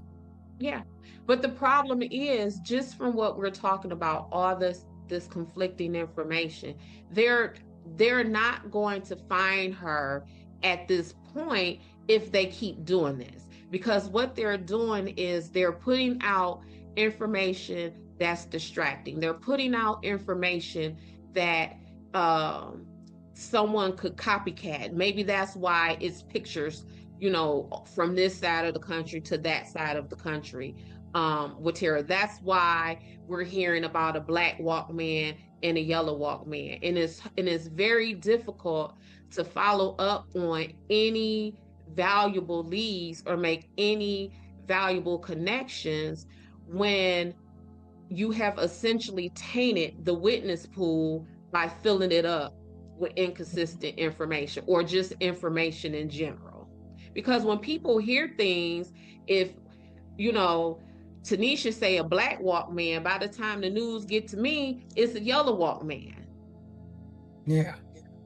So it's been too much talk. It's been this, the Oprahs, the Datelines, and the all of that. It's just been too much. And again, that's why I love those Idaho police, because they was like, no, we not talking about nothing. We're not Yeah. talking about nothing. And Yeah. that situation was solved soon. Granted, we're talking about maybe a decade and a half later where they would have had, maybe different technology and stuff, but this was definitely botched. So I was reading, because that's why, the reason why I say that is because I was reading, I don't know if either of you saw this, but in 2023 there was a break in the case, and it led to an entire case file being sent to prosecution to be reevaluated, and they're not ready to disclose this information. They said that they're still reviewing it, but it was enough to conduct a search of a home and suspects on a lead that went dead when it should have been investigated at the time. So we're talking about 1980, all these leads and loose leads that weren't followed up because they were busy chasing a photo or busy chasing the sheriff's son or what have you, that in 2023 is like, oh, we looked at some other evidence that was left loosely, and it was enough to get a warrant to search a residence. Mm-hmm. And what came of that search? Do we know? We don't know. This stuff is under wraps. They're not ready to disclose any of the information. They're still reviewing it. But it's just, to me, like that whole thing where you say, if you have 10 leads, you should at least be at 6. Like, there was so many loose ends that were left in 1980 that are picked up in 2023. Right. That and finding this girl, had they been done in 1980 when she went missing, the week she went missing, the month she went missing. And if somebody, I don't know whether it's someone in law enforcement, someone within Tara's family, but if someone would have backed off of that picture and allowed this investigation to blossom, where will we be now in 2025? Where will we be now? We would know where Tara was. Probably so. I believe we would. I believe that picture was distracting and was a roadblock. Was it a deliberate distraction? Was it a deliberate roadblock? Did someone who maybe was involved with Tara's disappearance luck up, and it just so happened that this roadblock was thrown out there, and they was just like, oh shoot, I'm a rap with that. I'm a rap. You know what I'm saying? Like, that picture did a whole lot of harm, and how the picture got out, I don't know if the family, whoever, so the people who found the picture, where did they take that picture? Did you take that picture to the media? Did you take that picture to the police? I'm gonna look it up. I don't know. Right. So if you took that picture to the media, would you have taken that picture to the media to do exactly what that picture did? Distracting at the point that there was, while Tara was riding her bike, there was a group of kids up ahead just chilling, I guess in their cars or whatever, that they're saying, well, this person who is bringing this new evidence to light said that they were basically laying in wait for her, and most likely is certain that these kids that were laying in wait for her up ahead in that road had something to do with her disappearance. And if you found that picture, and you say you found this picture where there was a van parked, would you have cared enough to send that picture to the police? Or do you think that was a matter of sending that picture to the media? It's what I'm finding is that she took it to the police, who then alerted the media, leading to national news coverage. But they're also saying that the lady who turned in the photo is anonymous. So nobody knows who she is, where she was from. You know, like, they don't know anything about her. The tea is piping hot, baby. Well, and now it makes me think about the Colonial Parkway murders, where you're like, oh yeah, let me guess, anonymous. Let me guess, anonymous. And very much so, like the Colonial Parkway murders, we got some anonymous tips in a case where we were trying to say has a connection with the police. So this is, and then going back to looking in your own backyard, is that this new information that was dug up in 2021, I guess dragged into 2023 as being sealed, and we're not going to talk about it. The evidence that they found at this residence was with I don't know what it is that they found, but whatever it is that they found and whatever documents that they found were related to new suspects in the case, in her missing, was sealed by a district court, by a district judge, and the person that they interviewed was a person who originally said they knew nothing about the Tara Calico's whereabouts and missing, but now in 2021 they have information about this that they're sharing. A mess. My thing is like 1980 to 2021 to 2023 and in 2025. Like what I don't understand. And now you have this information. So you didn't think that this information was of any value 20, 25 years ago? Is that what this, so the person is saying, I don't know nothing about it. So yeah, when this person about it, all of a sudden now has information about Tara Calico's disappearance. Now all of a sudden has information, but we don't know who that person is because they're what, anonymous. We don't know who that person is because the reports are sealed, so we can't get that information to know what was found. But whatever was found was enough to say, okay, I think this is worth pursuing. You know, I often say the call comes from inside the house sometimes. And I tell you, I'm stuck at that 15-minute window of who would have thought, oh snap, we got 15 minutes to grab her before somebody goes looking for her. If her mom said, if Tara told her mama, come get me at noon, and she went missing at like 10:20, that wouldn't feel so suspicious to me. But it feels like our window of opportunity is running out and we got to get this done, and we have to get it done right now. That is what that 15, because it's just, yeah. I mean, it's a short window from when she was last seen to when mom went looking. Mm-hmm.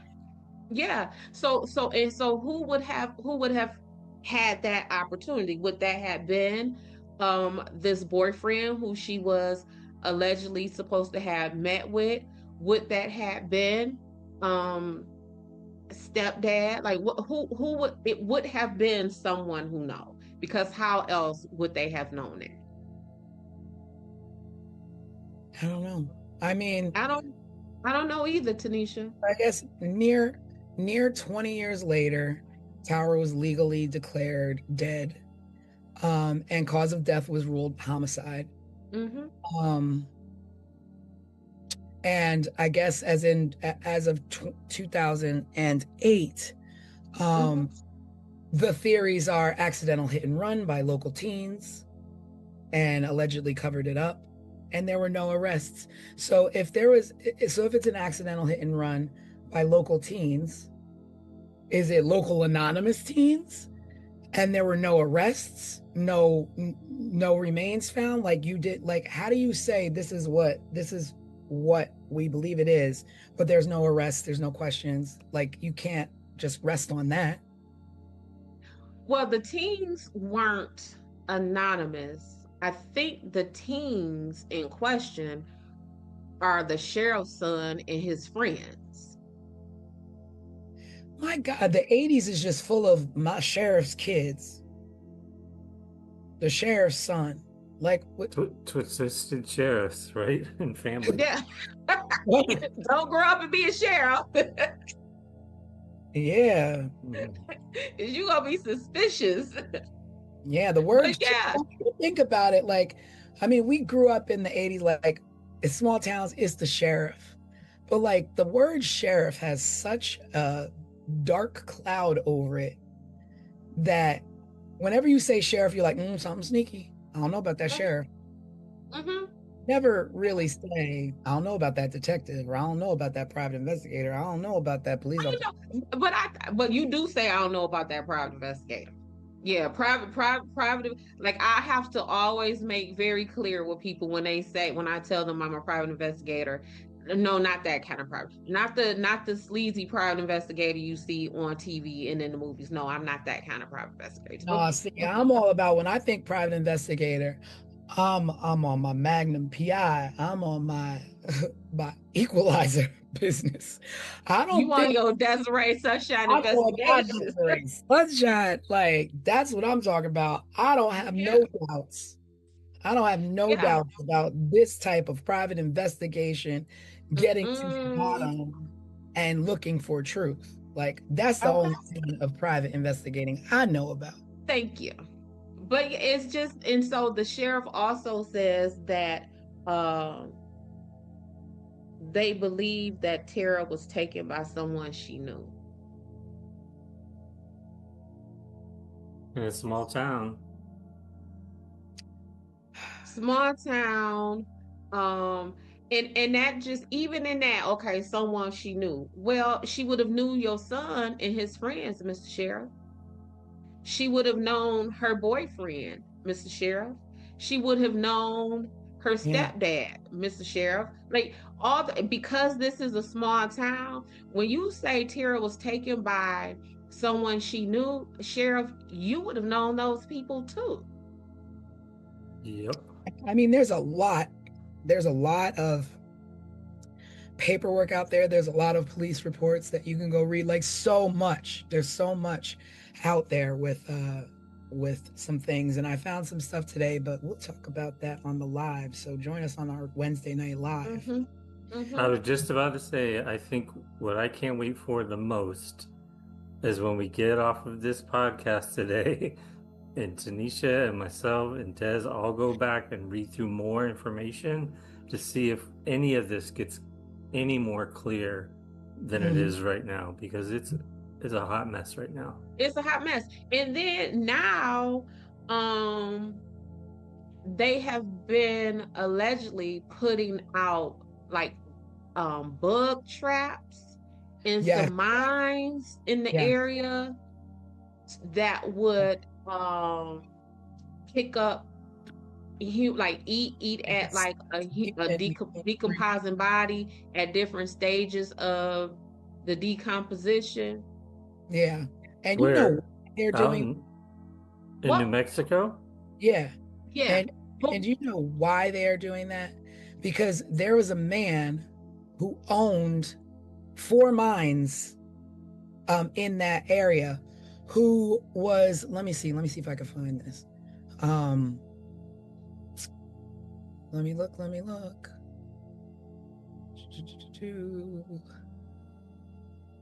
You're talking about mines like in the side of a mountain. Like going down into a mine shaft. Mines, yes, mines. Mine shafts, yes, real mines. Yes, real stuff. They need to put them in the So there was this guy, his name was David Parker Ray, and he owned 4 mines that he leased in the 1950s. And they were about 25 miles away, or 25 miles south from where Tara Calico was last seen. He died in a state prison in 2002 while serving a sentence for more than 223 years in connection with kidnapping and other charges involving two women who he sexually tortured at his residence. Okay. So he claimed to have abducted like 40 victims from several different states, according to the FBI, but nobody's were ever found. But the reason why they didn't really go off on him is because at the time of at the time that Tara was abducted, he wasn't living in New Mexico.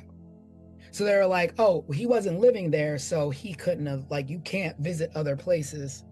But this man has already claims he's abducted all these women, has been charged with sexually assaulting other women, but you don't go down his lead for these mines that were in the area. I mean, 25 miles really isn't that far from anywhere when you're talking about wanting to get rid of a body or wanting to have some little murder spot, right? So there are these mines, and so one of the four mines, maybe like 60 feet down, I don't know, 30, 60 feet down, something like that, looked like it was interrupted or has rubble, or looked like somebody tried to fill it in.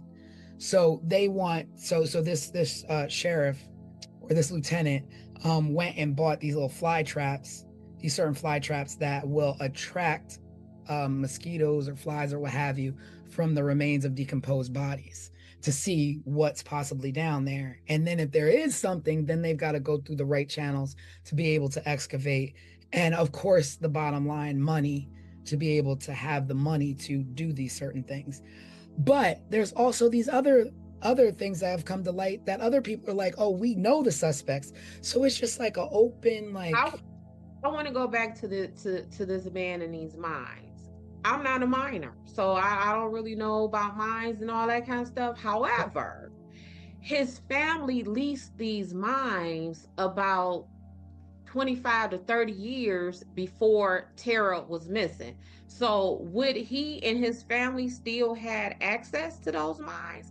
Like, and again, I'm no miner. So when your lease is up for the mine, is the mine now leased to the next group of people or the next company? Like, would he still have access?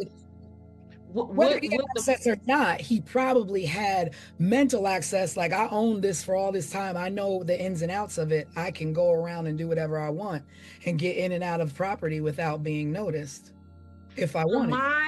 Are mines blocked off? Like, is the entrance to a mine secure? I would think that, and I don't know because I'm not a miner. Absolutely. But I would think you gate off with a fence, trespassing, what have you. Or if it's just in the middle of nowhere, maybe nobody does anything and it's just left abandoned with a couple of boards across. I don't know. Okay. And so if it's a couple of boards across it, if it has been fenced off, he would have had to breach that to get to the mine. So while they're saying this man had access to the mines, was whatever that blocking off of that mine, was that breached? Or if it was, would y'all have told us that? You know what I'm saying? Like, to just say that this man whose family leased the mine 30 years ago. Well, what about the other folks? So are y'all simply saying that we want to stick to this man who leased this mine 30 years ago because he has some of these similar crimes in his past?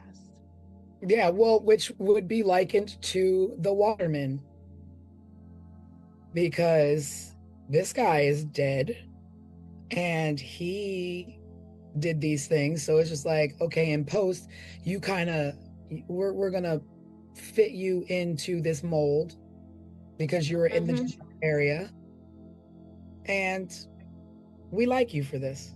Right. And kind of the same point that I made with the picture being filed. Like, when you find something or something that's important, what you lead with varies. What is of value or what is of importance is what you lead with. So, oh, well, the mines boards, they broken? Did they look meddled with? You know what I'm saying? Like, y'all can't just throw out like these people had access to this mine 30 years ago, and so now you the suspect. True, but you know what? It also leads to the fact that if in 1980 these were Mhm. around, it was a loose end that should have been tied then. Correct. So now they're Correct. chasing every loose end, trying to find this girl. And it's Trying like, to find this girl this 30, guy 40. this guy claims to have murdered 40 women. This guy, assaulted 2 women. He was in jail for this. He confessed to this. I think the natural progression is to look into it, because what if she is down there? Right. And do we look into it like in 2025 or 2023, whenever this connection was made with this mine? Why? Because y'all knew about that mine. And if you didn't know about it in 88 and 89, did you know about it in 95 when that man was still alive? Because as what happens is when we're investigating things, one of the first things that law enforcement uses is they gonna use a database, whether it is a registered sex offender database. It's gonna be a database of so if my car gets stolen, we gonna run this, we gonna go to the auto theft unit and find out who's been stealing, Monte Carlos in the Detroit area, right? So they would have had access to that. They would have known that. Like, this ain't something new, Well, yeah. I mean, it was right? in 1998 that the guy that expert was like, one of these mines doesn't look right. And of See? course it wasn't because he was like, it doesn't look right because like it was a 60-foot deep mine, but at 30 feet something didn't look right, like rubble and stuff was like, as though, okay, so what happened here, that and what's below it, so what's Yep. going on there? But they didn't look into it, and there he was like, it looked like somebody intentionally collapsed this mine, but Mhm. to cover up evidence. They wanted to cover up evidence and collapsed it, but they didn't explore it because they didn't have the money. So you mean to tell me like, oh, sorry, we don't have the money. So if Tara's down there, like, Oh well, oh so well. sad. Like, it sucks to be Tara. Like, nah, y'all go and look for this woman. If that's the case, and you don't have money to do it, well, you know what I'm gonna do? I'm gonna be like, is there anybody out there that I can consult, that I can gather up some volunteers to go down and properly excavate this mine so that we can see if this child is down there? And then another Or weird any tip. other victims at that point. If this man said, I abducted 40 other people, you haven't seen any bodies, you haven't found anything, but you find a mine that he owned that looks collapsed at 30 feet when it's a 60-foot deep mine, but you don't go look into it because of Yeah. And y'all got money to consult with the Scotland Yard. yeah, right. That Y'all, is y'all, the one that just trips me out. I was like, when I was reading, I was like, what's Scotland Yard got to do with this? right? But this was another something that tripped me up. So they I don't know. say, I'm sorry, I don't know. I'm not a police officer. I'm not an investigator, so I don't know if it's normal to be like, Scotland Yard, look at this photo that we have over here in New Mexico, for an abduction case, well, I am. Florida. And we ain't never had Scotland Yard involved in none of our cases. Not even my federal cases has Scotland Yard been in. But another weird thing, a part of the what don't make sense, is witnesses said that they saw an older gentleman driving a 1953, maybe 1955 Ford truck slowly behind Tara. In 1953, 54, 55 truck. And we're talking about is 1989. How difficult do you think it would have been to find a 30-year-old vehicle. Well, So right now, if it is 2025 right now, and our cars now, if you look at them,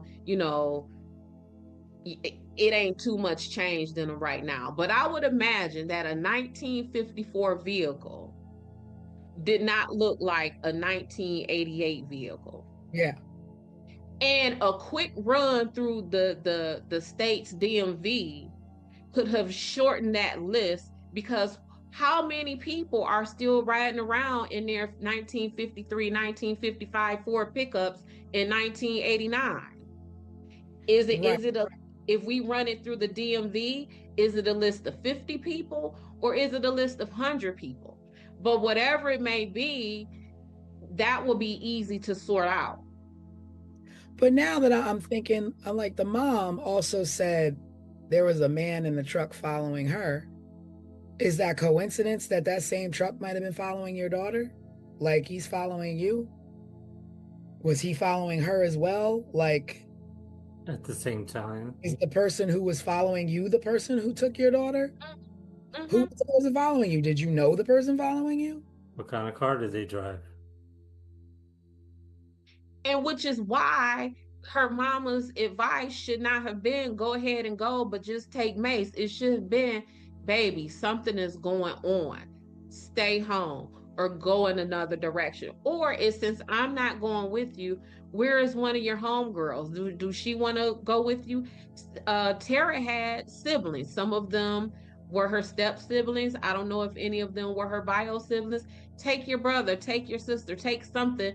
But I think her advice should have been more than just take some Mace when I think we're being stalked. And I mean, Especially if she was so scared of it that she didn't go herself. she was so Right. scared. That's the thing. She was so scared herself that she was like, I fear for my life, but daughter, you go ahead and take your chances. And I don't want to lose the fact that Tara rode her mother's bike. So that pink bike was her mom's bike? That pink bike was her mom's bike. So if somebody is stalking me, they probably know my bike very, like, more than a normal person would, because you're a crazy stalker. And then you let her drive that bike. You let her ride that bike. But Tara supposedly rode her mom's bike because Tara's bike was damaged in some way. So who damaged Tara's bike to make her have to take her mama's bike that maybe a stalker would have had identified? Like, girl, this is a mess. Yeah. Like, I it's just so unfortunate because still putting this kind of effort in 10 years, 15 years, 20 years, now we're at up to 35, 37 years of still trying to find this girl, trying to find a pink bike, in nothing but open, like the road is completely open. I don't understand. Like, dig the mines, check the friends. I want to see your backyards. Looking for, like, everything is gone at this point. Everything is gone. And everything. they're even talking about, like, the witnesses are dead and all that kind of stuff. Like, that's one of the things, especially something like this, where you want to lock your witnesses into their statements. Like, just for example, last weekend, Saturday, some folks called me, Des, we got this case going on. 3 days ago, someone made a post on Facebook. That person is a witness. Can you go talk to them? Told them, yeah, I can, but I'm not working this weekend. Let's talk Monday. And I'm talking like Monday, this week, Monday. Mm-hmm. Made a phone call, interviewed that person Tuesday, had their affidavit created Tuesday. So now if this person becomes incapacitated in any way, now Right. if this person decides to change their mind and, I don't want to participate, he's already locked into this affidavit. We have them now. And if Des the private investigator from Sunshine Investigations can do that, what do you think the police can do? Much more. What do you think the police could do? At the very least, you can be thorough.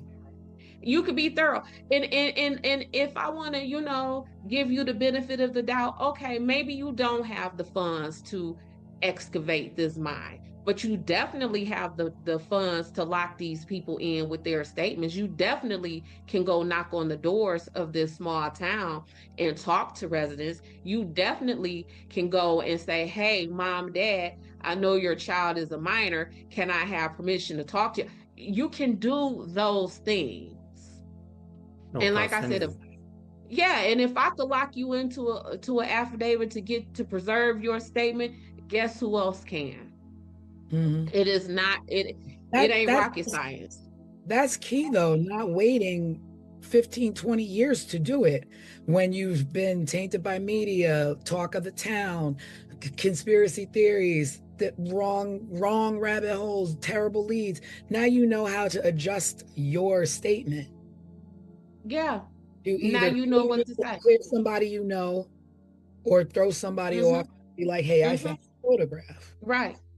And now, so let's say you have the surviving witnesses and they may have had something to do with that, but your spidey senses may be thrown off because it has been so long, they're now relaxed. So when you approach them, when you talk to them, they don't seem as scared and nervous because again, so much time has lapsed and they're relaxed in their approach and in their conversation of these things versus if you would have spoke to them 3, 4, 5 years, a week after Tara went missing. I mean, this is definitely one that, you just, I mean, at this point, I think it's pretty much that Tara is no longer with us. And it's just sad because it could, you know what? I won't say that. I won't say that because I don't know, because there's no evidence to point to this is what happened to her. But she could have been abducted. I don't know. We don't know. And that's what makes me so angry for Tara. And that's why I keep saying this poor baby, because we don't know. And how will we ever know? And I think of all the cases that we've handled so far, this is the most we just don't know. Yeah. I mean, this is the one where it's not ended. Her story has not ended. She does not have the truth out there. There's no justice. There's just a million different directions and too many loose ends. Too much time has gone by. People are still looking, but thankfully people are still looking. And there's a website out there, and we'll talk about that on Wednesday. Because like I said, there's always just too much to talk about in 1 hour or an hour and a half or whatever. Right. But we'll pick it back up on our Wednesday live. So that means join us. You gotta watch. You gotta come back. You can't get rid of us just yet. Not yet. Keep pulling you back in. Mm. But yeah, there are people out there that do care tremendously about Tara and do want to see her found and her given a proper end to an unfortunate way that she had to leave this world. Yeah, because this young lady was literally minding her business. Like that was the most innocent activity that she could have partaken in. Like she's riding her bike. Yeah, we're not talking about she riding her bike to go do some crazy crap. She wasn't, messing with anybody, picking with anybody, just being alone, her and the nature, and just wind in your hair and just minding your business, taking care of she's anything like I was at that age. Mm-hmm.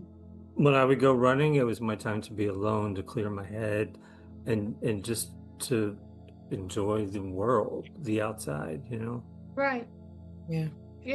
She's, I mean, as a parent, if my 19-year-old daughter, if her riding her bike, baby, please go ride your bike, because there's so much other stuff that a 19-year-old child could be doing.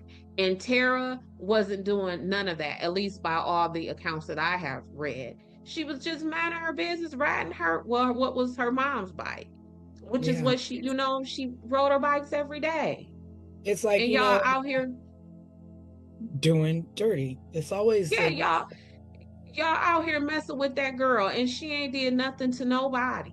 Nothing. it's like her, we got Kathy and Rebecca and all the other people in the Colonial Parkway. You got, the Ketty cabin. It's like, these aren't people, these aren't the type of people where it's like, that Chicago line, he had it coming, he had it coming. These are innocent people going about their lives, and not saying that just because you had it coming, you need to get it.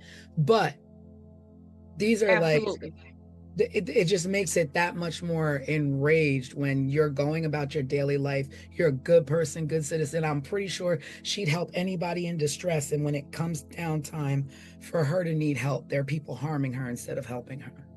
Yep. Yep. But yeah, This was. yeah. I don't like this for Tara. Like this makes me mad. Like this brings out the auntie dares for Tara, and especially when kind of just like the whole Colonial Parkway thing, where it just so happens that now y'all telling us that the lead witnesses or suspects are dead. So you got the mine dude, he dead. Then you got the sheriff's son, he done committed suicide. Like, And the circumstances behind that, I don't know. We'll look into it. But yeah, at the end of the day, let's look into these things when these people are still alive. Let's not drag cases out because there's no money or there's no funding. Figure it out. I don't know. figure it out. Start a new task force where you all got to raise money to help these people. I don't know what's out there. We got some money to fund some wars and some all that kind of stuff. And you mean to Blow up tell me rockets that every other weekend in the sky trying to get to the moon that we ain't never been to? But that I didn't say that. But when our children and our moms and our dads come up missing, now you want to tell us that there's no money to move some rocks and excavate a mine to go find them. But we just gonna put some fly traps down there. Yeah. It is what it is. Well, I guess join us Wednesday night live. We will be live talking about the conclusion of the Tara Calico case and some other current events that I'm sure will be going on. And this one again in the books for Drop the Ball. Yep. So Wednesday night, be there, be square. Yep, maybe we'll Did y'all see what I did with that? You did? I did that. Maybe we'll give a little hint on our next case. Yes, maybe. Or maybe you have to tune in and subscribe, get your notifications. That's for sure. The next episode is coming. All right. Well, until next time, you can always find us here on all of our social media. You can always visit the website for more information, 15minutesofmurder.com. And we'll see you next time. Tara made me sad, y'all. Yeah, me too. It makes me sad. Yeah. Bye, everybody. Bye, everybody. We'll see you next time. Subscribe, share, and remember, someone is always waiting for answers. This was 15 Minutes of Murder.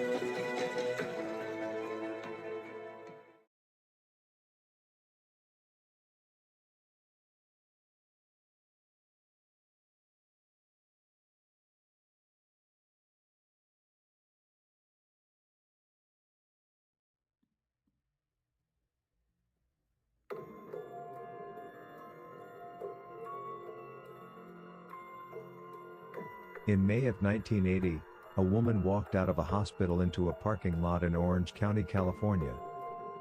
She never came back. There were no witnesses to her abduction. No struggle. No suspects.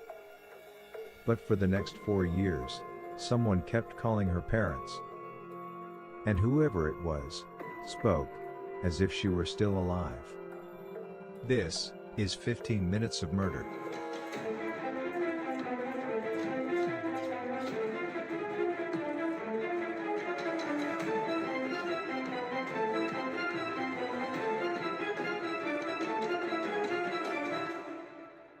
Dorothy Jane Scott was 32 years old.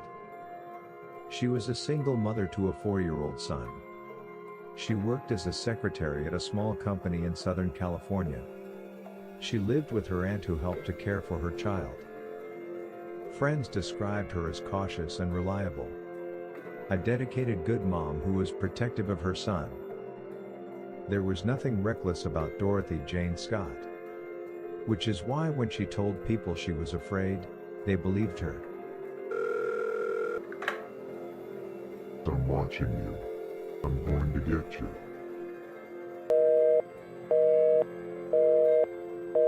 Months before Dorothy disappeared, the phone call started. They came to her home. And to her workplace.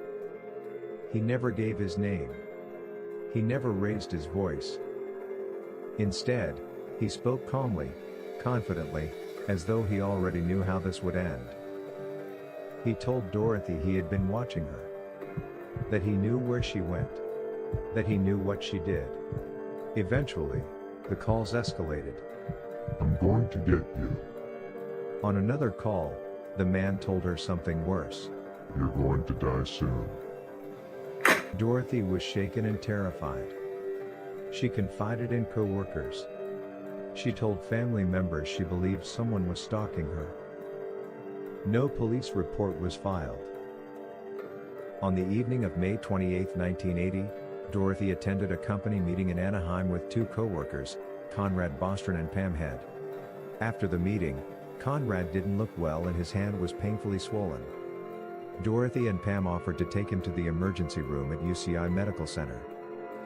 Doctors later determined Conrad had been bitten by a black widow spider. Dorothy and Pam waited for several hours. Shortly after 11 p.m., Conrad was discharged. Dorothy offered to retrieve her car and bring it closer so her co-workers wouldn't have to walk far through the parking lot. Before heading outside, Dorothy briefly went to the restroom. Her co-workers waited near the hospital exit. Minutes passed and Dorothy didn't return. Concerned, both Conrad and Pam walked toward the parking area. That's when they saw Dorothy's car. It was moving fast and the headlights were so bright they couldn't see who was behind the wheel. The car sped past them, made a sharp turn, and exited the parking lot. Dorothy was nowhere in sight, and she was never seen again. Santa Ana police discovered Dorothy's white Toyota station wagon fully engulfed in flames at approximately 4:30 a.m. the following morning, roughly 10 miles from the hospital. Dorothy was not nearby. Her keys were missing. There were no clear signs of a struggle. Days after Dorothy vanished, her parents' phone rang. The voice on the other end did not introduce himself. He said, I've got her. She's fine. Over the next 4 years, the calls continued. The voice was always the same. Sometimes he claimed Dorothy was fine. Sometimes he accused her of infidelity. Sometimes he spoke as if she were still alive and with him. He never identified himself. He never admitted to killing her. He simply called, and spoke, and disappeared again. More than 4 years after Dorothy disappeared, construction workers discovered human remains in a wooded area near Santa Ana, California. The remains were identified as Dorothy Jane Scott. Due to decomposition, an exact cause of death could not be determined. No arrests were made. After her remains were discovered, the phone calls stopped. Investigators believe Dorothy was abducted quickly and deliberately. She vanished from a public hospital in the middle of the night without witnesses. The man who called her months before she vanished, and her parents years afterward, was never identified. Whether he acted alone or had help remains unknown. Whether Dorothy was killed shortly after she disappeared, or was held alive for some time, is an act that only Dorothy's killer would know. If you have information about Dorothy Jane Scott, you should email coldcase@ocsheriff.gov. Or anonymous tips, call Crime Stoppers at 714-628-7675. Any new details could help solve this decades-old mystery of her disappearance and murder. Thank you for watching. Subscribe, share, and remember, someone is always waiting for answers. This was 15 Minutes of Murder.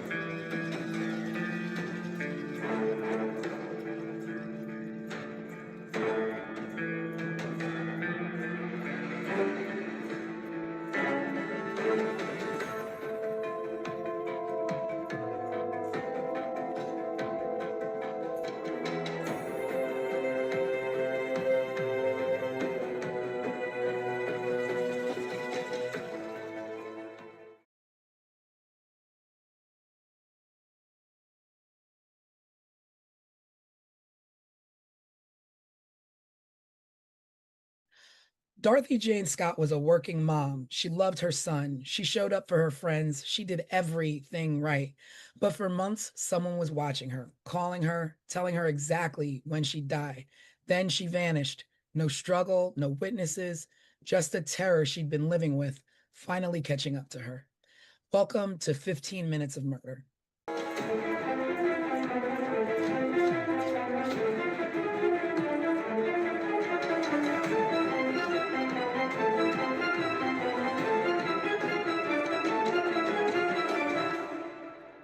Hello, everybody, and welcome to another edition of 15 Minutes of Murder, full podcast edition, where we break down last week's case file, which was the Dorothy Scott murder.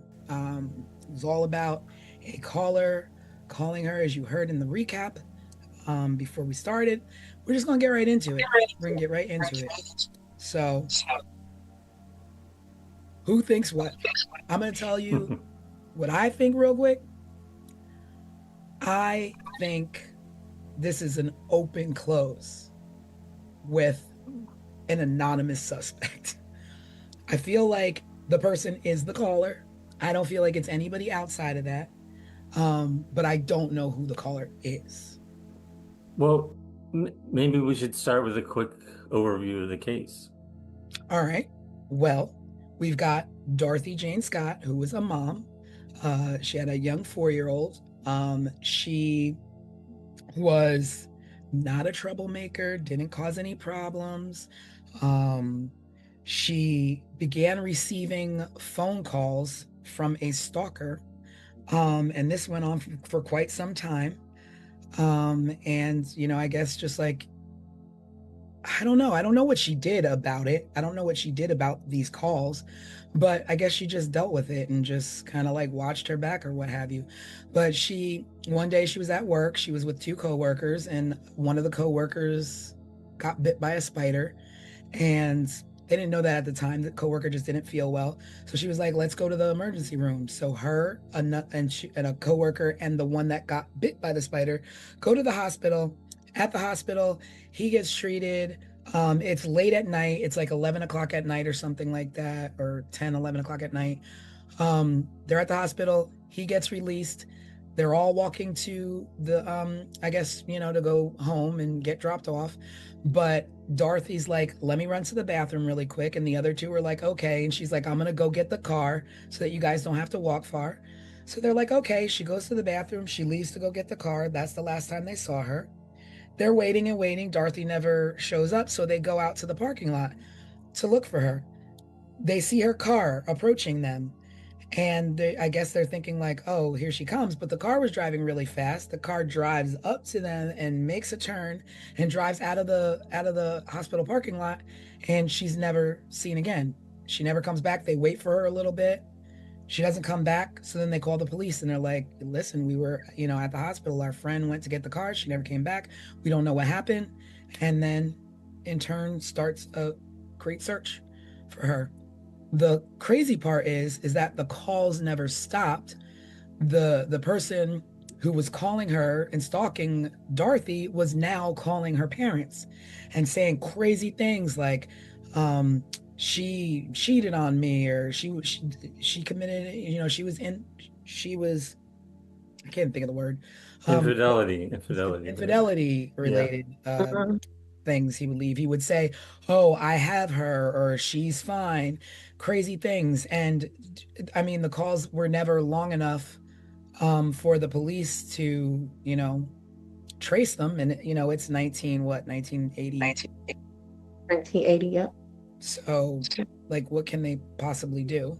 I don't know how calls are traced back then, but they couldn't trace the calls. So it went on and on and on for, I don't know if it went on for the full 4 years, but 4 years later, they found skeletal remains about 10 miles away from the hospital that turned out to be Dorothy. But also another crazy thing is that the night that she was taken, police found her car burning on fire miles from the hospital. So yeah. Can I share really quick? Yep. So about these phone calls, because like even on this week's live, I was like, technology to trace these phone calls would have been hell if it existed at all. So I did a Google search on how a call would have been traced in 1980. So it says in 1980, tracing was a manual, physical, and a slow task for telephone technology. The rapid automated tracing that we know today came later with digital systems. So back then, to trace a call, they had to follow the physical connection back from the receiving subscriber's phone. Absolutely. Like, what? Mm-hmm. You always hear like in movies and stuff, they're like, make sure you keep them on the phone long enough for us to be able to trace the call, right? But what does that mean? Like, how long? That mean? Yeah. Like you always, we grew up learning like, oh, we got to tap the phones, but what does tap the phone mean? What does it? And even just reading this, I'm thinking, remember like in the movies where you see the people plugging it, like the one movie with Angelina Jolie and her son was missing and she was an operator, and they just and they just sit there and plug the thing. That is what I'm thinking as I'm reading this. Like, how could that have been traced in 1980? So that was a tidbit of the information and background. I don't know. And the beauty of back then, well, I don't want to sadly say the beauty of it, but is that we knew there was no such thing. Like, I can call somebody and get away with it. And then that's what we did as slowly kids. things, I think in the late 80s or whatever, or early 90s, it's like, oh, star 69 them, you can find out who called you. But early 80s, that was not, because we were sending we were sending pieces to people's houses and hello, is your refrigerator running, and hang up, like goofy stuff like that. And that would have been in the later 80s. This was in 1980. So that would have been difficult. Y'all know me, I want to look at the whole picture of the case. But let me first say this. So when I was growing up, there was a neighbor I had, and her name was Dorothy, and I love me some Dorothy. And so I started calling her Mama Di. I think everyone in the community started calling her Mama Di. And so as I was reading about Dorothy, she became my Di. And so in my notes, it started off as Dorothy, but as I learned more and more about her, it became just Dot in my notes. And let me tell you about some of the things about Dot that was just like, Mhm. okay, Dot, you my girl. She was 32 years old when she Yeah. disappeared. She had Sean, her son, who was 4 years old.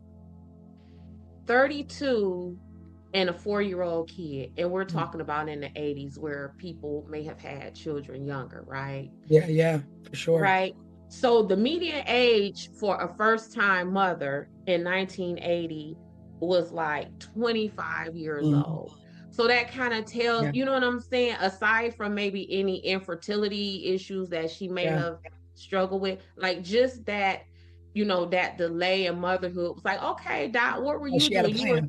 Yeah, you were doing some other things. And so she worked as a bookkeeper at the store where her and these co-workers worked at. Mhm. So that was where they worked. They worked at the store that her dad once owned. And her dad sold the stores to John Casello. We'll get more into him later, trust me. Oh, oh. And that's where what T? I'm thinking of the storefront, the John's storefront. Yeah. So the name of the it's like a joint store is Swingers, Psych Shop, and Custom John's Head Shop. I don't know what they sold, what they did. Yeah, I I was don't know. confused by that. I was like, I don't know what any of I that don't is. know what that Well, mess is. a head shop is typically where you buy like bongs and any sort of like alternative cultural lifestyle stuff. Okay, Dot. See what I'm talking Oh, about? That's where you get that's where you buy like incense, like things to like smoke with. oh. Like I pipes, glass didn't pipes. I didn't know And this those is legally existed California. though. Yeah. Oh, it's California. Mhm. It is Northern Beach, California. man. So also Dot toured with the all girls band. Really? Yep. Oh Yep. wow, Which that band was opens. it? Huh, that I just kicks the door open. that kicks the door. Any I don't. caller. Yep, I don't know the name of the band. I don't even know if she was like a band member, like where she played instruments or whatever. I couldn't find that, but I found that she toured with the band, an all girls band. Oh Um, man. yep, yep, and then That's cool. also. Yep, and that's going to tie in when we get to talking about these suspects too. So remember that she toured with the all girls band. Remember that. Another thing that I think may have played into this is by some accounts, Dorothy was possibly bisexual. And we know that oftentimes men react harshly to rejection from women. Mm. And in 1980, if you are a man and not only are you being rejected by a woman who may be interested in another man, are you now being rejected by a woman who have interests in other women? So this her touring with this girl band and her possible identity is bisexual. Hang on to all of that. Yep, T. Hang on to it. Hang on to it. So let's go. Well, I think I have a couple of like minor dum-dum questions. Was she receiving calls at home or was she also receiving these calls at work? Both. Oh, They Home were and work. both. Okay, okay. yeah. So Now, this person, that already tells me that that is not a random rando mm, because mm, it's not like you can just Google somebody. We had yellow pages, and in those yellow pages was 4,000 Tammy Smiths. So your shot of getting the right Tammy Smith, you knew this person personally. no, for me, that's one of the reasons to this day why The Terminator is one of the most frightening movies I have ever seen. That man started going through those white pages. That's how he found Sarah Connor. Like he went through the phone. Y'all don't remember that? I I wasn't haven't seen him in a there. long time. Oh, when I tell you trauma, that is the most terrifying movie ever. The fact that he sat with that white pages and looked at the long list of Sarah Connors, and that is how he found Sarah Connor. Yeah, I mean, that was our method, though. That was our method. That was our only way to finding phone numbers, not even addresses. Mm-hmm. And all it was just right there. So yeah, that she was getting, and Craig, again, y'all know me. If this woman is getting these calls at home and at work, what am I always talking about? Proximity. Don't no stranger know that. Don't no stranger know where you are at home or at Yeah, work. yeah. Well, And one of and the then eventually the parent knew how to call the parents too. Yeah. And one of the callers called her while she was at home and was like, I got a present for you. Go outside to your car. And when she went outside to her car, there was a dead rose on the trunk of her Oh, car. right. Yeah, I remember that, Rose. I remember that that I was trying to go down that road because it was like conflicting about Mhm. people's recollection of that rose, but And the cause, so she went missing in late May of 1980. I want to say like May 28th or 29th. And the cause started in October 1979. And wow. so they were coming to her house and to her work. And she reportedly told her mother that the caller's voice sounded familiar to her. Mm, But I would imagine it would, because only someone familiar with right, her would know right. where she was. And even when she disappeared, they would have known what clothing item she had on. So it definitely was someone who she Yeah. would have known. And Now, these like that point, like w- did I couldn't find like what she did about it. Like, did she do anything about the I don't know. calls? Like, But see, report them or I what mean, would I she what have do done? you do? I think you just kind of live with it. You would kind of live with it, because we just talked about how these calls were untraceable when we were growing up and we could do prank calls, right?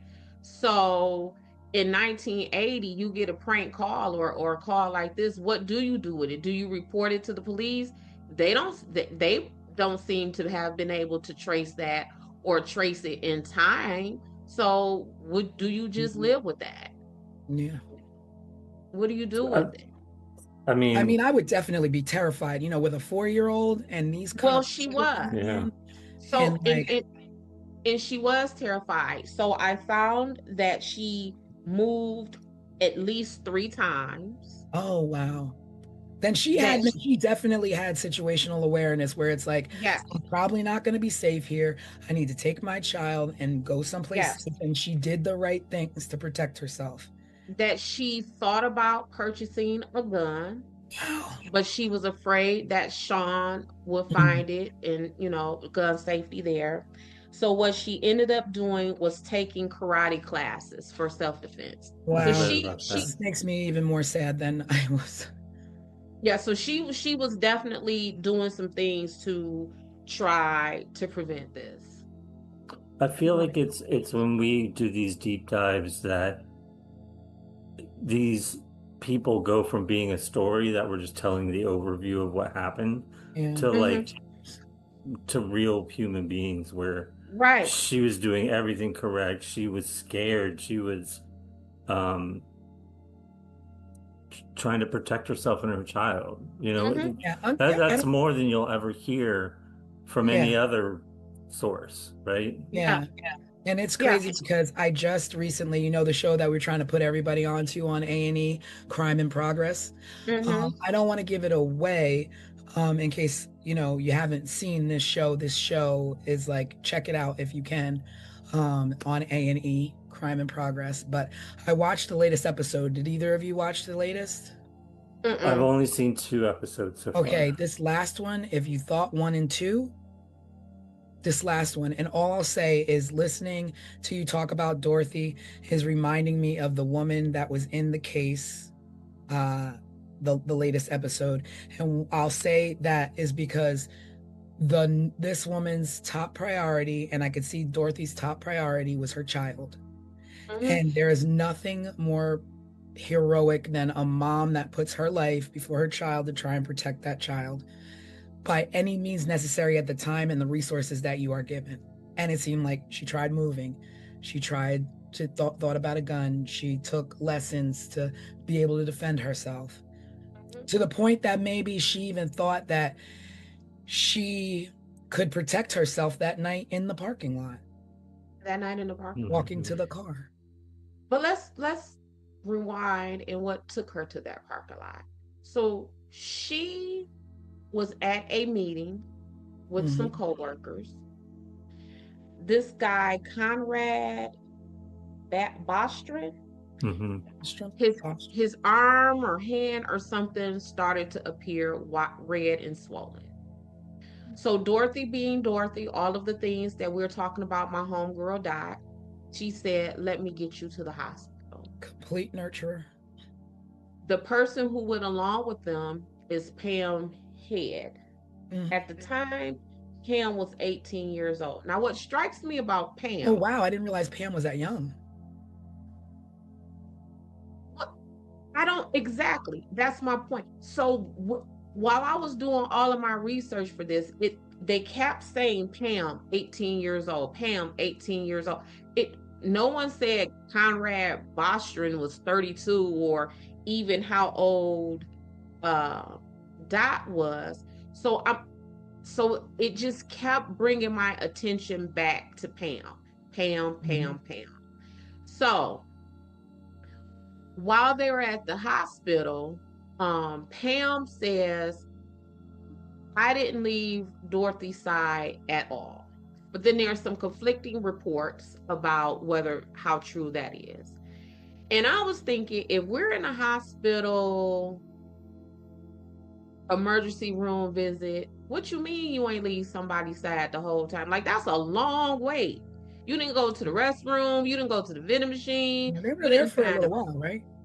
You would imagine, like, yeah, you would be even at a suburban hospital, a ER visit is generally long. It's long enough to where you might need to get up and go stretch your legs or in this day and age, I have never been to an emergency room visit that was like this. I mean, they still haven't gotten it together. Yeah, and that's what I'm saying. Even in the suburbs is generally a wait long enough to where you might want to get up and walk and stretch. You may want to go grab a soda out the vending machines or whatever. Those old hospital vending machines, boy, I remember those. Hot sandwiches and the all of that that were hot.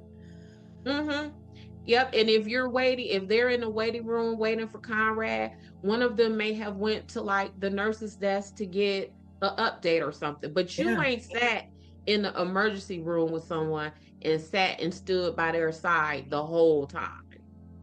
I mean, I guess that is also a weird detail as well, because like, why would that even why would that be a thing? Why do you say that? So after but then also, what does that insinuate? I didn't leave her side, so what? She didn't interact with somebody. I did. Like, what does that detail? I didn't leave her side, so maybe I didn't call someone and inform them of her whereabouts.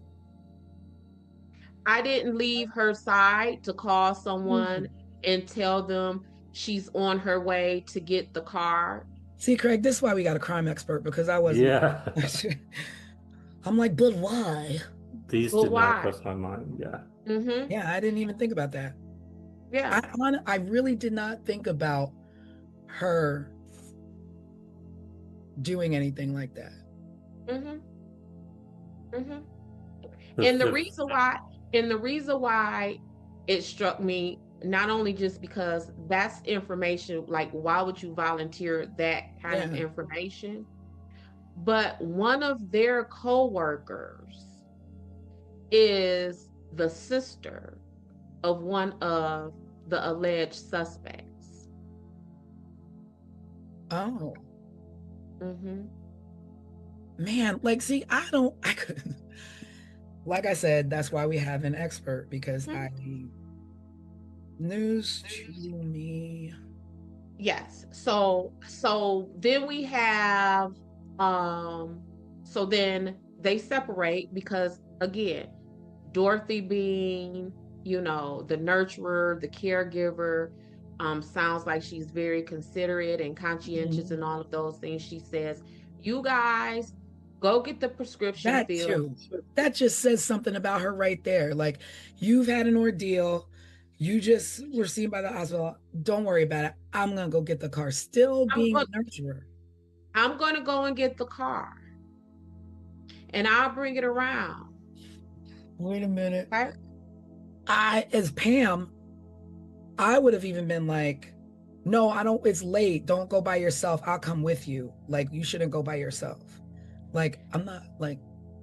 Now pause. So there are some conflicting stories of whether baby Sean was with them at this meeting, because what happened was they had to stop after they left the meeting, Right. going to the hospital. They stopped at Dorothy's parents' home. So it's conflicting reports from Pam whether or not Sean was with them at the meeting and Dorothy went to her parents' house to drop Sean off. And then the other version of the story is they stopped at Dorothy's parents' house so she can see Sean because she had been at this meeting and she was going to be gone even longer because she was going to the hospital. So let's go back to this hospital. So as Pam and what's his name, Conrad, are waiting for Dorothy, it's taken her a while to come. They're standing there waiting. So when they finally see her car comes barreling towards them, headlights blaring, and just takes off. They wait almost 2 hours. Well, now I thought they said that I read that the reason that they waited was because they thought maybe an emergency happened with the son and she just flew home real quick. But we don't have a text, we don't have texting there and be like, yo, I got a problem. I got to run home really quick. But still, why not just stop real quick and tell them that? Right. Or if you thought that, why not call her parents? Yeah. And I'm gonna tell you why. That store that they worked at, that they were all co-workers at, Dorothy's dad used to own that store. So they would have had her parents' contact information. So they could have called them. But why wait 2 hours? And Tanisha, that's a long time. And I immediately thought about if this was you and I, right? It's not normal Dorothy behavior. Yeah, and I've never met your mother, Tanisha. And whenever we're talking about your mother, I'll always refer to her as mommy or how's mother doing. And I do that because I know your relationship with her. Yeah. There is no way in HE double hockey sticks that you finna come up barreling past me in your car and I'm gonna wait 2 hours before I call your mama. And I know and we just left your parents, like your relationship with your parents and your family is that tight that we just left their house for you to visit them. Yeah. And what I do know is easy to do back then, because we weren't that archaic, is to call yourself a taxi. Call yourself a taxi. And go right back to the last address you were at to make sure she's okay. Because she took you to a hospital to make sure you were okay. You were okay. But you don't even have to do that. You know her dad's phone number because her dad was your boss. Well, that explains how this person knew the parents' number after she disappeared, right? Yep. So a few hours after she was last seen, so I think they checked out of the hospital at like 11 o'clock that night, and then at like around 4:30. Wait a minute, because that we don't really know specific timelines, but now you say if they checked out at 11, right? And they were at work. I mean, typically work is 9 to 5. So they must have been at that emergency room for a long time. Well, I they think they were at like a work event, like a meeting or a Mhm. party or something, right? Yeah, but it's a store. So let's say the store may have closed at 7 or 8 o'clock. Like, Mhm. because that's generally what time stores close, 7, 8, 9 o'clock, right? Not a head shop. What Oh, time would they oh, close? because All night they would like, stay oh, open. really? Oh, I mean, really? not always, but they're gonna stay open later. Because they got It's kind of like when you see a smoke shop nowadays, right? Like Mhm. where you buy vape pens Well, and I stuff like mean, that. They're usually post COVID, open. everybody's home at 8 now. Mhm. But So back so then, yeah, mm. at least 9 o'clock, 10 o'clock, probably.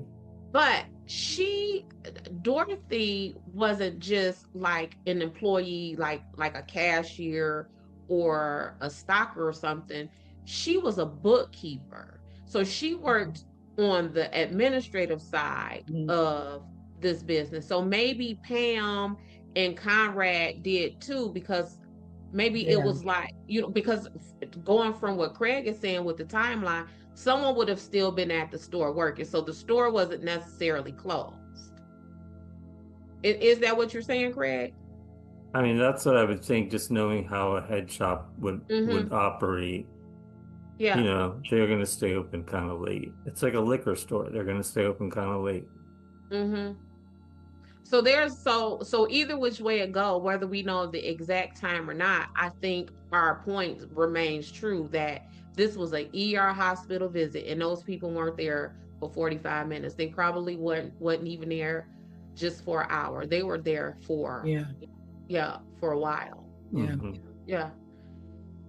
So they checked out around 11 o'clock, and then at 4:30 in the morning that Mhm. next day, a a uh, a resident called 911 and reported smoke coming out of a nearby alley.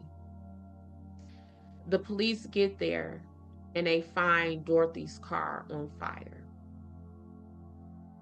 Yeah. According to the police on the scene, they say that whoever um, was in that vehicle, they left in a hurry. The driver's door was still open. They believe that an accelerant was used on the passenger side of the Oh, vehicle,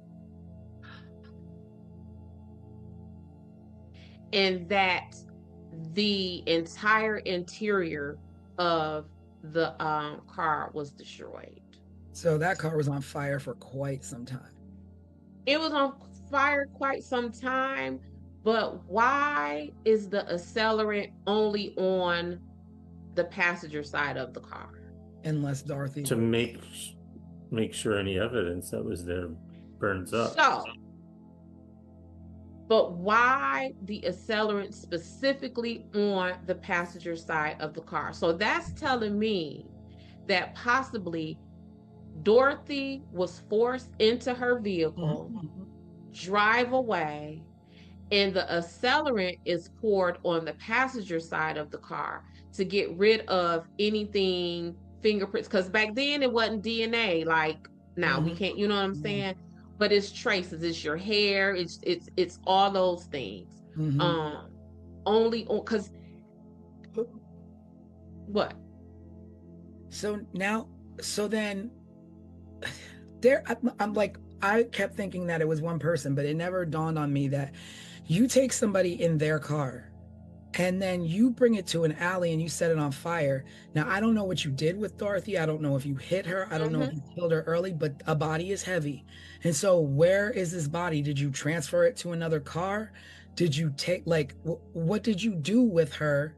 Because now you no longer have this vehicle. So what is your means of transport now that you have a body of a woman who, if you did not hit her, she's screaming, she's yelling, help me, help me. So she couldn't have been doing that because people would have heard. So what in the world happened? Was she Well, in the car? They didn't even see her because the two in the parking lot said they didn't see Dorothy in the right. car. So did somebody take her car? Did Dorothy, like, Was it more than Well, one person? yep. So back to what I'm always talking about with proximity. So they were saying that from people who would have been milling about in this parking structure wherever Mhm. she parked, that no one reported hearing yells and screams. Mhm. So that tells me that either she didn't yell and scream because she knew that person, Oh, yeah. or she didn't yell and scream because the person was so much larger or stronger than her that they may have overtaken her before she was able to do so.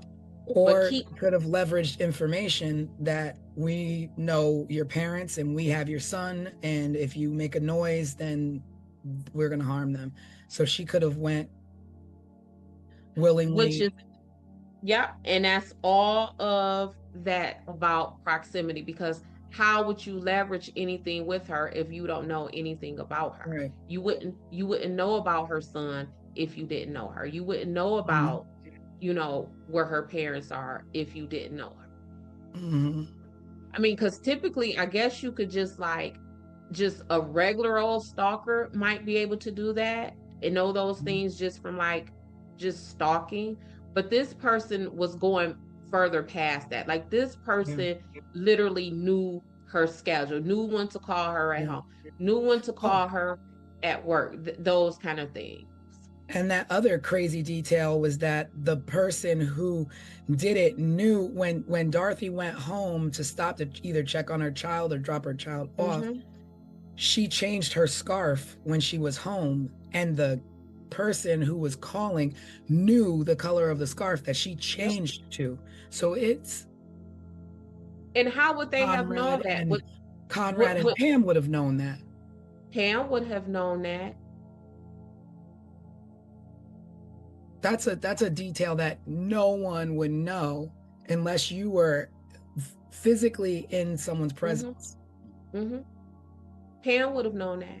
Yeah. And see, my suspicion at first was heavy on Pam and Conrad, but then Mhm. it became less on Conrad because I wanted to give him a little bit of grace, because how do you fake a black widow spider? Well, Like, I mean, like my it's brain just could, California. You could find a spider anywhere and put your finger there. yeah, but you know, again, I'm from Detroit. I think of black widow spiders to not be played with. Like Yeah. from what I Especially in the understand about, 80s, we knew black widow yeah, spiders like was a out. black widow. In our science books, we saw Yes. those spiders. We Yes. saw them with the red hourglass. We were Mhm. taught Yes. how to identify a Yeah. black widow spider. 70s and 80s babies knew. Girl, Don't we was hip to the not like game. we had them all in our backyards, but for some reason that was a universal American fear was of black widow A spiders. black widow spider. Baby, we knew. Wasn't the Spider Man? Did he That and get bit by? diamondbacks. Like, don't mess with the snakes and the spiders. That's what Baby, we we did growing knew. up. Growing up, we knew what a black widow spider was. We knew what a rattlesnake Yep. looked like. We knew all of that. Yep. Yeah.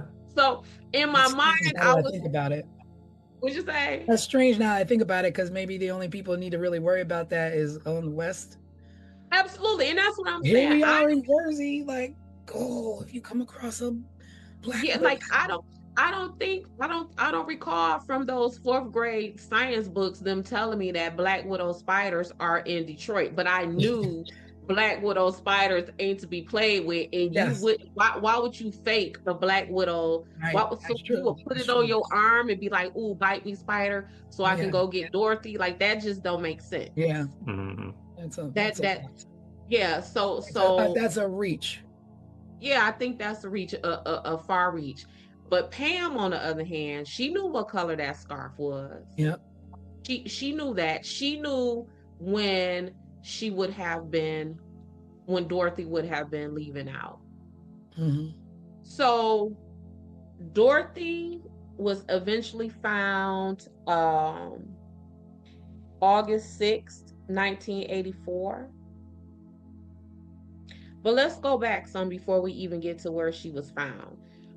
So her family decided to keep this quiet because y'all know I love that. What do you mean, They like did the investigation or what you say? the investigation or the the investigation, all of that. And for the same reasons why I say, like, it's a fine line between broadcasting something to get leads from the public with now you have released so much information, you have said so much, now we got copycats, now we got false leads where we're wasting our resources and all of that. Like in Tara, where everybody's now calling and everybody's finding pictures now. Yep. So her family decided to keep everything quiet, at least at first. No leads were coming in, no developments in the investigation. So the dad, Jacob, decided to take it to the media. And when they took it to the media, what happens? Here comes the phone calls. But the phone calls didn't start until after Dad went public. The call, so the call stopped when Dorothy went missing. Then they came back a week after her disappearance with this person calling her family, taunting them, saying things to them like, I got her. So then they kind of slowed down. They would come in waves. So Dad goes to the media and, start to put a little bit out. Not a whole lot. Just, hey, my daughter, help us out here. So after he did that, what happens? The editor of the newspaper got a phone call. Oh, convenient. Yep. And the person on the phone call told the editor, she was my love. I caught her cheating with another man. She denied having someone else, so I killed her. The editor said that this person, it did not seem like a hoax because this person started talking about the scarf, where we just said no one knew what color the scarf was. The editor said that the person's voice sounded to be Black and Southern. Now, at the time that Dorothy disappeared, Sean's father, Dennis Terry, was in town visiting. Guess where he's from? Missouri. I ain't never been to Missouri. I don't know if I've ever met anyone from Missouri. But I'm wondering, do people from Missouri have Southern accents? I think they have an accent. Yeah.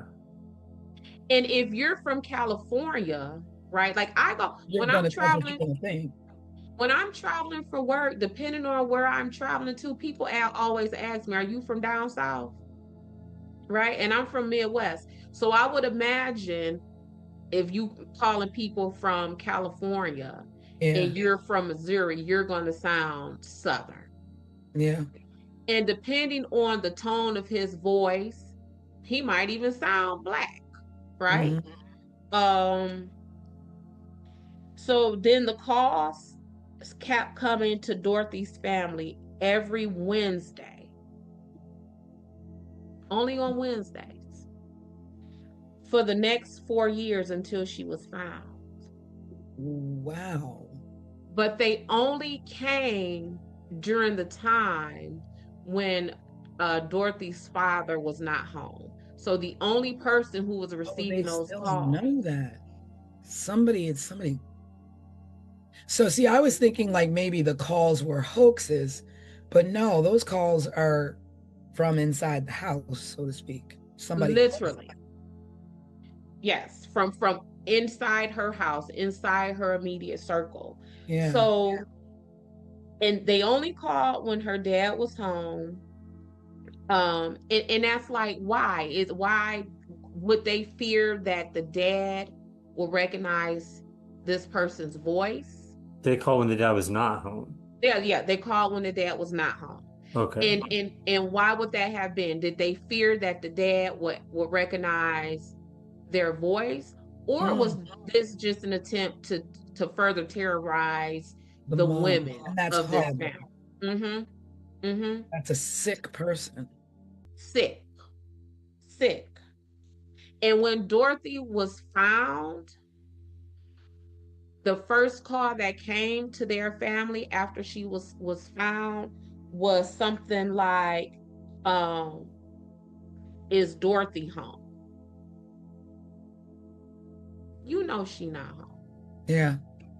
You know, Because good. you got her. You Yeah. did this to her. And you call us to ask us, is our baby home? I can't That's imagine like laughing in mom their for 4 face. years. Laughing in their face, taunting them, like, And again, let's talk about the time, right? So yes, the calls are coming in on Wednesdays, but do you not answer your phone on Wednesdays? You don't know what's on the other end of that phone. Yeah. Because by now maybe Sean is in school. Are they calling from school to tell you that Sean is sick and you need to come get him? Or it could just be any kind of emergency. Do you not answer the phone?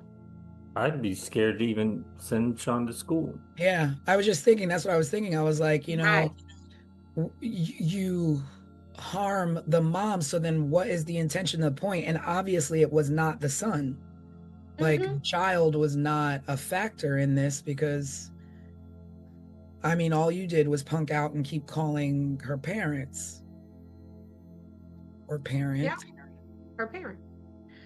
So back to when Dorothy was found. So she went missing in May 1980. Her skeletal remains were found in August of 1984 by a construction crew preparing to do what, y'all? Lay telephone lines. Wow, the irony. I didn't know that. I did not know. Yeah, I just assumed it was, Yeah, Clearing property to build something. Wow. Now, the land that she was found on was owned by someone. No. It was owned by the man who now owns the store.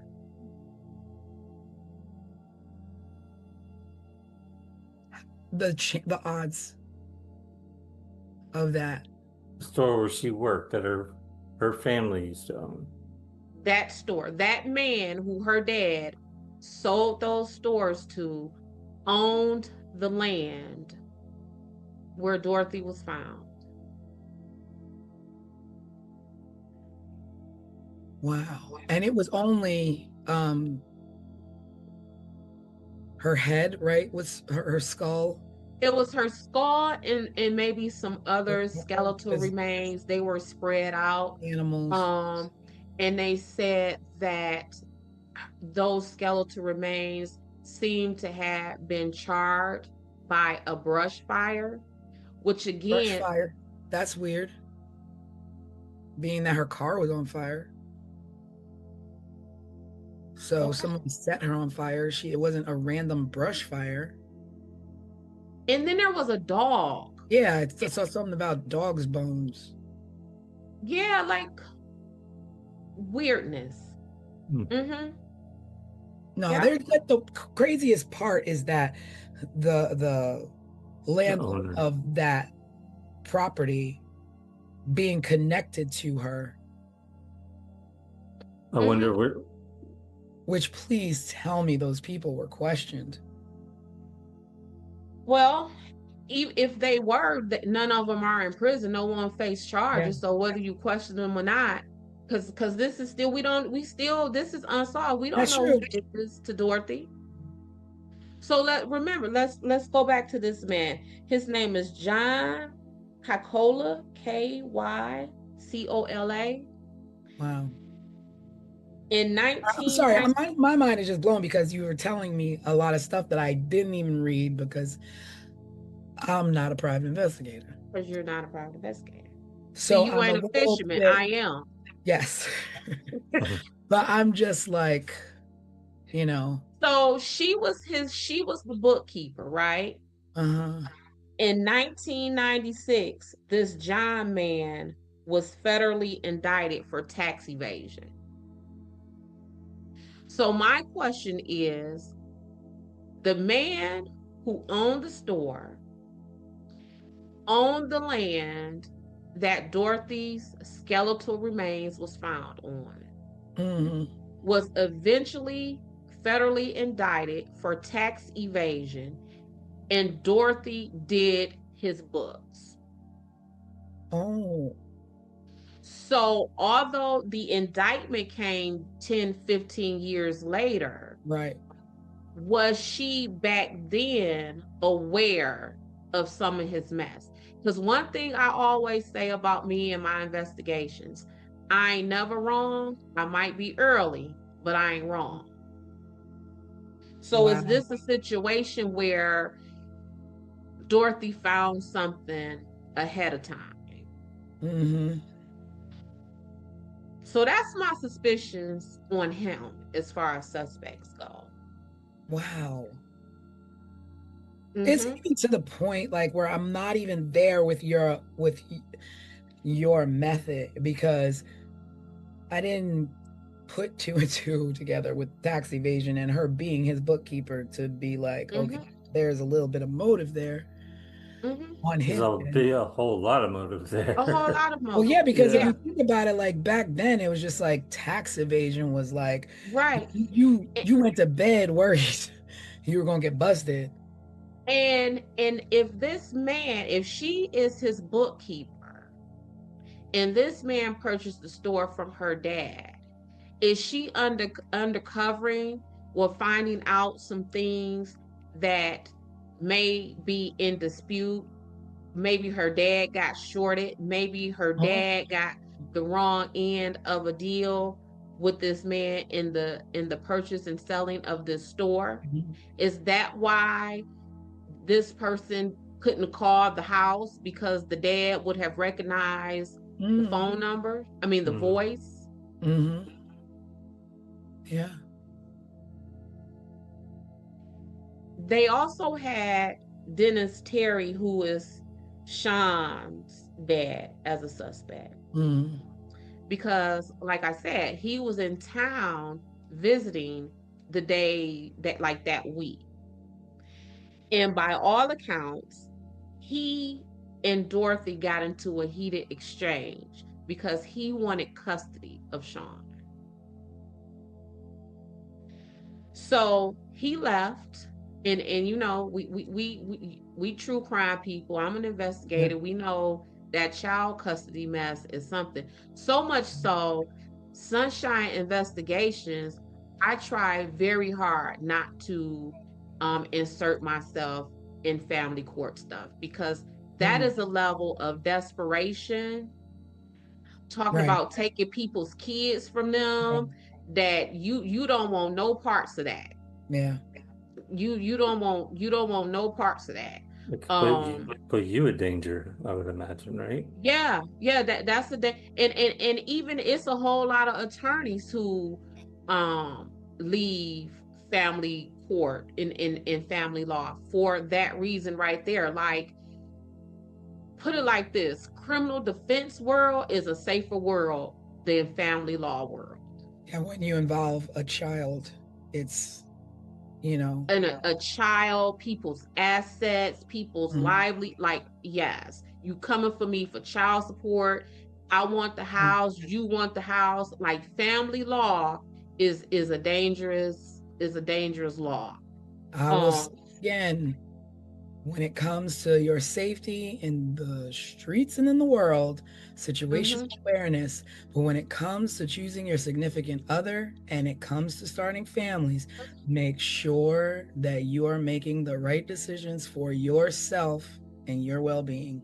And your well-being. Always the well-being of the children. Because when things turn into this kind of stuff, this is not what we were intended to do. And this is not what a child should have to grow up living with, their mom gone at the hands of either you, a husband, an ex-husband. There's so much going on currently today in the news with an ex-husband who murdered his wife and or his ex-wife and her current husband. So it's just a sensitive spot for me at this Yeah. particular moment. Yeah, family is something else. Like Keep your that's hands and your weapons to yourself, people. yes, yeah. So Dennis Terry, Sean's dad, was eliminated as a suspect. And there are reasons for eliminating him as a suspect are all the reasons that make me think he is a suspect. So what he was able to provide, listen, receipts for his bus ride back to Missouri. He said that Wait, he was going. rewind? Can you go back and start Yeah, that I think you froze there for a froze second. for a second. Start with the reasons they didn't see him as a suspect. Yep. Okay. So Dennis Terry, who was Sean's dad, was a suspect. And he was eventually eliminated as a suspect. And the reason that they eliminated him as a suspect is all of the reason why I think he is a suspect. So at the time of this, he would have been on a 2-day bus ride back to Missouri from the Anaheim, California area. 2-day bus ride. He was able to present all of the receipts for everywhere he went, the stops that he made to say, this is where I was on my bus trip. The reason why that is suspicious to me is I travel for work a lot. And my receipts are billing. So when I bill out for work, my food, my car rental, all of those receipts are money to me. I submit those and I get paid, reimbursed. I lose my receipts. They're receipts. I lose them. So, and I am traveling in a much more comfortable setting. I am in a nice rental car. I am on a plane. I am in all of these comfortable conditions, and I still mess around and lose these receipts. And I know they are money for me, right? Yeah. So you mean to tell me you on an uncomfortable, messy 2-day bus ride and you got all your receipts? You got all them receipts from a bus ride. True, but then my brain goes to it is the 80s and we didn't have the means of it being logged in your phone and you can check your bank statement.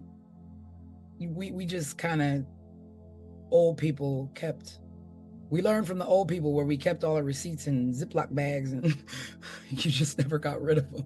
So you a man. Oh, that's true, right? And you traveling on the Greyhound, and you like, let me open up my Ziploc bag and put my receipt in here. Let me organize my receipts. So for me, especially because it's not like you where you're getting money back for those receipts. Right. He's just a normal person traveling. He has no reason to keep those receipts. Yeah.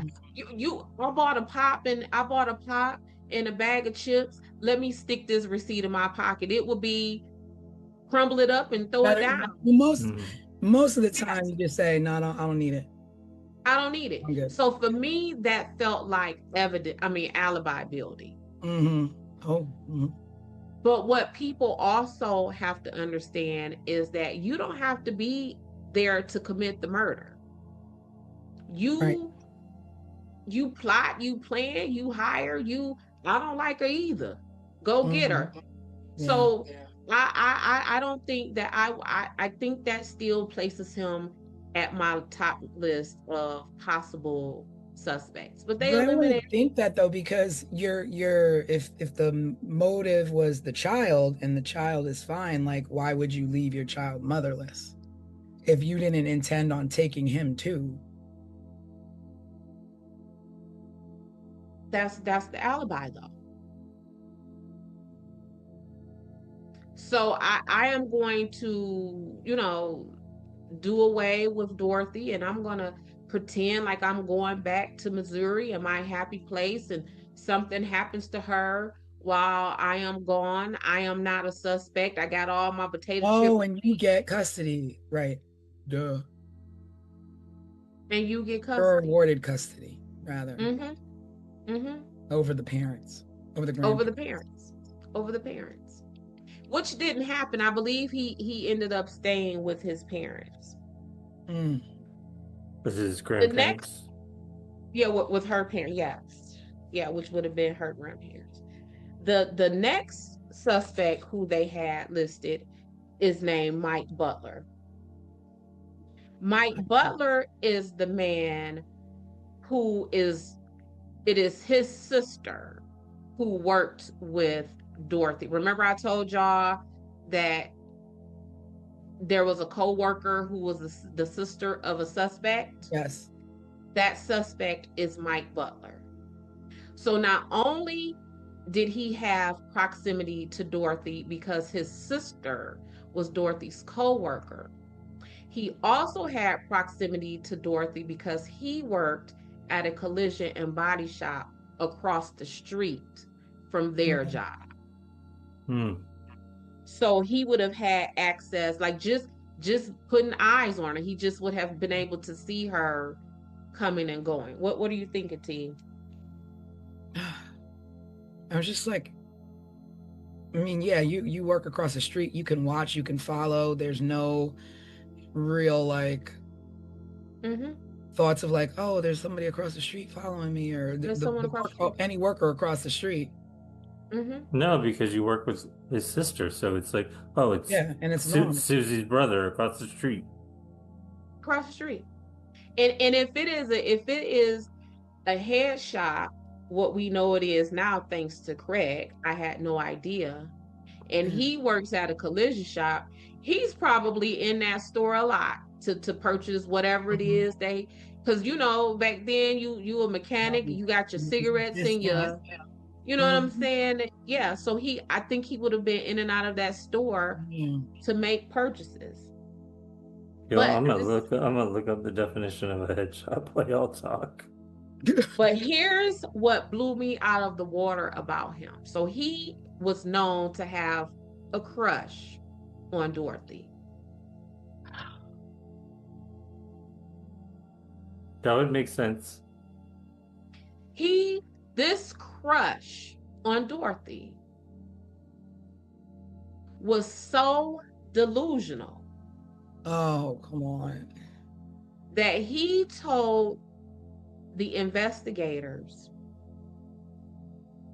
that he wanted to marry Dorothy.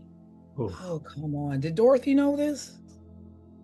I would imagine not, and not to that level. Yeah. And if she did, wow. Yeah. And I mean, if that's what she wanted, like a man in her life as a father figure to her son, and she's friends with Pam, it wouldn't be odd that maybe he would ask her on a date, or maybe he would tell Pam, like, you know, I really, you know, your coworker, I'm interested in your coworker, but not on the sneak tip to where you don't know. Or that you want to somebody feels marry like that them about you, because she would have been thought like, you know, there's a guy who has a crush on me, maybe it's him. But wait, this. So you know, y'all know I love me an obituary. Oh yeah, yeah. The names connected to obituaries. This man, his name is Mike Butler. Mike Butler died in 2014. I am going to read to you some of the things that his family wrote in his obituary. And you tell me if they just describe the profile of a suspect that fits everything we just talked about. He might show up at your doorstep wanting to fix your toilet leak or that annoying noise your whatchamacallit is making. He just gonna show up at your house. He just gonna show up at your house.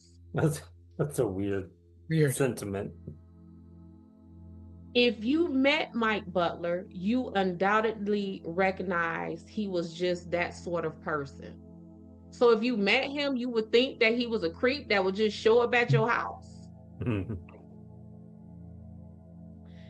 because they sensed his good old-fashioned desire to be wherever you might need him. He readily shared his zeal for his beliefs. He was a deeply religious man. So he's a creep who will show up at your house. He was deeply religious, and he had this ridiculous crush on a woman who may have identified herself as bisexual. Which don't fit with the religious part of things. But also, to be fair, maybe the person who wrote that obituary is a really bad writer, because Well, there's more. Well, you don't have to be a bad writer to describe somebody weird. There's more. So remember when we were talking about how she would have been overtaken, there may not have been enough time for her to yell and scream for help. And we talked about that she took karate. I mean, she wouldn't have been like Jackie Chan or nothing, but you know what I'm saying? This is also what the family wrote.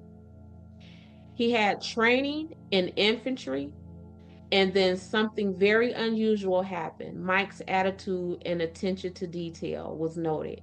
He was assigned overseas in Germany. He served as the base commander's public information and media officer and photographer as well. Oh wow! So he was steeped in stalking and being able to find people and being able to find information. And strong and powerful and trained in combat, but there's still more.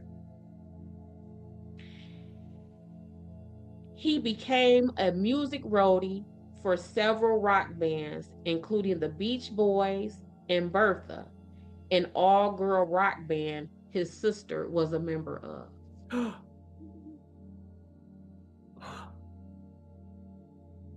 Wow. This is his obituary. Wow. Probably the same band that she was on tour with. So the fastest way to get yourself a crush on a person is the girl in the band. We like the boys in the band, but there's the fellas. They have groupies too. Mm-hmm. Yeah. And this is, and I have to keep going back.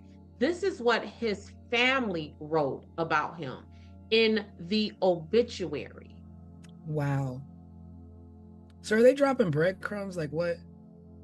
Or are they unknowingly just writing about things that could? Or they could just, as his family, just be, writing the lovingly information about their brother, cousin Mike, and don't even realize that the things that they're saying about their brother fits the profile just from what we're talking about on 15 Minutes of Murder. Yeah. Mm-hmm. Of the person who would have harmed Dorothy Scott. Here we are, what, 40 years? Questioned? What'd you say, Craig? I was just going to say, here we are 40 years later, quickly connecting the dots that nobody else seems to have connected. Mm-hmm. But he wasn't questioned? I don't know, Tanisha. And like I said with the other ones, even if he was, what did they do with it? Nothing came about it. Yeah, he died in 2014, where they left this lovely, glowing online obituary about him. Like, this was online. I didn't have to Google, like, go into a deep dive. It was online. I'm starting to think now, he worked at a collision shop. Look. And so would he had placed Dorothy's remains on this man's property to then take the heat off of himself, to draw suspicion somewhere else? Or would he place her body at that property because it was familiar? And I think more that because you would be giving him a lot of credit to yeah, use his brain that much to But that's what piece his brain, together. right? But that's what his brain was used for. These Oh, people right. just said He was that he was military. trained in over in Germany working communications in photography, and he was in the infantry and all of those things. I guess he could have pieced it together. Mm-hmm. But It, I it mean, either one of the situations does not look good for him. it does not look good for him. Mhm. I But must I say go back that to, go ahead, Greg. I was going to say I was convinced of the owner of the land and purchaser of the business, but now that I'm hearing this, I think Mhm. my Yeah. my numbers, my list is changing. But at the same time, my thing goes back to your original Pam, because there's more than one person involved, because one person can only be one place at one time. And to Mhm. know multiple things about a person in multiple different places, be it the workplace, at home, at a hospital, that's that's multiple eyes knowing things in multiple different places. And number Mhm. two, like, you abducted this woman from a hospital parking lot in her car, but she's not Mhm. found in her car. So how did you move her? Who helped you? You didn't carry her on your back. Another car had to have come to pick you up. Well, in that, what were you going to say, Craig? Well, my thought was maybe because there was so much time between when she sped off from the hospital and Around 11 o'clock. they found her car at 4:30 in the morning, that person that kidnapped her could have killed her, dumped her, then brought the car back and then set it on When you fire. think about what it takes and how a body is not a light thing that you just carry and it's exhausting and you're frazzled, like, that's really not a lot of time. That's barely enough time to go food shop and come back and put your food away. I think it's a Yeah. lot of time, and I think it's enough time for someone who has this Train. man's training and background. If he pre-planned it. Hmm. But And then I some, think But then if he did that, has he done it other times? Are there other, because if you're that quick and efficient on that kind of a mission, have you done it before? and I, and again, back to his obituary, the family said he is the one who would just pop up. Show up. I have a question. How far away is that head shop and his mechanic shop from where the car was found on fire? I don't know. Like, It's gonna be in the vicinity, like, could he have dumped the car, caught it on fire, and then just walked back to his mechanic shop? with her on his back. No, no, like he would have killed her, dumped her, and then took the car to the alley and caught it on fire and walked back to his mechanic shop. Or maybe his car was, or maybe he parked his car nearby that alley.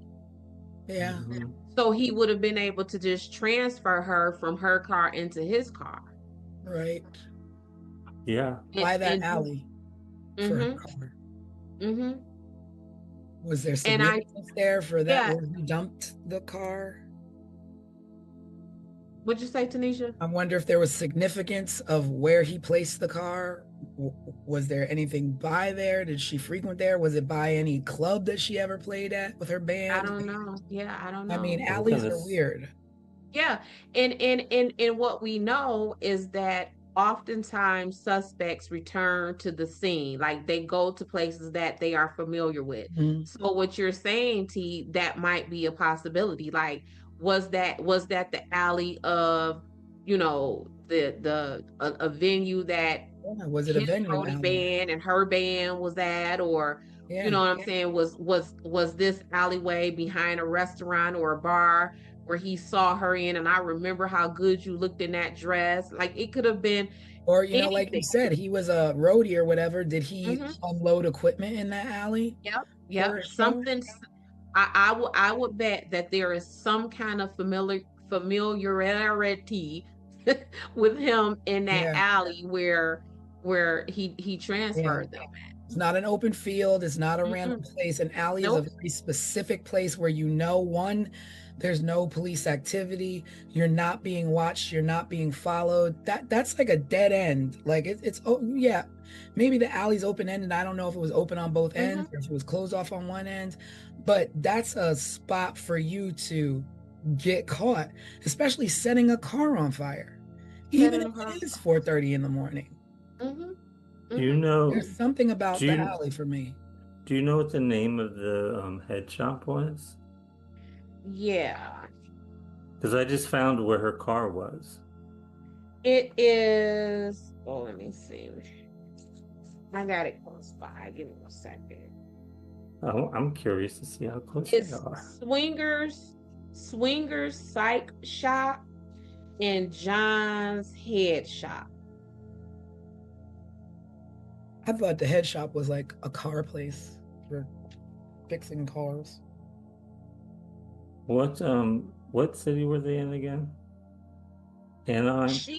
She lived in Stanton and she went missing from Anaheim.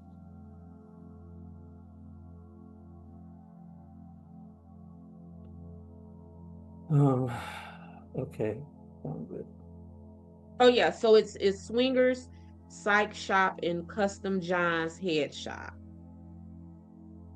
By that way, a head shop is defined as a store that sells drug paraphernalia. That's all it says. And I don't think it needs to say more than that. We get it. Yeah, no, I mean we get it. That's very everything clear needs to to say. me. That's Yeah. very clear to me.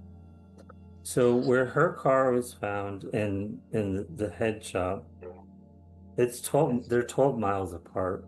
Mhm. So it's not walking distance. No. So remember when we were just talking about, like, I don't know if we're digging at stereotypes, but how someone who worked at the collision shop or something may have like their cigarettes tucked in their t-shirt pocket or something. I mean, it's the 80s. Everybody was smoking. Right. Kids. At her parking spot, when the cops went to begin investigation, they found a pack of cigarettes in where her car was, and she did not smoke. Come on. Mechanic. No fingerprints?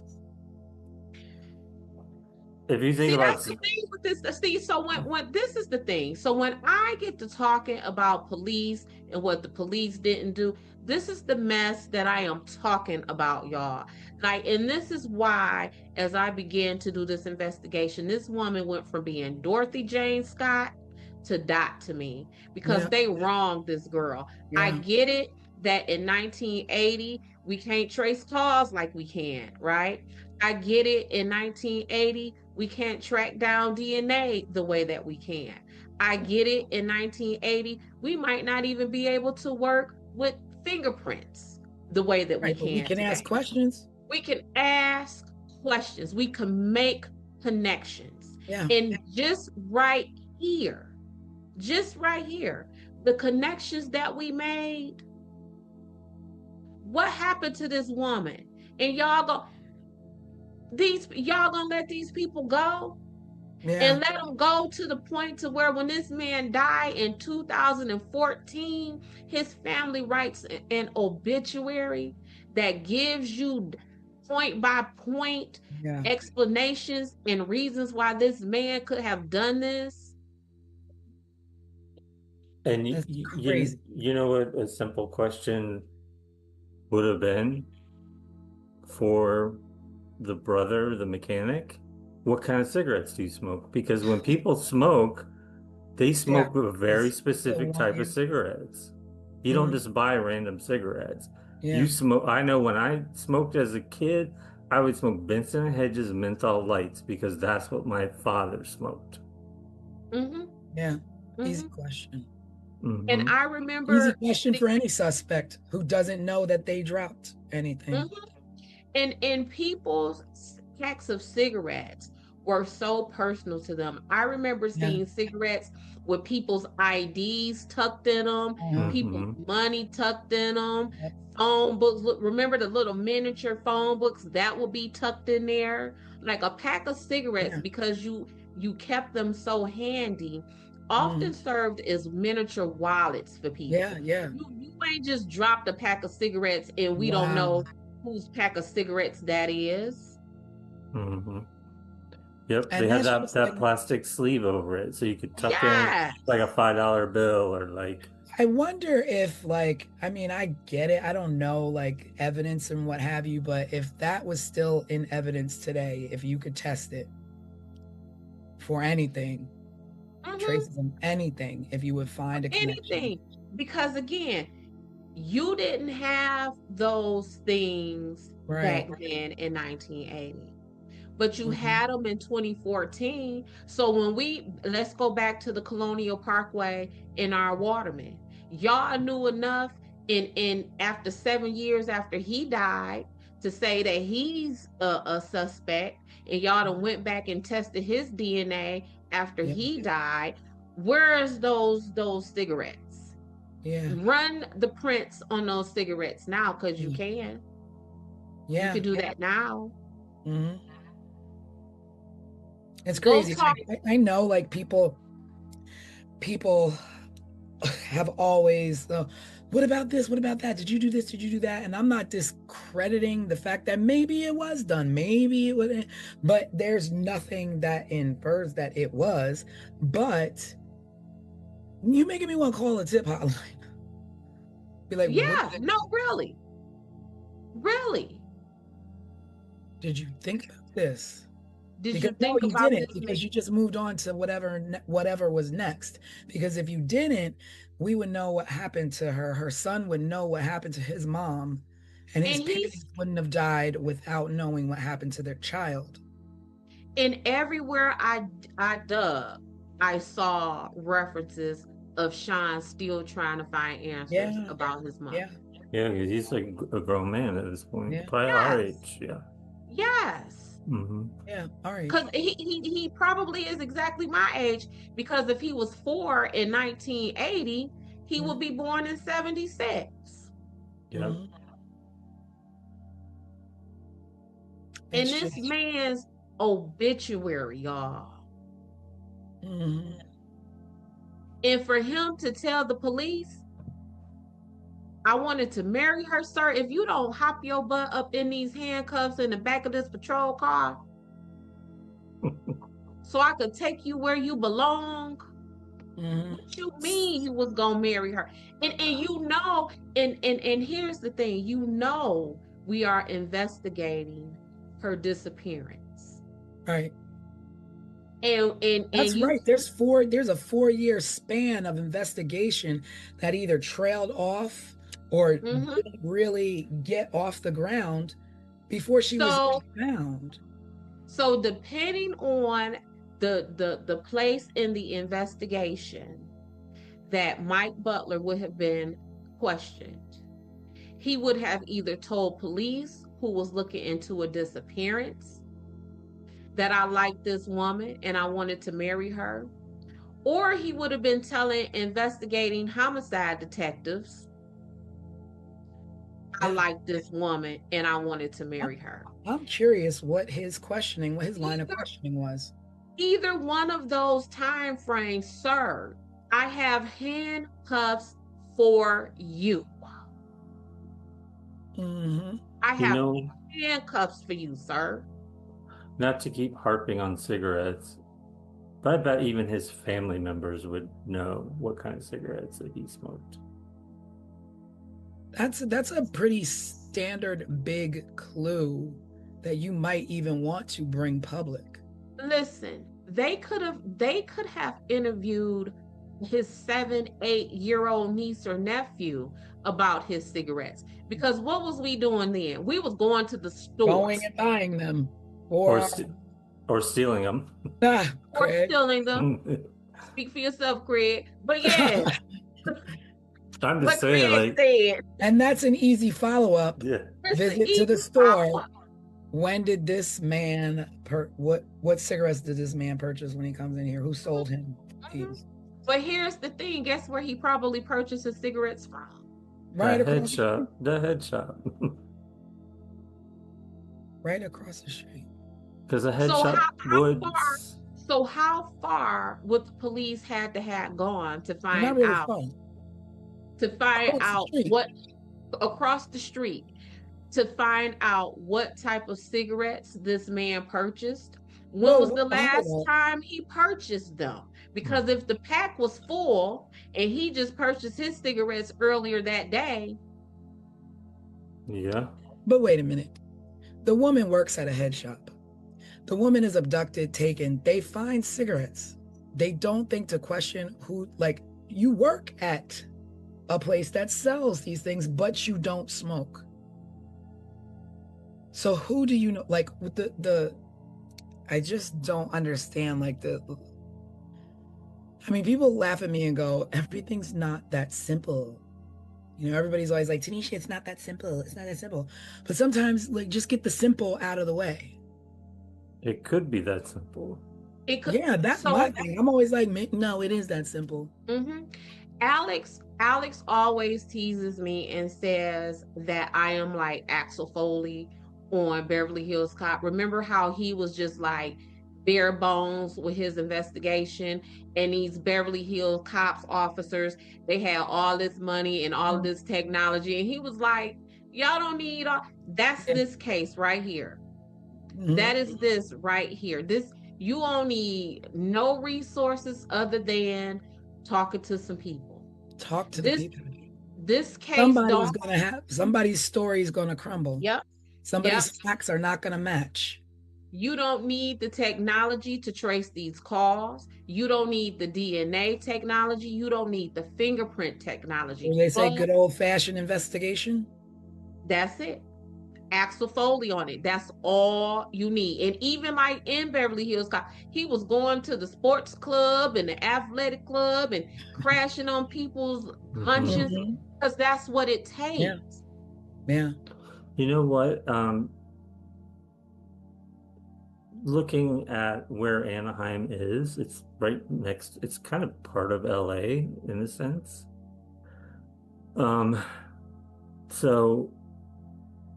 It makes sense. Anyways, it makes sense to me that she would be playing or be hanging out with an all-girl like punk band in the 80s. In LA, it was like they were all over the place.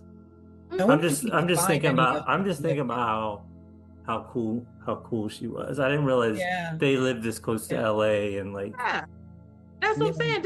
She easily went from Dorothy James Scott to My Homegirl Died as I began to look into this.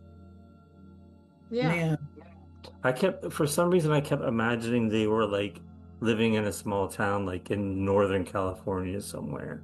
But they're like kind of smack to the like east of like Los Angeles kind of. No, and that's what I mentioned that on our live, that I remember always hearing about Anaheim when we were younger. So I kind of had an idea that it was like not, out in the boondocks or whatever. I had no idea that it was as close to LA as you just pointed out. But yeah, this ain't a place where, we slow and lagging behind times. No, this was a hip, vibrant community. And Dorothy was a part of it. And by all accounts, she would be what we consider today is unproblematic. She wasn't no bitter baby mama. She wasn't keeping up no mess. Everything about Dorothy said that Dorothy wanted to go to work, come home, and be with her baby. And that's it. And be with her baby enough to where en route to take these folks to the hospital, which would have been the last time she was seen alive, that she had enough wherewithal to go and spend time with her family. For whatever reason, she was going to spend time with her family. She was going to spend time with her family. Like, this is Dorothy. That is who she was. And they left that woman to be found in a field with nothing left than charred skeletal remains. next to a dog. It's Well, just this case is like blown my mind tonight. yeah, this one definitely. It Uh, seemed so like kind of simple when we got started into this and turned into That's the thing, is something. that when you take just the basic facts and then you do the deep dive like Des did, you find out so much more and then you talk about it. Mhm. Mhm. I can't wait to see what some viewers Yeah. chime My in heart with. goes out to her son. Yeah. My heart goes out to Sean, definitely. And I pray he finds answers. And here's the thing about Sean. So I am sitting here and I am telling you how, as I was investigating Dorothy, I became in love with her and she became my homegirl Dot. And these are memories and information that I have drudged up about this lady who was a complete stranger to me from the internet. Mm-hmm. Imagine what her son, Yeah. who probably didn't have memories of his mother.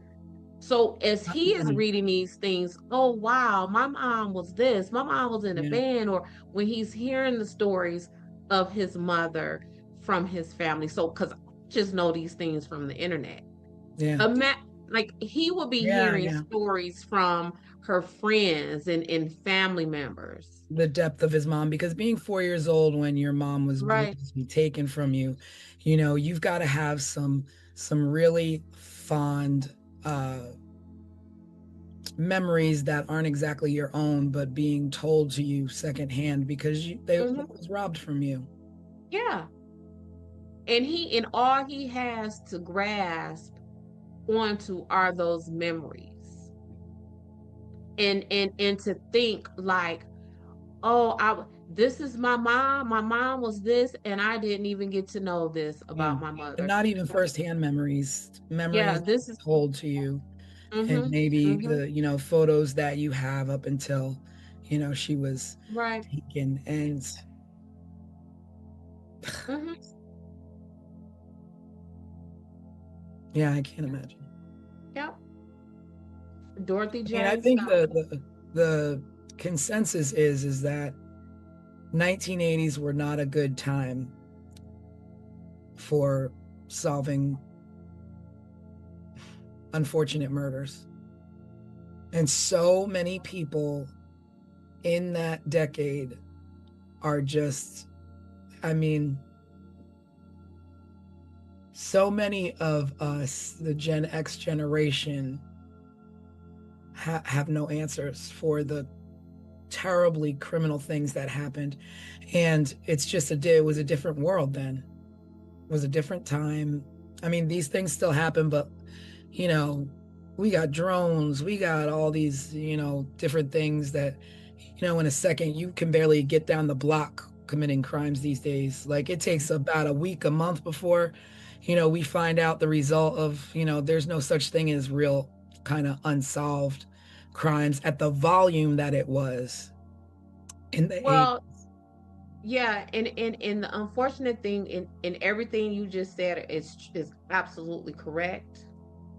But even with what you're saying is being correct, at this rate, I believe just nationwide, about maybe half of murders still go unsolved.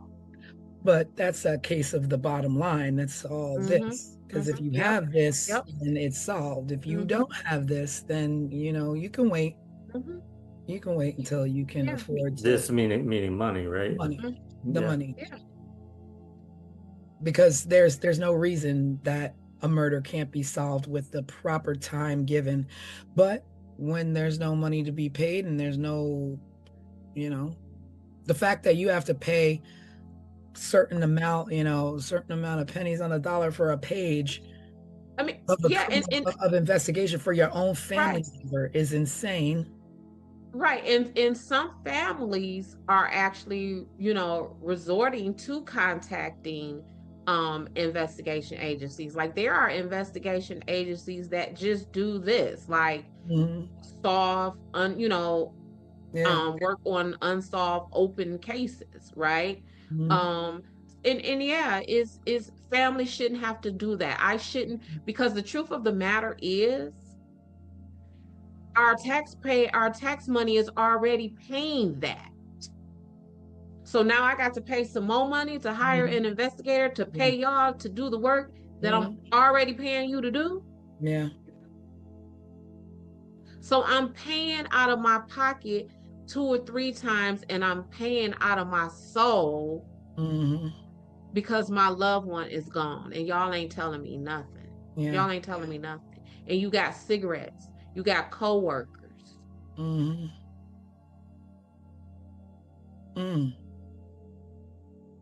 My brain is just trying to think of more things that could have been done.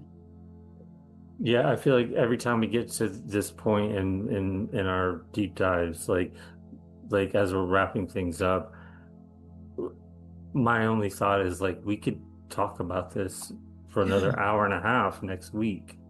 We could go do more research and come back with even more, you know? Yeah. And I mean, at this point, like I would even love to know the more in-depth things that were done from what Sean would know that was done, because I'm pretty sure you don't let this go. You don't let things go until, we saw Tara Calico's parents till the day they died, still wondering, and not giving up. And you just don't give up till you get answers. And unfortunately, too many people pass away before they get those. Right. Just like Dorothy's parents. Just like Dorothy's parents. Just like Sean's mom. This was Sean's mom. This is, to the people in the media, this is Dorothy Jane Scott. Yeah. To Desiree, this is, her make-believe new BFF Dot. But to Sean, that's his mom. Yep. That's his mom. Yeah. And he, this community, how does he live peacefully amongst these people, whether he was 7-year-old Sean or 40-year-old Sean, when you don't know who took your mama away from you? And that fear of always, am I gonna be like my mom? That do the people or the people who did what they did to her gonna do that to me? Like, just that fear and that uncertainty of life. Like you don't get to have that freedom of having just not having your mind inundated day in, day out by even being reminded, being in a store and seeing a 4-year-old kid with his mom, being triggered and remembering, I was 4 years old when I lost my mom. Like, everything is just, your whole life is now this. Now this, and your own father was questioned in your mother's disappearance. What if anything has that done with his relationship with his father? Yeah. That's where we're at the end of another case, with no answers, nothing solved, but at least we did get to kind of go down that rabbit hole, pick apart some theories, look at some suspects. I don't know. What do you guys at home think? Do you think it was the crush? Do you think it was her ex or the father of her child? Like, was it someone else? Was Pam involved? Did Conrad have anything to do with it? We don't know.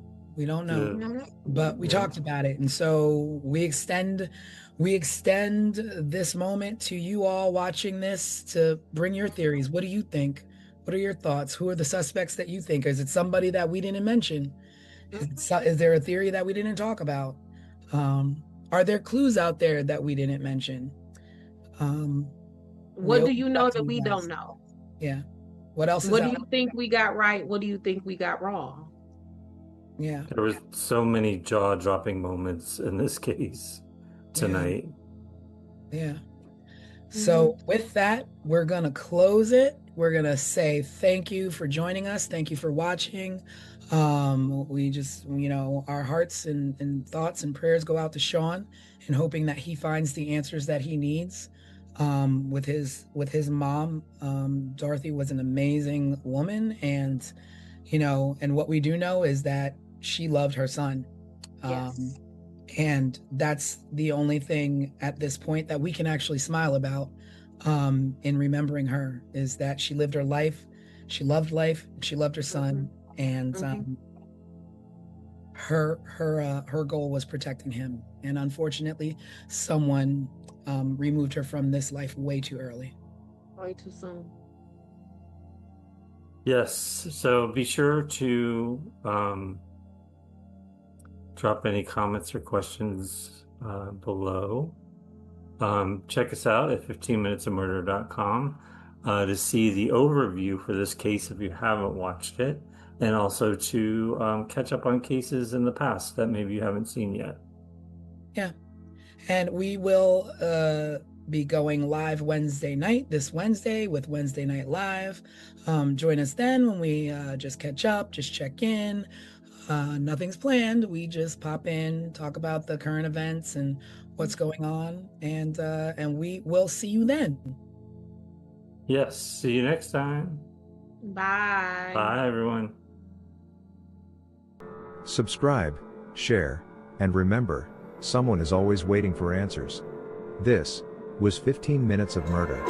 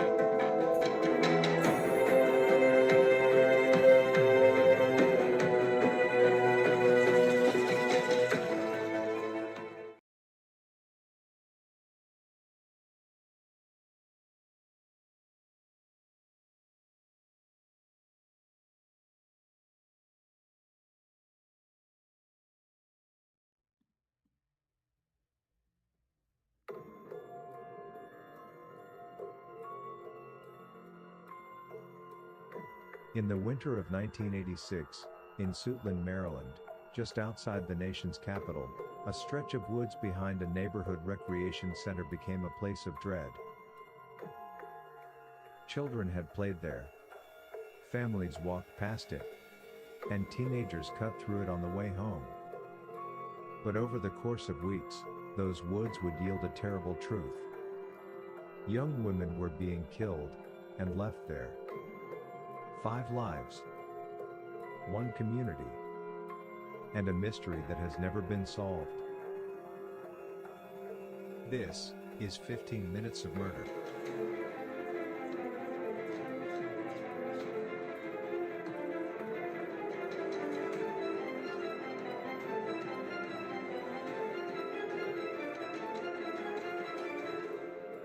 Before they were victims, they were women with lives in motion, and they mattered. They lived in southeast Washington, D.C. and nearby Suitland. They shared neighborhoods, bus routes, stores and friends. They were daughters, sisters, workers and dreamers. Dorothy Ann Miller was 20 years old. She moved through southeast D.C. like thousands of young women do, visiting friends, running errands, living ordinary days that rarely draw attention. On December 13, 1986, her body was found in woods near the Bradbury Recreation Center in Suitland. At first, police believed she had died from a drug overdose. But the autopsy revealed something far darker. Dorothy had been sexually assaulted before her death. She was the first known victim in what investigators would soon recognize as a pattern. Pamela Malcolm was 25. She worked at the United States Patent and Trademark Office in Arlington, Virginia. It was a steady government job. the kind many young Washington area residents would build futures around. She lived with her mother in Suitland. On October 21, 1986, Pamela left home to buy cigarettes, but never returned. Nearly 3 months later, her remains were discovered in the same wooded area where Dorothy had been found. For her mother, time had frozen on the night Pamela stepped out the door. Juanita Marie Walls was 26. On October 30, 1986, she left her Southeast DC apartment to attend a birthday party. She told loved ones she'd be right back, but she never returned. Family members later said Juanita was strong and someone who would resist if she were threatened. Investigators found signs she had fought her attacker. Her remains were found in January 1987 in the Suitland Woods. Cynthia Lee Westbury was 22. She lived with her mother and siblings in Southeast Washington. She had simple plans, steady work, independence, and a stable life. On November 10, 1986, she left home to meet a friend. When she disappeared, worry settled in immediately. It wasn't like Cynthia at all.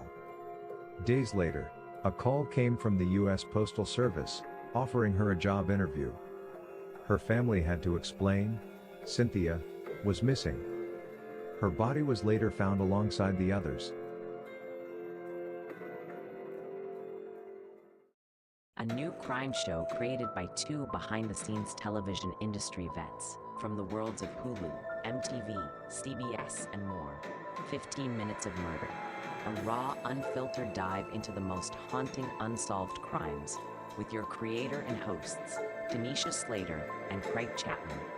After every episode, they break down the case with resident private investigator Desiree Edwards of Sunshine Investigations and star of VH1's Caught in the Act, Unfaithful. But it's not just their theories, it's yours too. Viewers will have the chance to be part of the show. Sunday nights, because the clock is ticking and every murder should end in truth. Angela Maria Wilkerson was 22. She moved through the same Southeast DC neighborhoods as the others, the same streets and the same social circles. She was last seen January 5, 1987. Days later, her body was found in the familiar wooded area, near Bradbury Recreation Center. 5 women, all dark-skinned and in their early 20s. All short in stature with slender builds. 4 were from the same Southeast Washington neighborhoods. All were sexually assaulted and stabbed. All left in the same unsuspecting woods. All underserved because no one, except their families, were looking for them. All were just stumbled upon, like trash discarded on the wayside. By January 1987, fear in Suitland had become something heavier than rumor. It had become a frightening pattern for everyone living in that area. The woods behind the Bradbury Rec Center became the place parents had to warn their children about. Residents watched from windows facing the tree line, imagining the unthinkable. In February 1987, more than 100 residents gathered outside the Prince George's County Police Station. They demanded answers and safety measures. They demanded attention for the deaths of the young black women in their community. The outcome? Police formed a 25-detective task force. They conducted interviews, canvasses, and searches that turned up some leads. But the killer, or killers, remained unknown. Then, investigators made another discovery, this time in Northeast Washington, D.C. In an alley, police found the body of a young woman.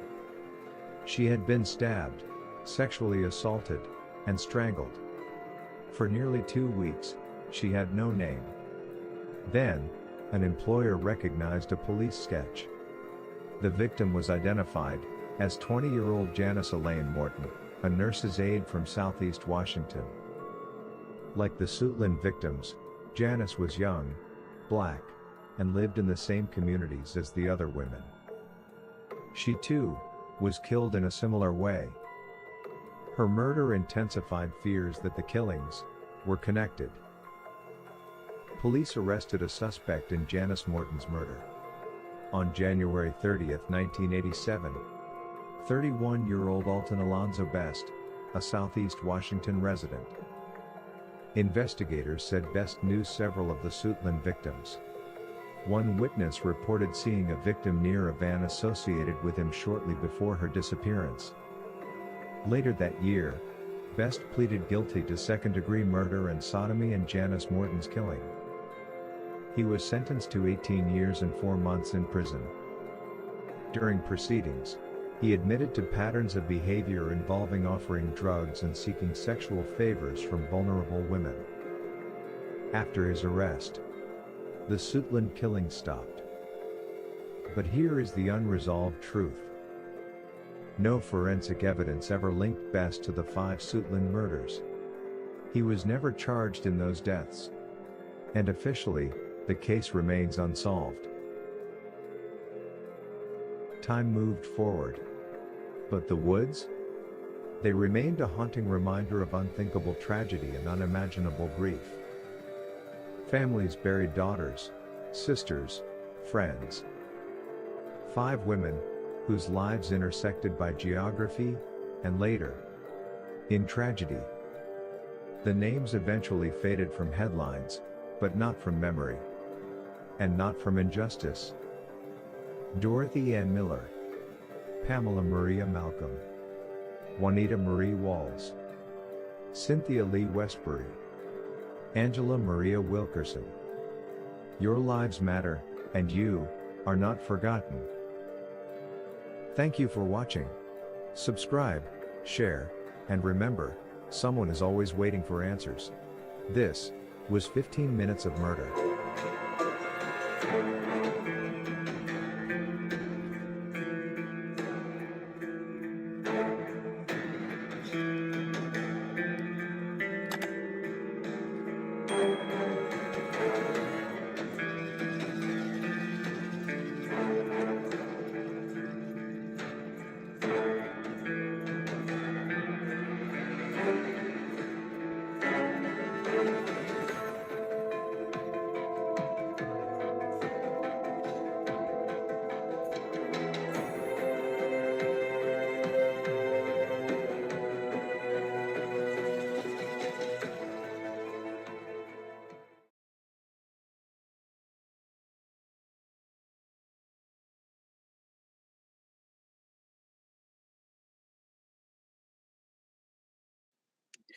Hello, everybody, and welcome to our Sunday edition of 15 Minutes of Murder, where we take a deep dive on our last case file that we presented last Sunday, which is the Suitland murders. We're going to dig deep. We're going to talk amongst ourselves about what happened, what didn't happen, our thoughts, the crime, the punishment, and all of those things. So I am your host, Tanisha Slater, along with Craig Chapman and our resident crime expert, Ms. Desiree Edwards. Hey, in the y'all. house. So we are going to get into it. We are going to break it down. And this case is a little different than the things that we've been doing in the past, where we've had a lot of archive footage and we've had newspaper clippings and witnesses and all these kind of things to report. In this case, we didn't have that. So that is definitely something we will be getting into as well. But thank you for joining us. And please, if you have any questions, if you have any comments, feel free to leave them below. We will address them on our Wednesday night live. But again, welcome to 15 Minutes of Murder. Sit back and enjoy.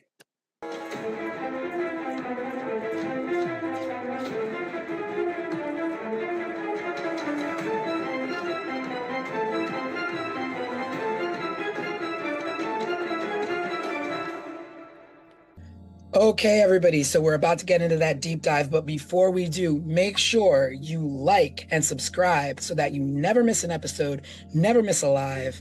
Stick with us, we'll stick with you. Make sure you subscribe. We appreciate every single subscription. So let's get into this deep dive. Now, what did everybody think of this?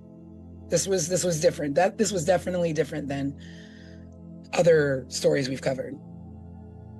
Yeah, but see, so here's my take on it. I found that it was not as much information about, these victims and this string of murders. However, I think that leaves us in a place where we can talk about and explore why that is so. Mm-hmm. I agree. I had the same frustration from the get-go. I was like, there's a few newspaper articles, but there are no pictures of these people. Mhm. There's no pictures of the suspect. They were obviously like serial killings. I mean, I think it's over 3. They consider it serial killings, and they never, anywhere I read, called them serial killings. So there was a lot of like missing information, like almost nothing was done. Yeah. And so as I was exploring and trying to figure out what the heck is this and why is it almost an empty landscape for these victims, I started to get like curious about these dates. But listen, this is again, these dates started to be curious to me. Suitland murders occurred between October 1986 and January 1987. But guess what was happening less than 3 hours away during this exact same timeline? I don't know. The Colonial Parkway murders. Oh. You know what? I wondered why occasionally it would pop up in my Google searches when I was trying to find information about the Suitland murders. I just assumed they were close in proximity. I didn't realize the timeline was the same. Watch also. these dates. So Rebecca and Kathy, they were the first victims of the Colonial Parkway. They were found on October 12, 1986. Paula Malcolm, who was the first victim of the Suitland murders, she was found October 21st, 1986. Wow. And so the timeline is the same, but is the proximity the same or no? Well, it was less than 3 hours away.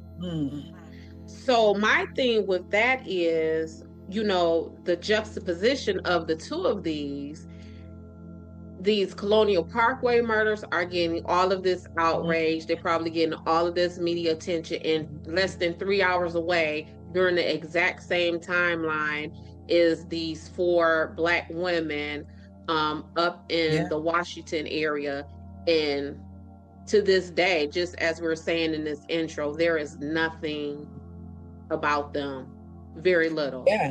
And then with the Colonial Parkway murders, it's like not just, it wasn't as easy to find a lot of stuff about the Colonial Parkway, but you had brothers, family members who are still to this day advocating for their family members, where you have that sense of, 3 hours away, the same thing is happening to another community, but 20 years later, you don't have that push. And why? Right. Because the mentality that you bear is a lot different, where nobody really cares about me. I'm not going to advocate. It happened. Things happen. May she rest in peace. Like, let's protect our kids. Let it not happen again. Just in preparation for Colonial Parkway, there was a ton of recently produced documentaries on like the ID channel and things like that about that. But a little bit more also caught my attention. So the Colonial Parkway, as we know from our show, is part of the National Park Services. The suspect in the Suitland murders, guess where he worked? As a groundskeeper for the National. Wow. He worked as a groundskeeper for the National Park Service. So it's what, Craig? Well, I was just going to say all the girls from Suitland Park were found in the woods behind a public park where people have like birthday parties and family reunions, and Mhm. those woods were literally backed up against the park. And with the Colonial Parkway murders, they literally went out of their way. They almost dug that man up from the grave Yeah. to assign him as the suspect 6 Mhm. years after his death. And then this man right here, as we're talking, he worked for this. He knows this. And to this day, even after he pled guilty for the murder of Janice Morton, they still have refused to even name him as a suspect for these ladies in Suitland.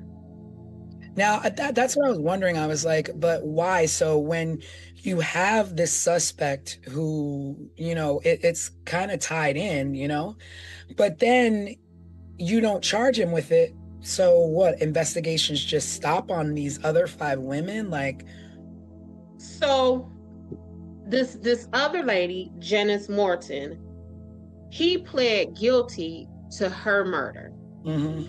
And in his allocution, and allocution is the fancy court word for when you plead guilty, you can't just say, I plead guilty. You have to go on the court record and state what you plead guilty to. So in his allocution on the court record, he pled guilty to admitting to offering drugs for sexual favors from, prostitutes and young Mhm. Black marginalized women. Like, he has pled guilty to essentially what would be the profile of these Suitland murders, and still he's not a suspect. Well, the only difference between the lady he's accused of or admitted to killing was that she was found in like an alley somewhere, right? Yep. And the rest of Yeah. these girls were found in this same vicinity of woods behind this park. Let me tell you about because what were you about to say, Craig? I was going to say that the woman that he's accused or admitted to killing fit the profile of the other women, correct? Correct. Like same weight, same like skin Mhm. color, Yep. same stature, whatever. Yep. Yep. Okay. And so the van that he either transported her in and killed her in was owned by his nephew, William Aram, who at the time was a Washington, D.C. police officer. They placed him on leave, administrative leave, stripped him of his duties and his weapon, pending the investigation. They sent that van to Quantico. Quantico said there was no DNA or no blood found in this van. But this cop nephew admitted during the investigation that his uncle, the suspect in this, whose name is Alton Alonzo Best, had told him to clean out the van, that there was blood in the van, but Alonzo told the nephew that the blood belonged to his one of his friends. So it's all of this stuff here. So was that blood just never tested? Or I don't know. They cleaned it up, but that's what. So when we're talking about these cases, y'all, and I am always skeptical and sheep poo-pooing away scientific evidence and stuff like that. This is what I'm talking about. So you sent this van to Quantico. That's the best of the best, sir, when it comes to American investigations, right? So you sent this van to Quantico. Quantico says there is no DNA here. But the nephew in his investigation said, well, it should have been because we cleaned it up. And going forward, this suspect, Alonzo Best, eventually confessed to this murder. So it's like, if there's no blood in there, then why would he have pled guilty to this, right? Like there is that there, you see what I'm saying? Like there is that connection. And going back to the Colonial Parkway murders, that man, Alan Wilmer, he passed the FBI administered polygraph test, and because they needed closure for those families so bad, they said, never mind that, this is the one who did it. But in a very similar situation with this, they're like, okay, well, there's no, go ahead, whatever, it is what it is. So it's like, even in handling the evidence of this stuff, it's different between the two cases. Yeah, it's just it makes no sense to me that like that's scary. Like that like put yourself in that position. And I don't mean you, I mean the viewers. You have a park near you. It's 15 minutes up the road. Not one, not two, not three, not four, but 5 bodies found in those woods. And they're not even, some of them were so decomposed they couldn't tell what was the cause of death. How do you not demand answers? And they did. They did. And that was something too. So they demanded answers. And in my research for Colonial Parkway murders, those families and those victims, it was like, come and talk to us, but it wasn't that outcry from the public where give us these, you know what I'm saying? Because there was no need for it. Correct. The police were knocking on doors. They were trying to figure out what's going on in our community. Yeah. So one of the things that I did not like with this Suitland investigation is I read that they said that whoever was committing these crimes was doing this for sexual pleasure. And this is something too that we talk about when you miscategorize crimes and motives and stuff like that. Rape is not about sex. Rape is about power and control and domination. Because if it was just about sex, then no one would rape, because you can get sexual release by yourself, right? Like you can do that to yourself. You don't have to do that. And then these women were stabbed, kind of like what we're always talking about, like the closeness and the intimacy that it takes to do stabbings.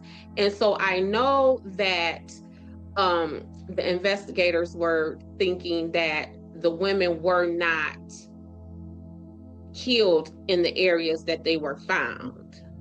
But wherever they were killed, if they were stabbed, that still would have been a more intimate place, because again, that it's a struggle to stab someone. And then this back and forth motion is going to be blood everywhere. But I did some thinking about what was going on with these women from their physical descriptions, because obviously whoever did this had a type. Yeah. He had a type. These were young Black women who were very petite and small in nature, with short hair and dark skin. And this was happening in the 80s. So my investigation brain said, Des, go back to the 80s. What did this look like and feel like for the 80s? Thin built, maybe these women were chosen because possibly childlike in their stature. Maybe they seemed to be powerless, not strong enough to fight back. Short hair, maybe that was a preference for like a boyish appearance versus CT, you got your long hair, you're flowing type deal. Dark skin. And let's just talk about what it is. For a whole lot of people, dark-skinned Black people are deemed less attractive, less valuable. So with that, had made these women even more easy for him to toss away and just discard. And then the sodomy, because they were sexually assaulted, but I found it wasn't just like vaginal rape, it was sodomy. Violent. But not just that. As I was putting all of this together, what is the connection of all of these things? And I was wondering if this person's motive to do this to these women was a release for some kind of internal sexual repressed rage, in the sense of, was this person fighting sexual demons? Was this man at the very minimum bisexual? And that these women in their physical descriptions gave him the, yes, these are women, but in their appearance, in their presence, they give him boyish type stuff. So now he's in a position to where now he is satisfying all of those rages, all of those taboo desires, and then to just toss them away like that, like, is that the internalized stuff that he has from himself? And he projected that on. Like, I think so, but I don't know. Des, I think you think so. Craig, I don't know. This is definitely not one-offs. This is serial. Yes. And what made me really hone into the appearance of these women is in nothing else that we have seen thus far did the suspect have a set type. Yeah. Right. They've always been very different, very. It was, yes, this was very targeted, and not just very targeted, because you could say, okay, Black women, streetwalkers, that could be anything, but the appearance of these women was very concrete and very fixed. And I think that when we are looking at this and profiling a suspect and a motive, the way the descriptions of these women are, I think we would be remiss to not really dig into that and pick it apart in what it is. And I mean, that too, though, when you say like picking apart a suspect, is that I feel like in part of that profiling the suspect is also profiling the victims, but we don't even know who the victims are. We don't even know. Exactly know, so that we can pinpoint, okay, well, this victim was about this. This is where she went. This is where she frequented. These are the she knew, like, and they all like rolled in the same area, the same like parameters, and like, so we don't know anything about them. It makes me wonder, did the police also take the time to get to know the victims to then get to know who the suspects could possibly be? Well, the police, I know they started raiding what they call the red light district of Washington. And so with that being said, if this is the red light district and the cops come in and they're showing pictures of crime victims, of course you're going to say, no, I don't remember her, or no, I don't know her, right? Right, yeah. So it was, where do we go with this? Like, how do we start to put this together, except for the only thing that really struck out to me in my investigation of this is the description and the physical descriptions of all of these women. Everywhere I turned, it was Black women, small stature, Black women, small stature, Black. What does that mean? And if we don't put a meaning to that and we don't sit and pick that apart, then would we have missed that? And, and when I say that, I'm talking about, so like when I was in college and I majored in this and I minored in that, a lot of my academic focus was on delinquency, crimes against women and children. And this stuff that I'm talking about right here with this description of these women, this was like textbook stuff. Like, this man had some kind of repressed sexual energy that made these women look like this. Because if he just wanted to kill black women, black voluptuous women, tall women, whatever, but it was almost like bullying. You know what I'm saying? So that's where my mind went. And if what you say, T? It made me wonder too if any of these women knew each other or even knew him. Well, they said he knew some of them. I have so many questions or so many thoughts even. You know, digging into the psychology of this guy and maybe repressed homosexuality. Was it the environment he grew up in? Was it his parents? Was it his religion that was telling him these things were bad or wrong, or, you know, drove him to do these certain things? And the little I did read about these women, and you're talking about the cops went into the red light district, but wasn't one of them like a nurse and one was trying to get a job? Like, were they really like traipsing around in the red light district? It doesn't seem like it. I don't know. So the one lady who he pled guilty to her murder, she was a nurse's aide. And then the other lady, and let's just go down these women's names. I want to say their names. So there was Dorothy Ann Miller, who was 20 years old. Her body was found on December 13th, 1986. The next victim was Pamela Malcolm. She was 25. She disappeared on October 21st, 1986, and was found in January 1987. And it is from the investigation of Pamela Malcolm, because they are found in these wooded areas, that when the cops made like that widespread search is when they then found the bodies of Cynthia Westbury, Juanita Walls, and Angela Wilkerson.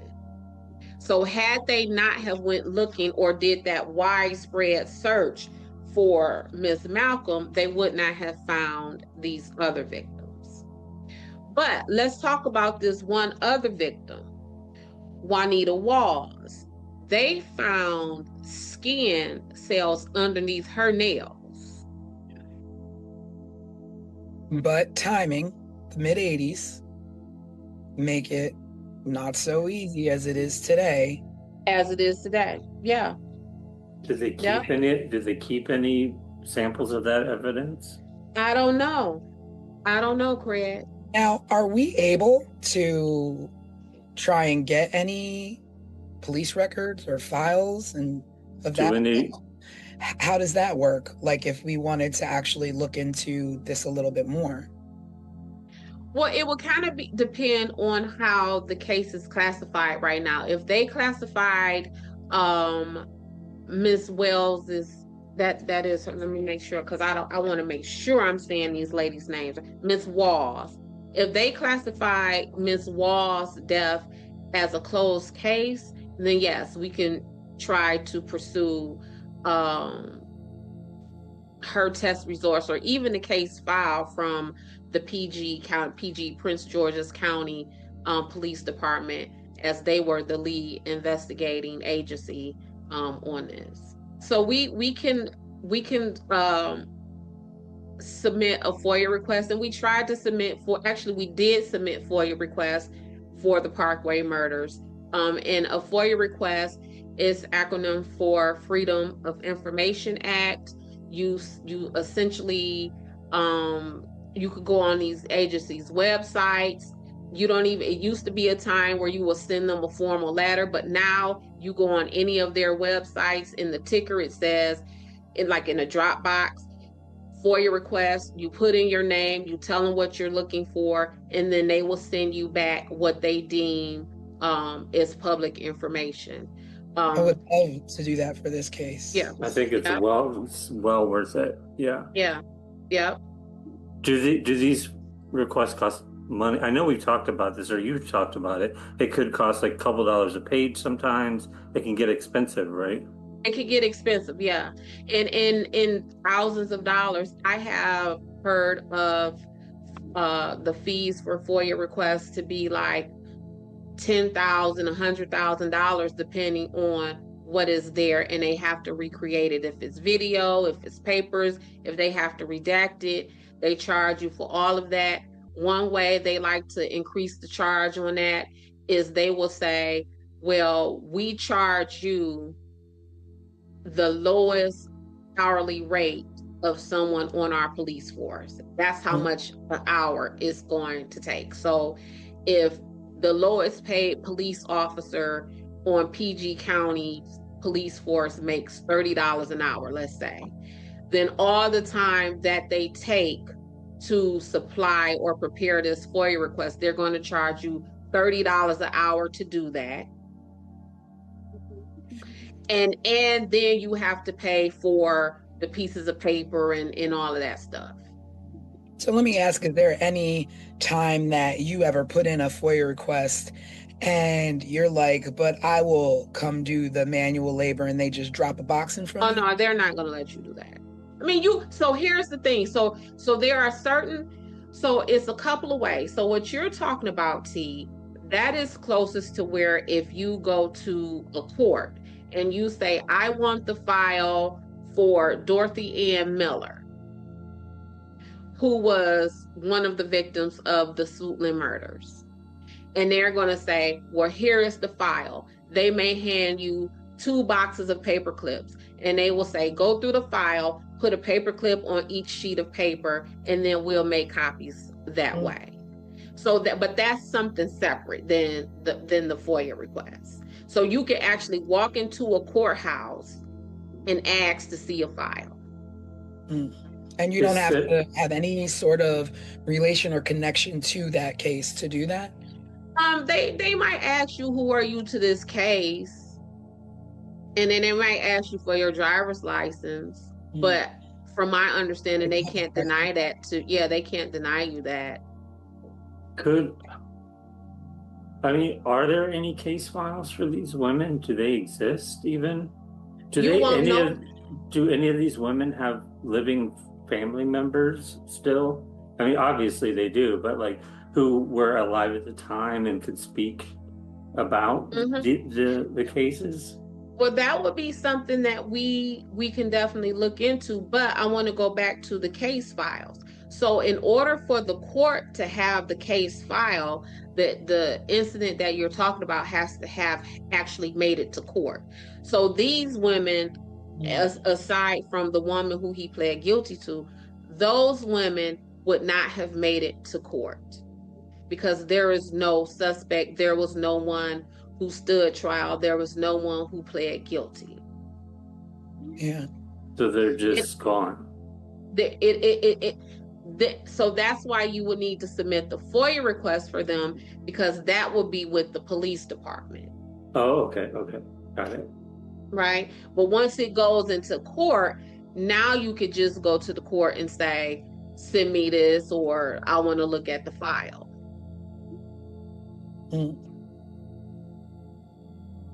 We should see if we can obtain any additional information. I feel like there's so little. I feel like Tanisha did such a good job telling the story with the overview, with how little information there is. I wonder, like, was this not reported at all? Like, was it not in newspapers, at least local newspapers?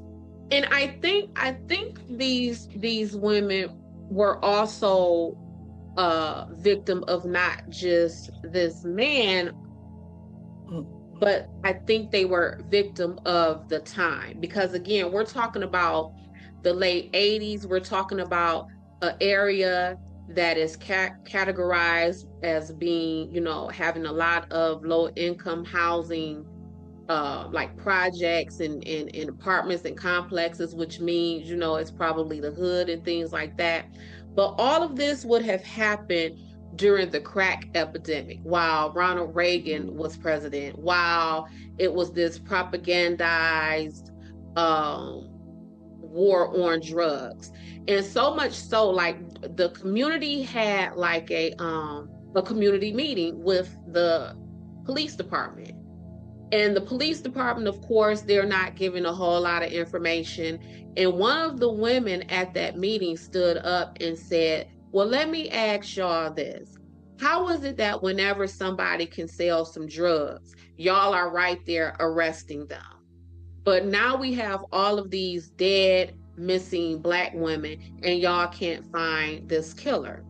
And so, again, that's part of why y'all always hear me hollering about Black communities and marginalized communities being over and under policed at the same time. So we have this community that would have been, like I said, propagandized and used as fear mongering during that presidential administration. I mean, we had the president's wife on television talking about just say no to drugs and all of that kind of stuff.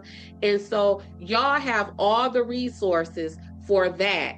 But when it really comes down to like real bodies, real things happening to people, and y'all cannot figure this out.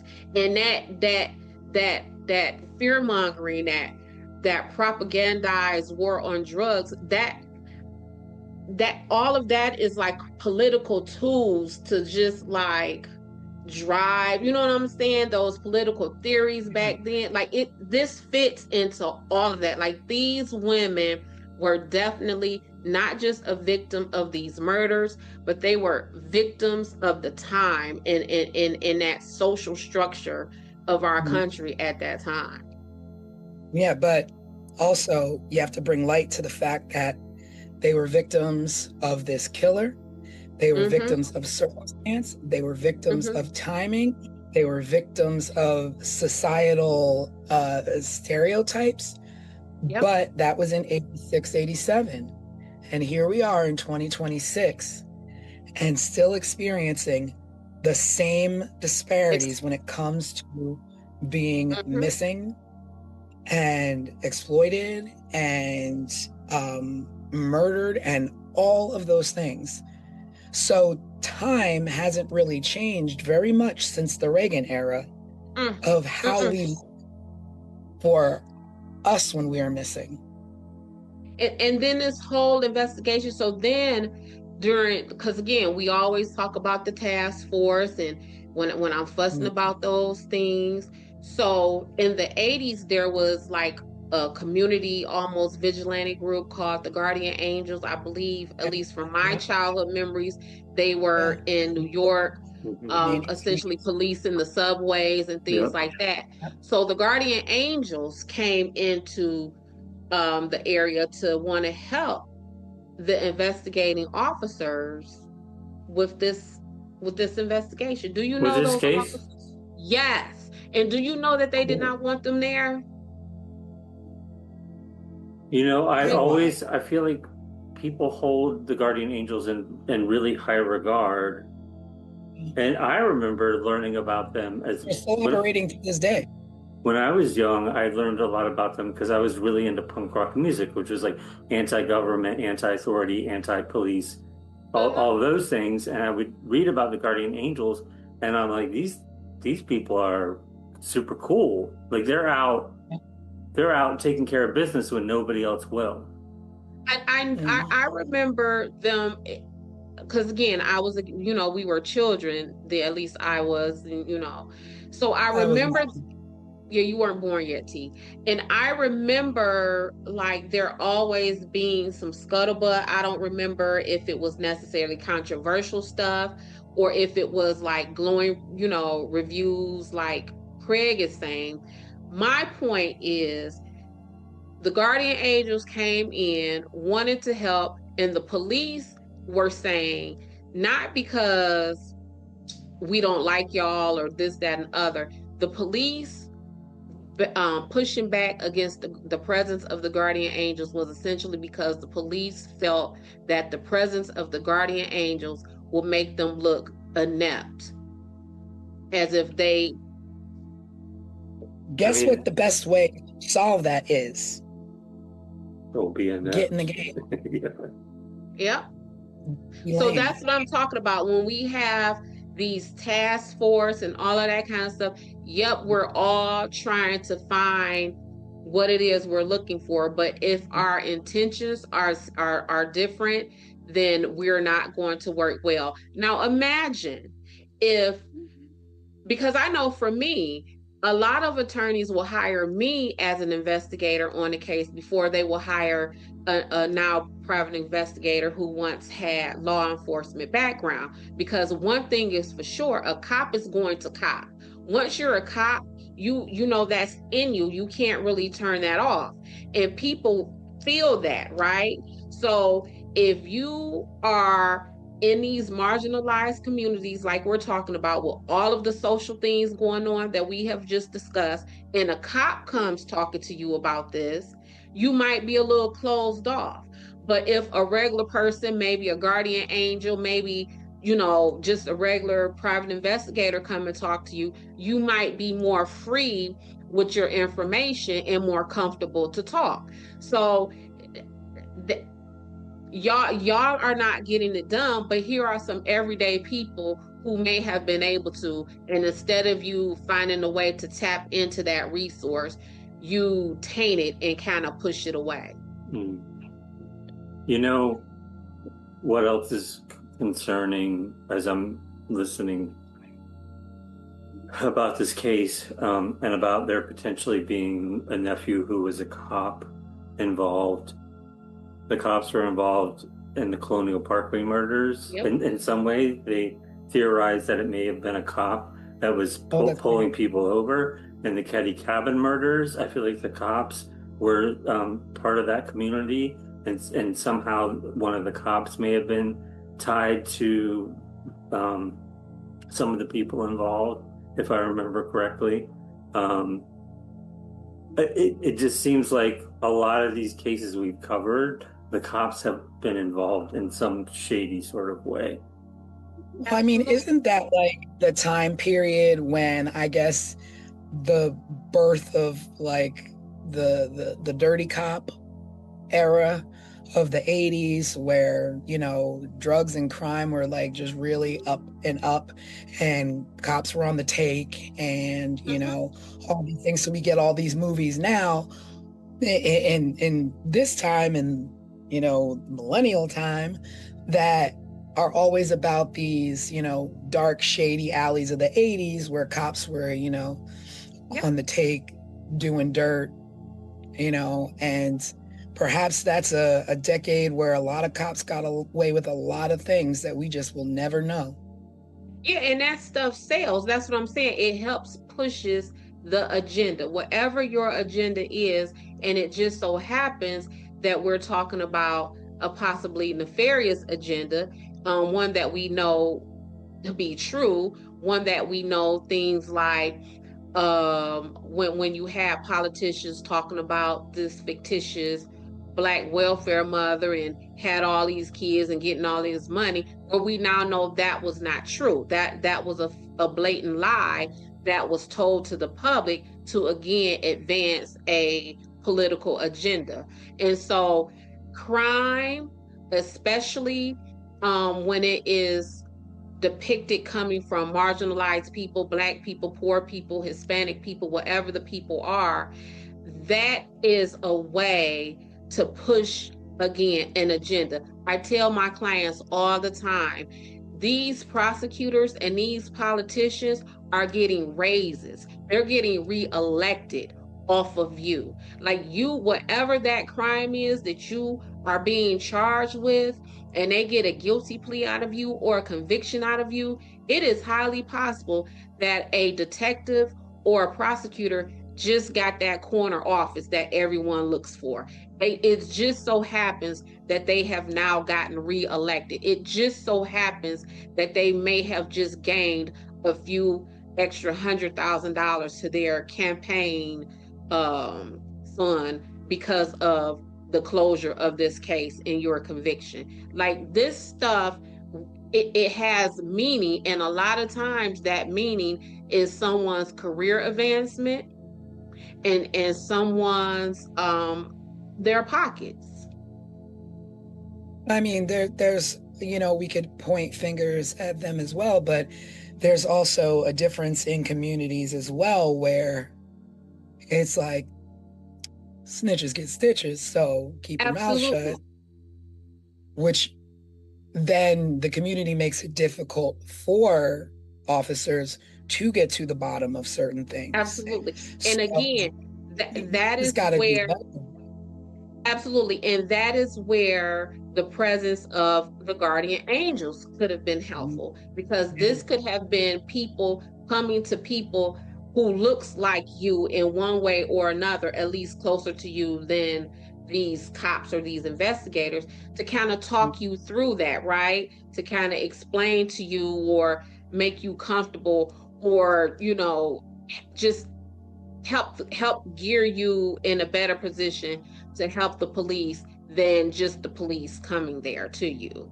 But when you all times, like I remember when I first started working at Sunshine Investigations, before I owned Sunshine Investigations, we would hold meetings, right? When we would get new cases, and we would literally break down some of the things that we're talking about.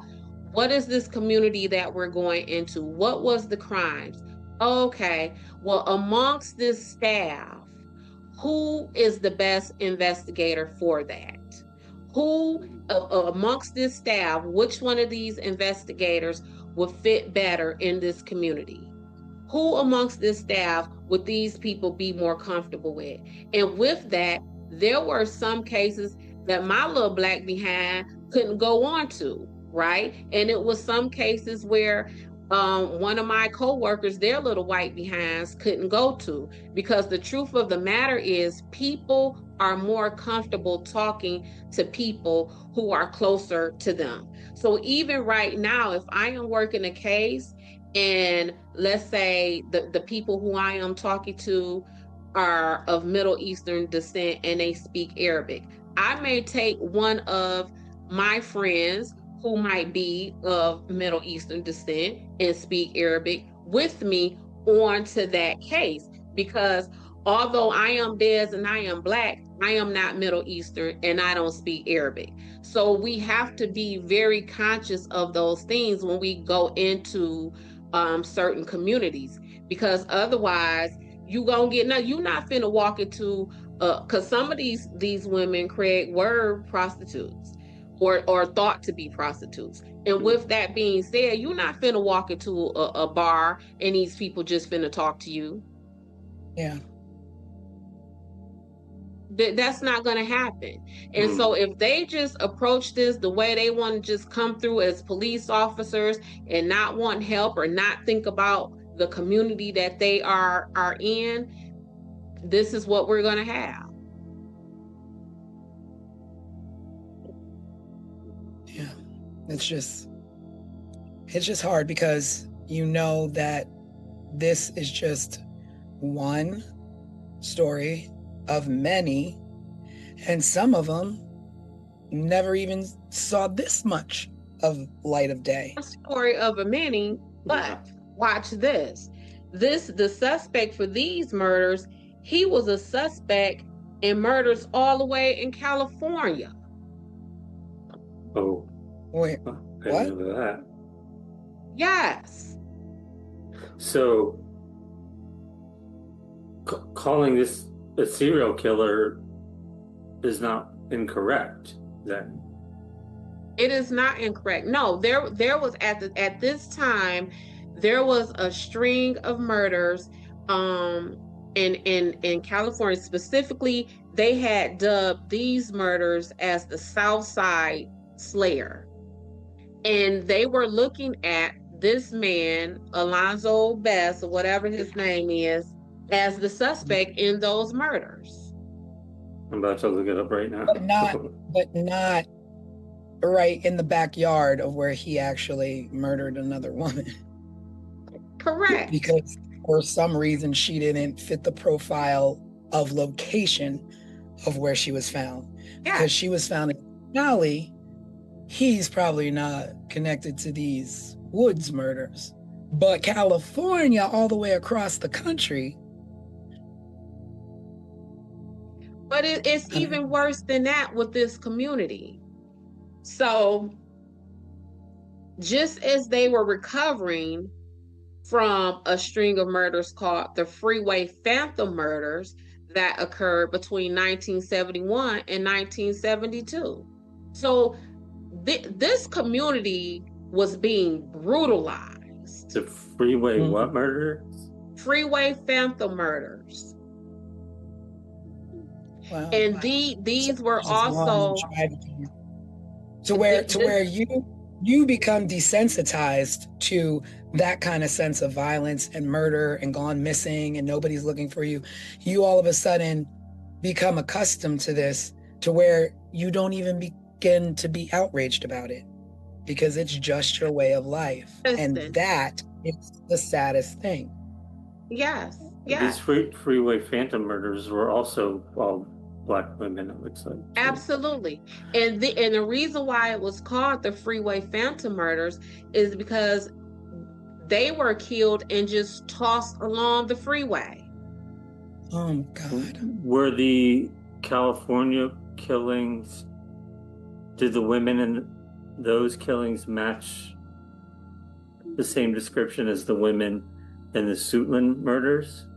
They were Black and marginalized women, and I am not sure exactly what made the Suitland suspect attractive to them in that, because I actually, what you say, T?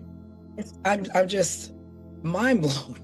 Like, we're gonna connect you to the murders down the block in the woods, but you know what? We got this case all the way out in California that you might look good for. You might look good for. And really, and Craig is onto something. Like, people really get desensitized to what is going on. And I work cases all the time when I go and talk to, witnesses or whatever. And they literally say to me, Des, I'm not participating in that because nothing is going to happen. Nothing is going. Yeah. That's sad. You believe that your efforts are a waste of time because nobody is going to invest what they need to invest to get you the answers that you need. Yes. And it's happened because you see it time and time again. Correct. And then there's no protection when you are afraid of something, of repercussions coming down on you because you spoke. There's no protections for you. No protection, because you are absolutely right, T, when you said snitches get ditches. I mean, snitches get stitches and left in ditches. That is absolutely correct. And so now, if I am from underserved community and I am the brave one and I come forward, because now I'm a snitch, and I come forward and then nothing happens, now I have exposed myself for what? I've exposed myself for no reason at all. Because now you in the ditch and the person you were advocating for has no answers. So, but let me just say this, the whole snitches get stitches thing. I get it. All right. Well, yeah, whatever. All right. But you know what else is crazy? That you have the mentality that I did this bad thing. And if you say something, I'm going to take you out for it. And it's like, no, get your life together. Knock that off. Like, I have no right to take somebody else out of this world because I didn't bring them into it. And I get, like, things happen and you have to be able to get by in this world. And if somebody ain't going to help you, you're going to take it by any means necessary, whatever, blah, blah, blah, blah, blah. I'm not about that. I see something, I'm going to say something. Snitches can get stitches all day. Okay? Because my mom raised me to do the right thing. And I'm tired of people thinking that they don't have to live by a standard that everybody else wants to live by. And you know what? It could be an unpopular opinion, but that's my opinion. Get your life right. Get your life straight. There's a lot of... Someone has to be brave to change things, right? I mean, and Malcolm X, Martin Luther King, Rosa Parks, all the other less known, civil rights heroes, They were putting their lives and their safety and the lives and safety of their loved ones, their children on the line, right? So it definitely comes a point to where someone has to do it. Someone Right. has to do it. Right. And I feel like it's a little bit of a dying age, because we had these leaders who were like, these things aren't right, these systems aren't in place for us, so we're going to begin to put systems into place that work for us. And they didn't do it by taking from others, they did it by holding up communities on their shoulders and literally spending their last breath dying with that same goal and that same purpose. And it wasn't for you to be like snitches get stitches. It was to make sure that you have a better way of life, that you have colleges to go to, that you have programs that are going to help you get to where you need to get, because there's a section of our America that doesn't want you in it, that doesn't want to see you advance. But people like Martin Luther King, people like rest in peace Jesse Jackson, who spent his last moments making sure that we're going to be okay, to keep hope alive. And keep hope alive doesn't mean snitches get stitches because I'm doing some dirt over here to get what I believe needs to be mine. But again, it may not be popular opinion, but that's my opinion. Yeah. No, the whole system deserved a better life. They deserved answers. Their families deserved to know what happened to them. And full stop. Well, no one deserves to keep another person out of this world. Well, this man, what's his name, Craig? Did you look him up for me? I have it right here. Alton Beth. Alton, yeah. Yeah, I think his middle name is Alonzo. Yeah, that's why I keep saying Alonzo, because his middle name is Alonzo. So this man, Alton Beth, let's go back to this young lady whose death he did plead guilty to. He met this woman at a party, offered her drugs in exchange for sex. She refused that offer, and that is when he killed her and possibly raped her. He confessed, he admitted, he went on the record and said he did these things to her. Do you know he was only sentenced to 18 years in prison? Is he still in prison? I mean, he is not. Is he still alive? I mean, he is. And let me tell you about it. He's still with us? Yes, he's like 70 years old.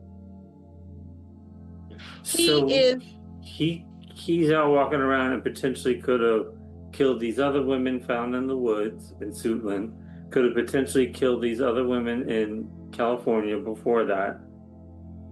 And he's out just walking around now? Hold on. And after his arrest for that lady who he pled guilty to, so the murder stopped after. Right after he was arrested. After he was arrested. However, there was bodies that were discovered, and those bodies, the state of decomposition for those bodies gave indication that they could have also been victims of his.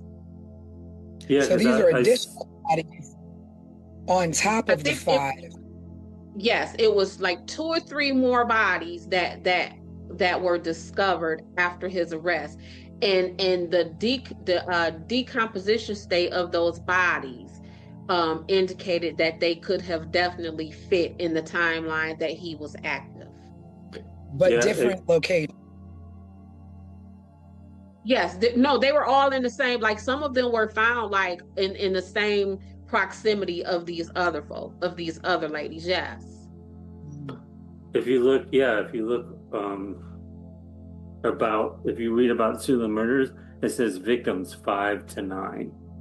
Mm-hmm. So there's like a range of like an additional 4 that possibly could have happened. Yeah. So he got out.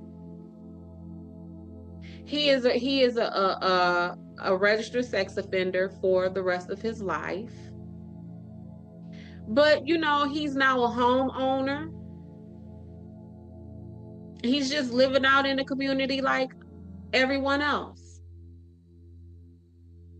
Wow. And in the home, I did the Google search and was able to look at the home. His home right now is in better condition than a lot of the homes that our viewers live in right now. Is he still living in the same area? Yes, he's still in the Maryland area. Yes. Is So he let's married? talk about his cousin or his nephew who essentially helped him in this, the cop. So I guess the cop either retired from being a cop or was no longer allowed to be a cop, because he then went on for a life of crime and he has been convicted of theft charges and it.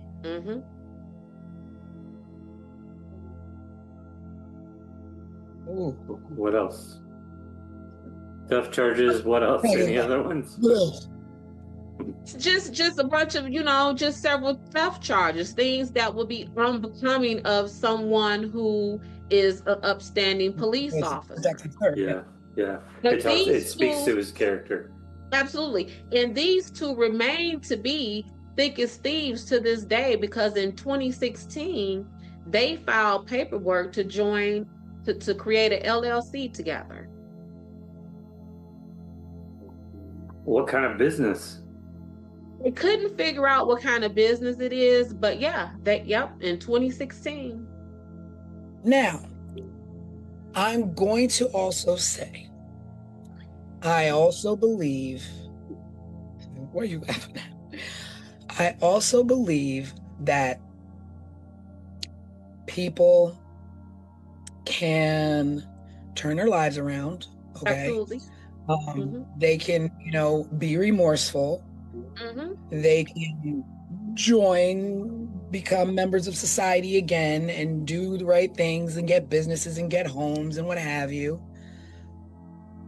But also, you need to do your time. You have to do your time. And again, I am for all of those things, because I am a criminal defense investigator, right? Yeah. Just last night, I posted under one of my older clients, one of his posts about how great he is and how amazing he is and all of those things. But that is different, like you just said, when you do your time. This man has a string of dead bodies behind him that it is questionable that he did the deading, he did the killing, and he is just out to live free amongst us with all of the benefits of being a free American. What makes Well, that's what I was gonna say, that of course people can change their lives, turn them around, but I think there's arguments out there that say people who are serial killers can never get rid of that in their system. People who are pedophiles can never get rid of that's in their system. It's something more about your wiring than it is about correcting your life. If you're, I don't know, a jewelry robber, sure, maybe you can turn your life around and become a better person. But can a serial killer, would Ted Bundy ever be let free and trusted to walk around as a normal person without fear of him going back to that? And not just serial killer, but a serial killer rapist. Yeah, even worse. But then, but the system puts the onus on us by saying, okay, well, we have alerted you that this person lives in your neighborhood, so now it's up to you to be safe from this person. Watch out for this person that lives in such and such. Well, I would say this. What I am finding in work is that a lot of rape crimes are receiving a lower prison sentence. And the reason why is because you are now on the sex offender registry. And when I tell you that is a very uncomfortable existence, but that is us entrusting you to register. Mm-hmm. So not just Because you could be, so let's say me, let's say I am now a convicted rapist and I have done my prison time and now I am released. It is up to me to do the reporting. If I don't go to report. So you don't just get on that list because so you're on the list, but if you move, the onus is on you to report that you have moved. You are supposed to report your employer. It's up to you to report that employer. So if I right now worked at CNN or wherever, let's just throw something out. And then I leave CNN and I go over to Fox News, it is left to me, the convicted sex criminal, to report that I am no longer at CNN. I now work for Fox News. That's crazy. You're supposed to report your vehicle. So if I once had an Explorer and I got a new car because I'm out here, I'm living my life or whatever, and now I have a Cadillac Escalade, it is up to me to report that I no longer have a Ford Explorer and that I have a Cadillac Escalade.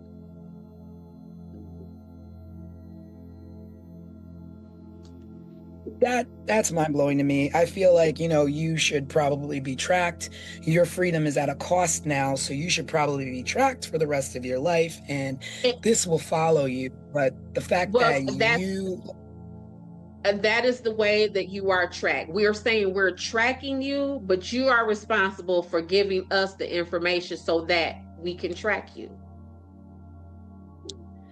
My question, though, was, once you are released from prison and did he do the full 18 years or he got released early? I don't know if he did. I don't know. So, but it was 18 years. Either way, he either did 18 or got released early. Mm-hmm. Now, at what point in 2016 or all these other things that we now have the ability to go back and test these things, are you not allowed to be like, okay, well, there was evidence under her fingernails, under one victim's fingernails, or how do we now solve this crime when we have somebody who was potentially a suspect released? Is there no interest? Do you know what I mean? I guess there is none, because here's the thing. This is the thing. Murder stays murder. And what I mean by that is there is no statute of limitations on a murder charge. So if that one lady, Juanita Walls, where I said that there was DNA or skin underneath her nails, right? If they were to test that and he or anybody else tests positive that is their skin or their DNA deposited under her nails, even though that was 1986 and we're now in 2026, that person can be charged. So this man, Alton Bass, he has done his time for killing Miss Morton. So let's say that skin and that DNA under Miss Walls's nails comes to be his. Now they can charge him with that. But what you said, T, is the key. Is there the interest to do so? Do we care enough about these people to pursue that? Do we care enough? Because again, remember, like we said, they went through hell and high water to assign Alan Wilmer as the suspect for the Colonial Parkway murders. They made sure that those victims and their families got justice by way of a suspect, even if the suspect was dead at the time and could not go to court. But that means that the families were at a level where they cared to try and give these families answers. When you have a community where nobody cares to give you answers, there is no suspect of any walk of life that we want to hand to you and be like, here, this is it. And for because they don't care about their reputation. None. And for these sets of murders to happen weeks apart, 2.5 hours away, almost completely different outcomes. At least in my head, I can't think of any reason why the Suitland murders are handled the way they were, other than race and other socioeconomic factors. I cannot. You cannot pay me to believe that there is any other reason than that. Yeah. And it's probably not high on the list of unsolved cases to reprobe into, to reopen, until a podcast like ours comes along. Right. Because again, what I always say, this stuff is rooted in career advancement and money. If I don't see enough value in you to get a bigger office or a bigger budget, then we're just going to let that go. That's just going to be unsolved. Right now, this whole Nancy Guthrie situation, the president said we finna give all the resources that we can to find this woman. Ronald Reagan didn't say we finna give all the resources that we can to find who did this to these Black women when he was president. This country has for-profit prisons where it is profitable to put people in the prison. And if your state that you live in has a for-profit prison, the moment that prison's population is one body less than the contracted amount, then that state is going to be taxed by that company. The state ain't gonna want to pay that company for having one body less than that contract. So they're going to make sure that prison always meets the contracted population. So this stuff is about money and advancement every single way we go. That is what this is about. And they didn't have value in these women, and they still don't. So then at the end of the trail, what do we do? Are the answers? And to me, I do go back to awareness, and people like the Guardian Angels and people like Gabby Petito's father, who started a foundation in Gabby Petito's name for underprivileged and underserved people in the communities to be found. It takes people at this level to have awareness of people, so to speak, at this level, even though we're all here because we're human beings. Right. You say, let me reach that hand down and and pull you up and help you and give you that visibility that you need. Give you that platform where the president will say, we're putting all hands on deck to find your mother, whether she's white, Black, Mexican, Chinese, Indian, whatever she is, whoever you are, you deserve the same level of justice, but especially truth in what happened in your communities, what happened to your family, what happened to your loved ones. We have to do better. We're America, and the basic things that you expect are being brushed aside for certain people and being dished out for others. And that is not how this is supposed to go here. So where does that bring us with this case tonight? Should we take it a step further and put in FOIA requests and look into this deeper? I think it's the first case where maybe it makes sense to do that.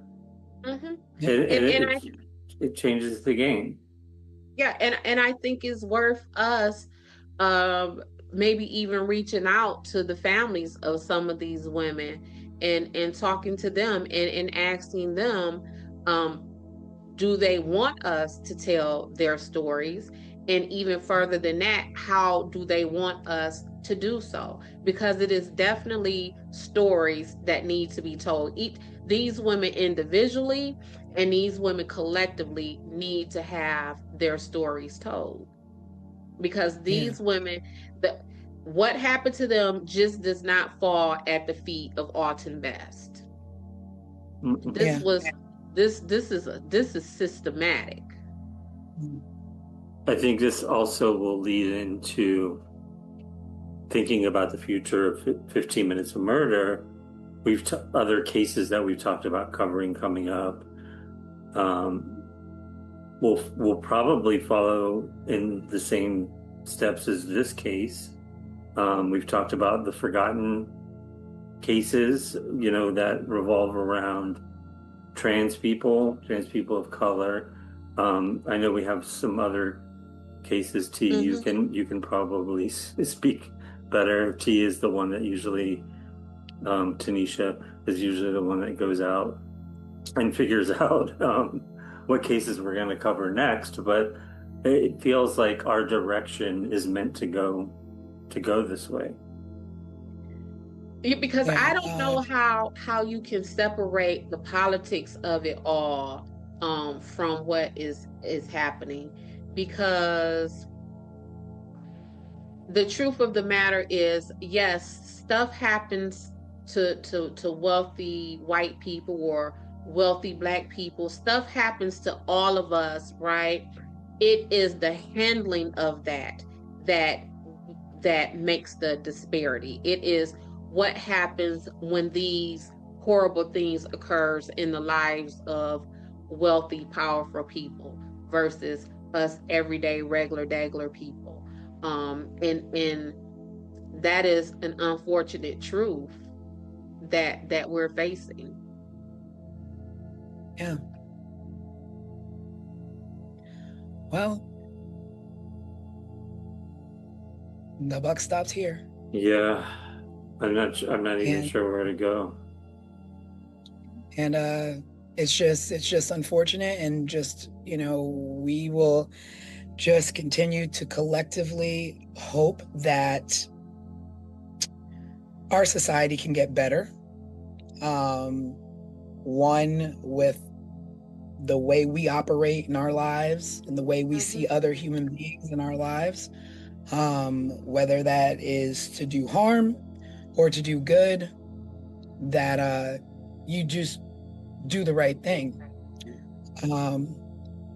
and value yourself a little bit more so that you can value others, because murder and crime and all of this nonsense, we don't even have to be living like this. We don't have to be growing up with, my mom was taken out when I was 6 years old because somebody selfishly, took her from her family.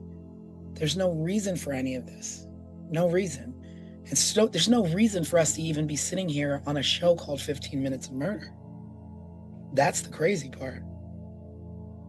That's what's the sick part. Yeah, and not talking about the topics that we're talking about. Yeah. I mean, and it's not just us. There are many, many, many crime shows, podcasts, TV shows, 60 minutes, 48 hours, you name it. You name it. We do not need to be steeped like this. Right. And it just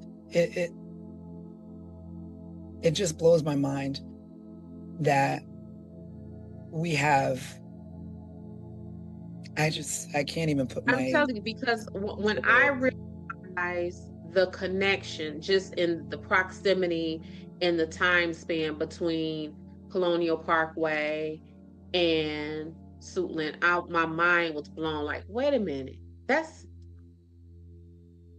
2.5 hours. And I was just thinking, like, Detroiters love driving into Chicago. 2.5 hours, Chicago. That's closer than we are to Chicago. When Yeah. you think of it, like Craig, how far from where you are, how far is the drive to say Miami? It's about, depending on how fast you drive, it's about a 3 hour drive tops. See what I'm saying? Yeah. And just a couple of hours can make a big difference. And you know what? The funny thing is that it doesn't even have to be that many hours. It could be this side of 8 Mile versus that side of 8 Mile in less Girl, than. listen, what time is it? Because huh? Yeah. Absolutely. Absolutely. And that is what I'm saying. We cannot separate the political from the reality of what is happening and how people are being handled in these situations. You absolutely cannot. Yeah. Well, ladies and gentlemen, that concludes this evening's podcast on the Suitland murders. Neither here nor there, but let's do better. Communities, let's do better. The people who are supposed to be protecting our communities, do better. Everybody do better. That's all I got. Yeah, I think that's our tagline is do better. 15 minutes better. Do better. You got to do better. Like you almost can't be mad. Like, the cops didn't do this. Well, don't give the cops something to do. Don't give them something to mess up. Well, maybe we can do that. We can do better by following up on this case. Yeah, that's how we do it. And doing more than anyone else has. Yeah, I would like to also do better by actually seeing if I could give proper faces to these women that I was not able to find. Oh, yes. I have no idea. I have no idea what they look like. I have no idea what the suspect looks like. Nothing. And I know now what the suspect looks like, as I did my PI and activated my PI databases, and I found a mug shot of him and his driver's license picture or whatever that is. But that's because in this matter, I'm the fisherman. Everybody else running around in the community, they not fishermen. So again, you can only know what you know, and if you don't know it, you don't know it. Right. And I think that will be something great. Maybe we can locate these families and say, listen, we want to give a face, a name, a presence to your sister, your daughter, your mother, because these women, some of them, their last words to their family as they was leaving out of their homes was, okay, I'll see you later. One woman, speaking of cigarettes with Dorothy Scott, one woman said to her mom, I'll be right back. I'm going to the store to get some cigarettes. So just something basic that we all do. Another woman said to her family, I'll be right back. I'm going to my friend's home. And she was never found again. So just basic human things like that. Yeah. Just the face. It's like, it's one thing, to say somebody's name, but a name also has a face, and has a face. Hopefully maybe we can give some faces and a tribute to these women, because they deserve that much at the very least. They deserve dignity. And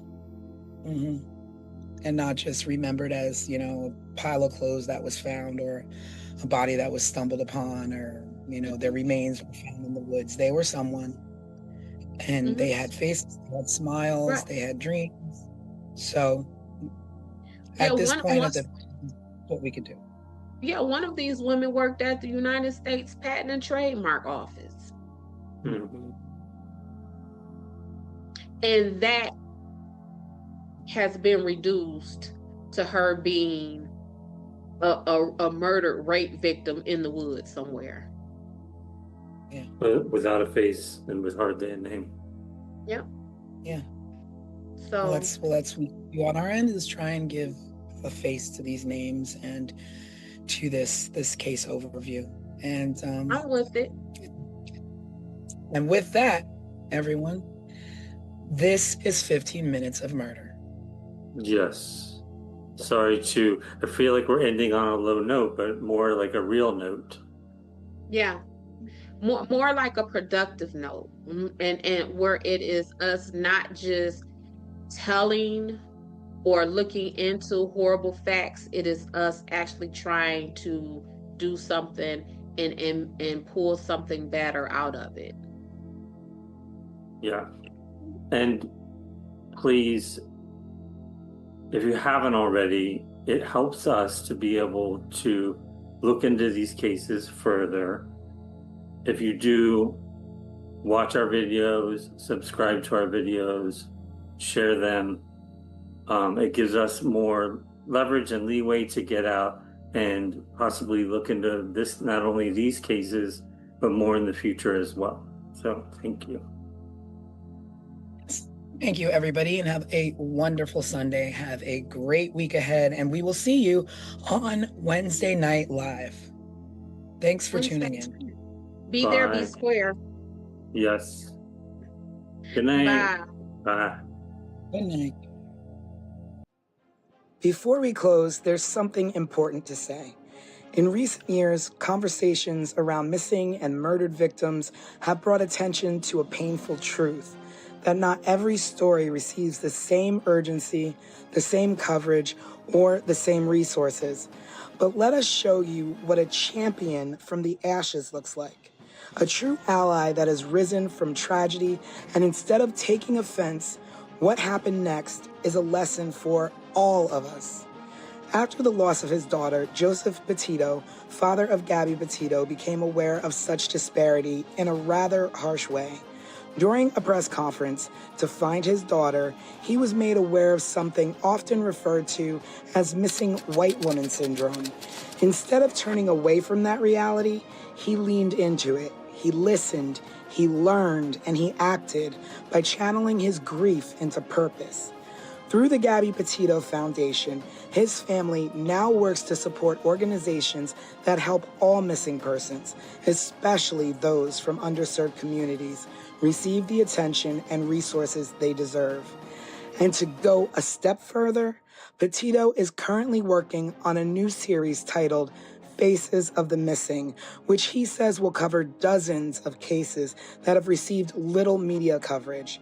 This will bring such hope to families that don't often receive the national or even local coverage deserved to bring their loved one home or to find answers. Joseph Petito, thank you for being the change we wish to see. Your daughter is proud. Rest in peace, Gabby. Subscribe, share, and remember, someone is always waiting for answers. This was 15 Minutes of Murder.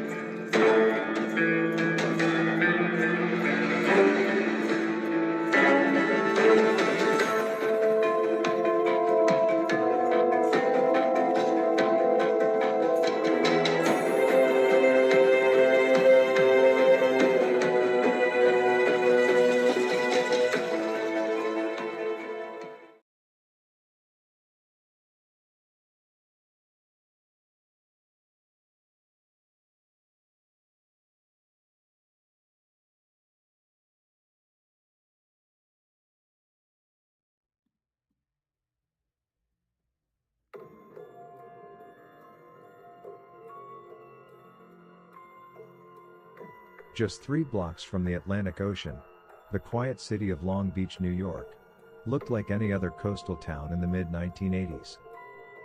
But tucked along East Beach Street stood a very different world, the dormitory of the Yeshiva of Long Beach.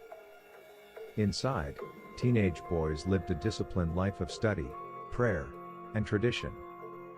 And on the night of October 31, 1986, one of them went to sleep and never woke up.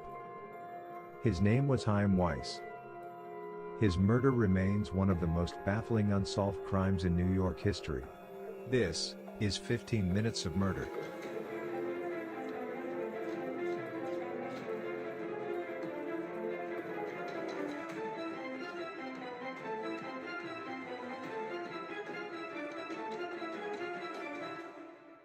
Chaim Weiss was 15 years old. He grew up in an Orthodox Jewish family in Staten Island, New York, and raised in a household where faith shaped daily life. His father, Anton Weiss, was born in a displaced persons camp after World War II, the son of Holocaust survivors who rebuilt their lives in America. Chaim was the eldest of his siblings.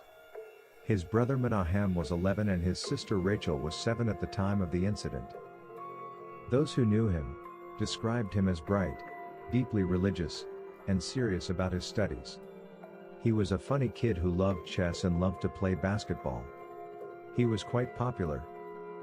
At the Torah High School Yeshiva in Long Beach, he was in his third year of study, living in the dormitory with 40 other students and faculty.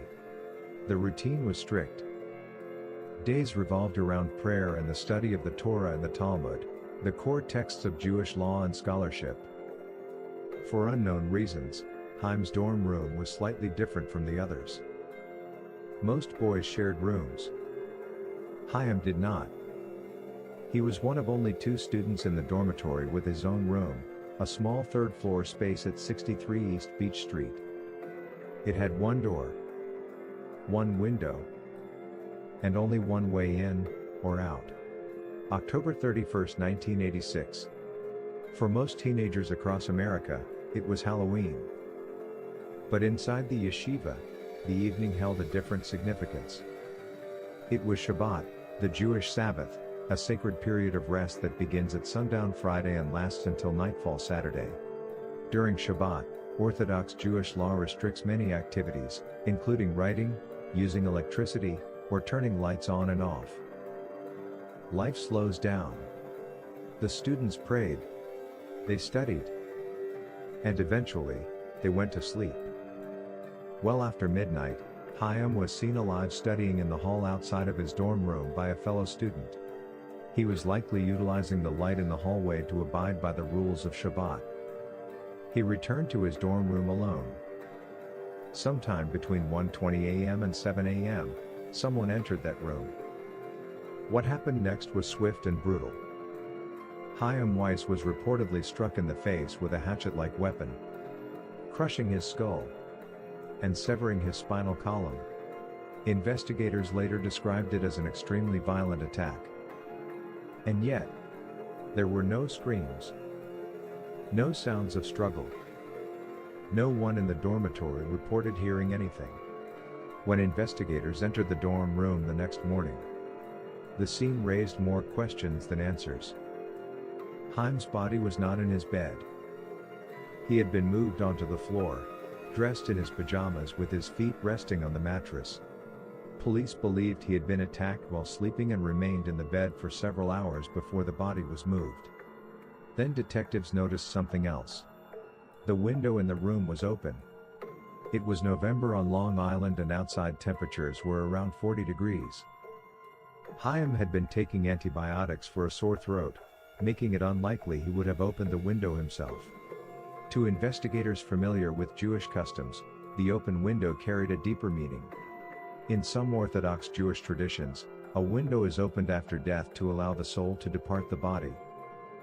Whoever opened that window may have known that, which meant the killer may have been someone familiar with Jewish ritual. Possibly someone from inside the community. The investigation began during Shabbat, when many Orthodox Jews avoid formal communication. Detectives struggled to take statements from students that morning because religious law restricted activities like writing or signing documents during the Sabbath. The result was a case that started with silence. But note, after the Sabbath, students and faculty fully cooperated with the investigation. Police assigned 25 detectives to the case full-time for months. A mobile command center was placed outside the yeshiva. Investigators interviewed students, faculty, and staff. Early theories ranged widely. A janitor, a mentally ill outsider, even the possibility of a Halloween thrill killer. But each theory collapsed. There was no forced entry. No evidence anyone from outside had entered the building. This led investigators to a troubling conclusion. The killer may have been someone inside the yeshiva. Possibly a member of the staff. Possibly another student. Near the body, investigators found a single strand of hair that did not belong to Chaim. But police have never tested it against a suspect. Their reasoning for not doing so? To preserve the integrity of the sample. They have kept this one hair in evidence for decades, just waiting for a possible match. The mystery deepened with other unusual details. The summer before Chaim was murdered, he was away at an overnight camp. Chaim's father remembers him calling home crying, but refused to tell him why. There is a possibility the camp was affiliated with the yeshiva, but nothing is for certain. Anton regrets not delving deeper into his son's distress. Doing so could have changed the course of that night. After Chaim left the camp, he went to Europe to visit his grandparents. While there, the family received 2 calls from Rabbi Avram Cooper, the school principal. He wanted to meet with Chaim to discuss matters unknown. Chaim later met privately with the principal at a home in Brooklyn. But when his parents asked about the meeting, Chaim refused to discuss what had been said. Years later, another disturbing event occurred. In 1994, Chaim's family received a strange letter addressed to him. Inside was a dark joke printed on an Easter card, which said, "Know what happens to chickens when they get too old to lay Easter eggs? They die. Happy Easter." Around the same time, his grave was vandalized with Hebrew letters attempting to spell the word murder. Whether these incidents were connected to the crime has never been proven. The murder devastated the Orthodox Jewish community. More than 1,000 mourners attended Chaim's funeral in Brooklyn. Parents feared for their children, and yeshivas across the region increased security. But the questions never stopped. How could a teenager be murdered inside a dormitory filled with students? And no one heard anything? Nearly 40 years later, the murder of Chaim Weiss remains unsolved. A 15-year-old boy killed in his own bed. Inside a locked dormitory. In a room with only one door. And one window. A window someone opened. Perhaps as a ritual. Perhaps as a message. Or perhaps as a final act by someone who knew exactly what they were doing. The killer has never been identified, but investigators believe one thing is certain. Someone out there knows the truth. And they've been carrying it since 1986. Subscribe, share, and remember, someone is always waiting for answers. This was 15 Minutes of Murder.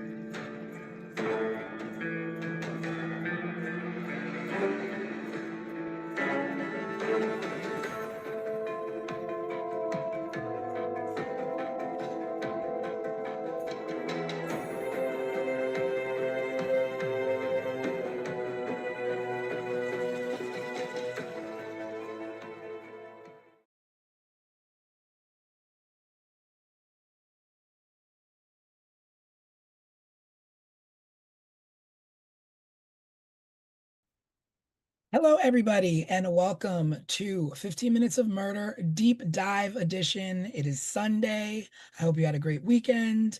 I am your host, Tanisha Slater, along with co-host Craig Chapman and your resident crime expert, Desiree Edwards. Boom. And we are going to break down a case that we had this week that is just sensational. We're going to be getting into the Chaim Weiss case, which took place in Long Beach, New York. And he was a young 15-year-old kid who his parents entrusted him at the yeshiva in Long Beach to be safe and go to school, but he wound up being bludgeoned to death. And we're going to get into it. We're going to talk about it, and we're going to break down the details. So, welcome to 15 Minutes of Murder.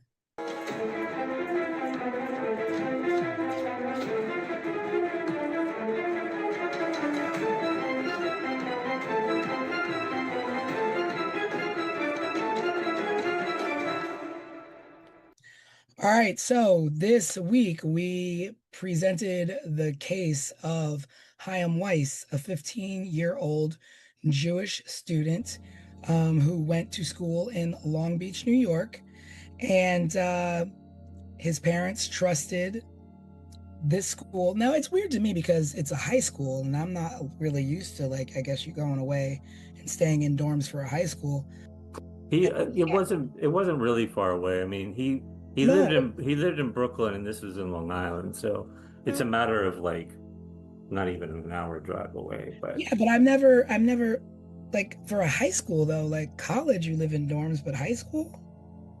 Yeah, but I think considering, at least from my research into this, is it's not just as simple as a high school. This was a school where these young boys or young men would go to prepare to become a rabbi. So something that I found even referred to it as a rabbinical, if that's the proper word, school. Okay. So it's, you want to be a rabbi, and this is the school that you go to. This will be the life that we begin to familiarize you with. These are the customs you begin to settle into. So it was almost like off the training school that you go.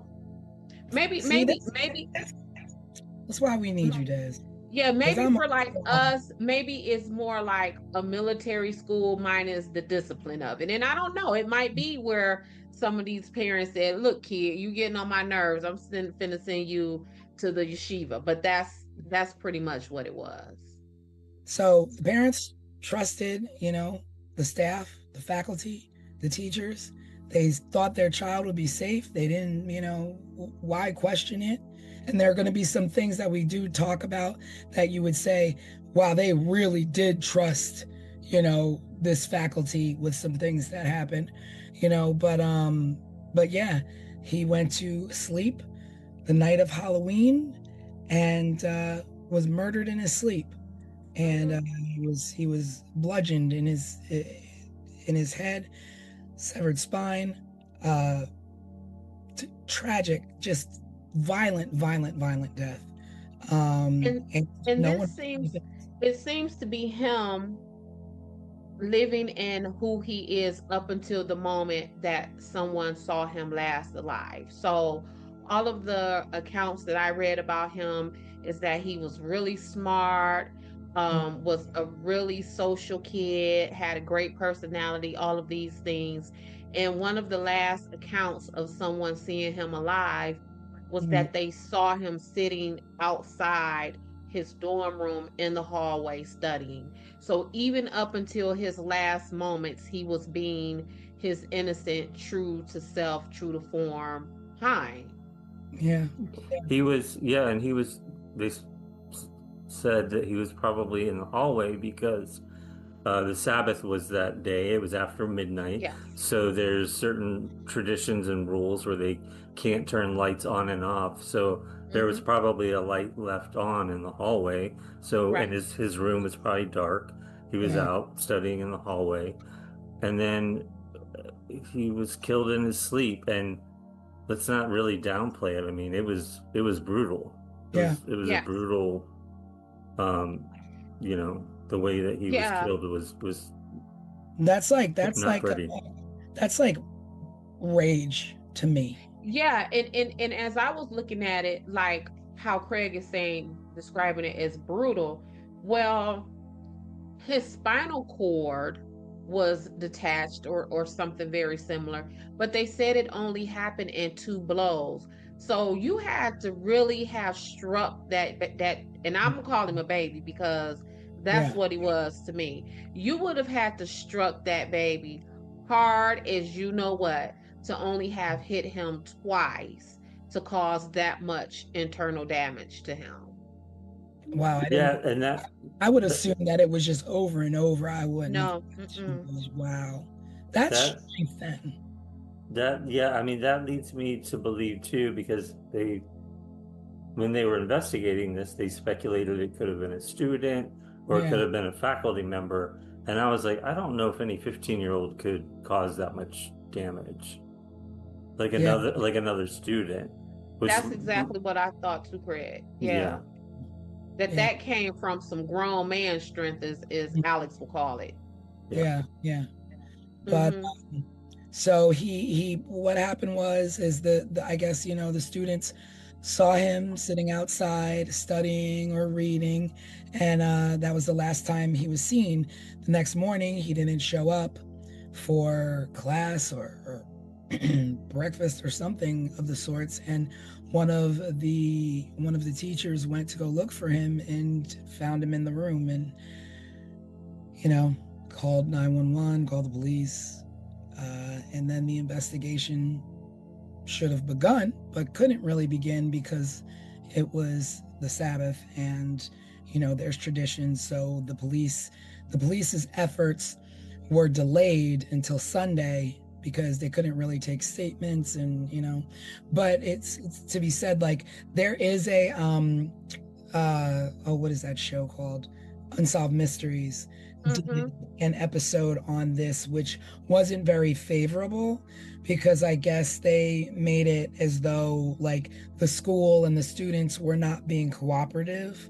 They were not. But that was because it was the Sabbath. And And I don't care. okay. And okay. Because you have he's a child, he's a baby. And I was thinking about this, Tanisha, and I was like, I can't imagine a organized religion that adheres to a God that occupies any square footage of anybody's heaven, and he would have held your feet to the fire for you engaging in the investigation of this child. I mean, Like, at and then they, a certain oh, point, it was like perhaps they were instructed that the Sabbath was used absolutely. as a deterrent. Absolutely. That's what makes me believe that this was not an outsider, because anyone else may not have had that kind of knowledge. Like, we kind of in layman terms have some kind of idea about Jewish customs and the Sabbath or whatever, but we have known that they would stick to that to the point to where you can literally commit murder and no one is going to go look for you until a day and a half later, until the Sabbath is released. Like, that upset me really bad. And not only did they, and where, you say the investigation was delayed, I would dare say it was sabotage because of that. Because what they essentially did was allow this murderer to just kind of roam about for a day and a half to discard of any evidence or anything of that Nothing sort. was found. Yeah, and not only that, they didn't tell his parents that he was dead until after the Sabbath had released. So can you? Yes. Yeah, I didn't know that. Oh wow. When I tell y'all, I was upset, like angry, like my blood was boiling as I looked into this. Yes, they did not tell that young man's family that he was dead until after the Sabbath was released. Wow. And it's crazy because there are just some strange things to me Mm-hmm. about the relationship that I think of the school. So Yep. Hyam was one. There were 40 students in this school, and Hyam and one other student were the only two students who had their own rooms. Why they had their own rooms, I don't Yeah. know. But why? They're two students, and there's two students to every room. So why are these two students split up and have their own rooms? Why are they not in one room?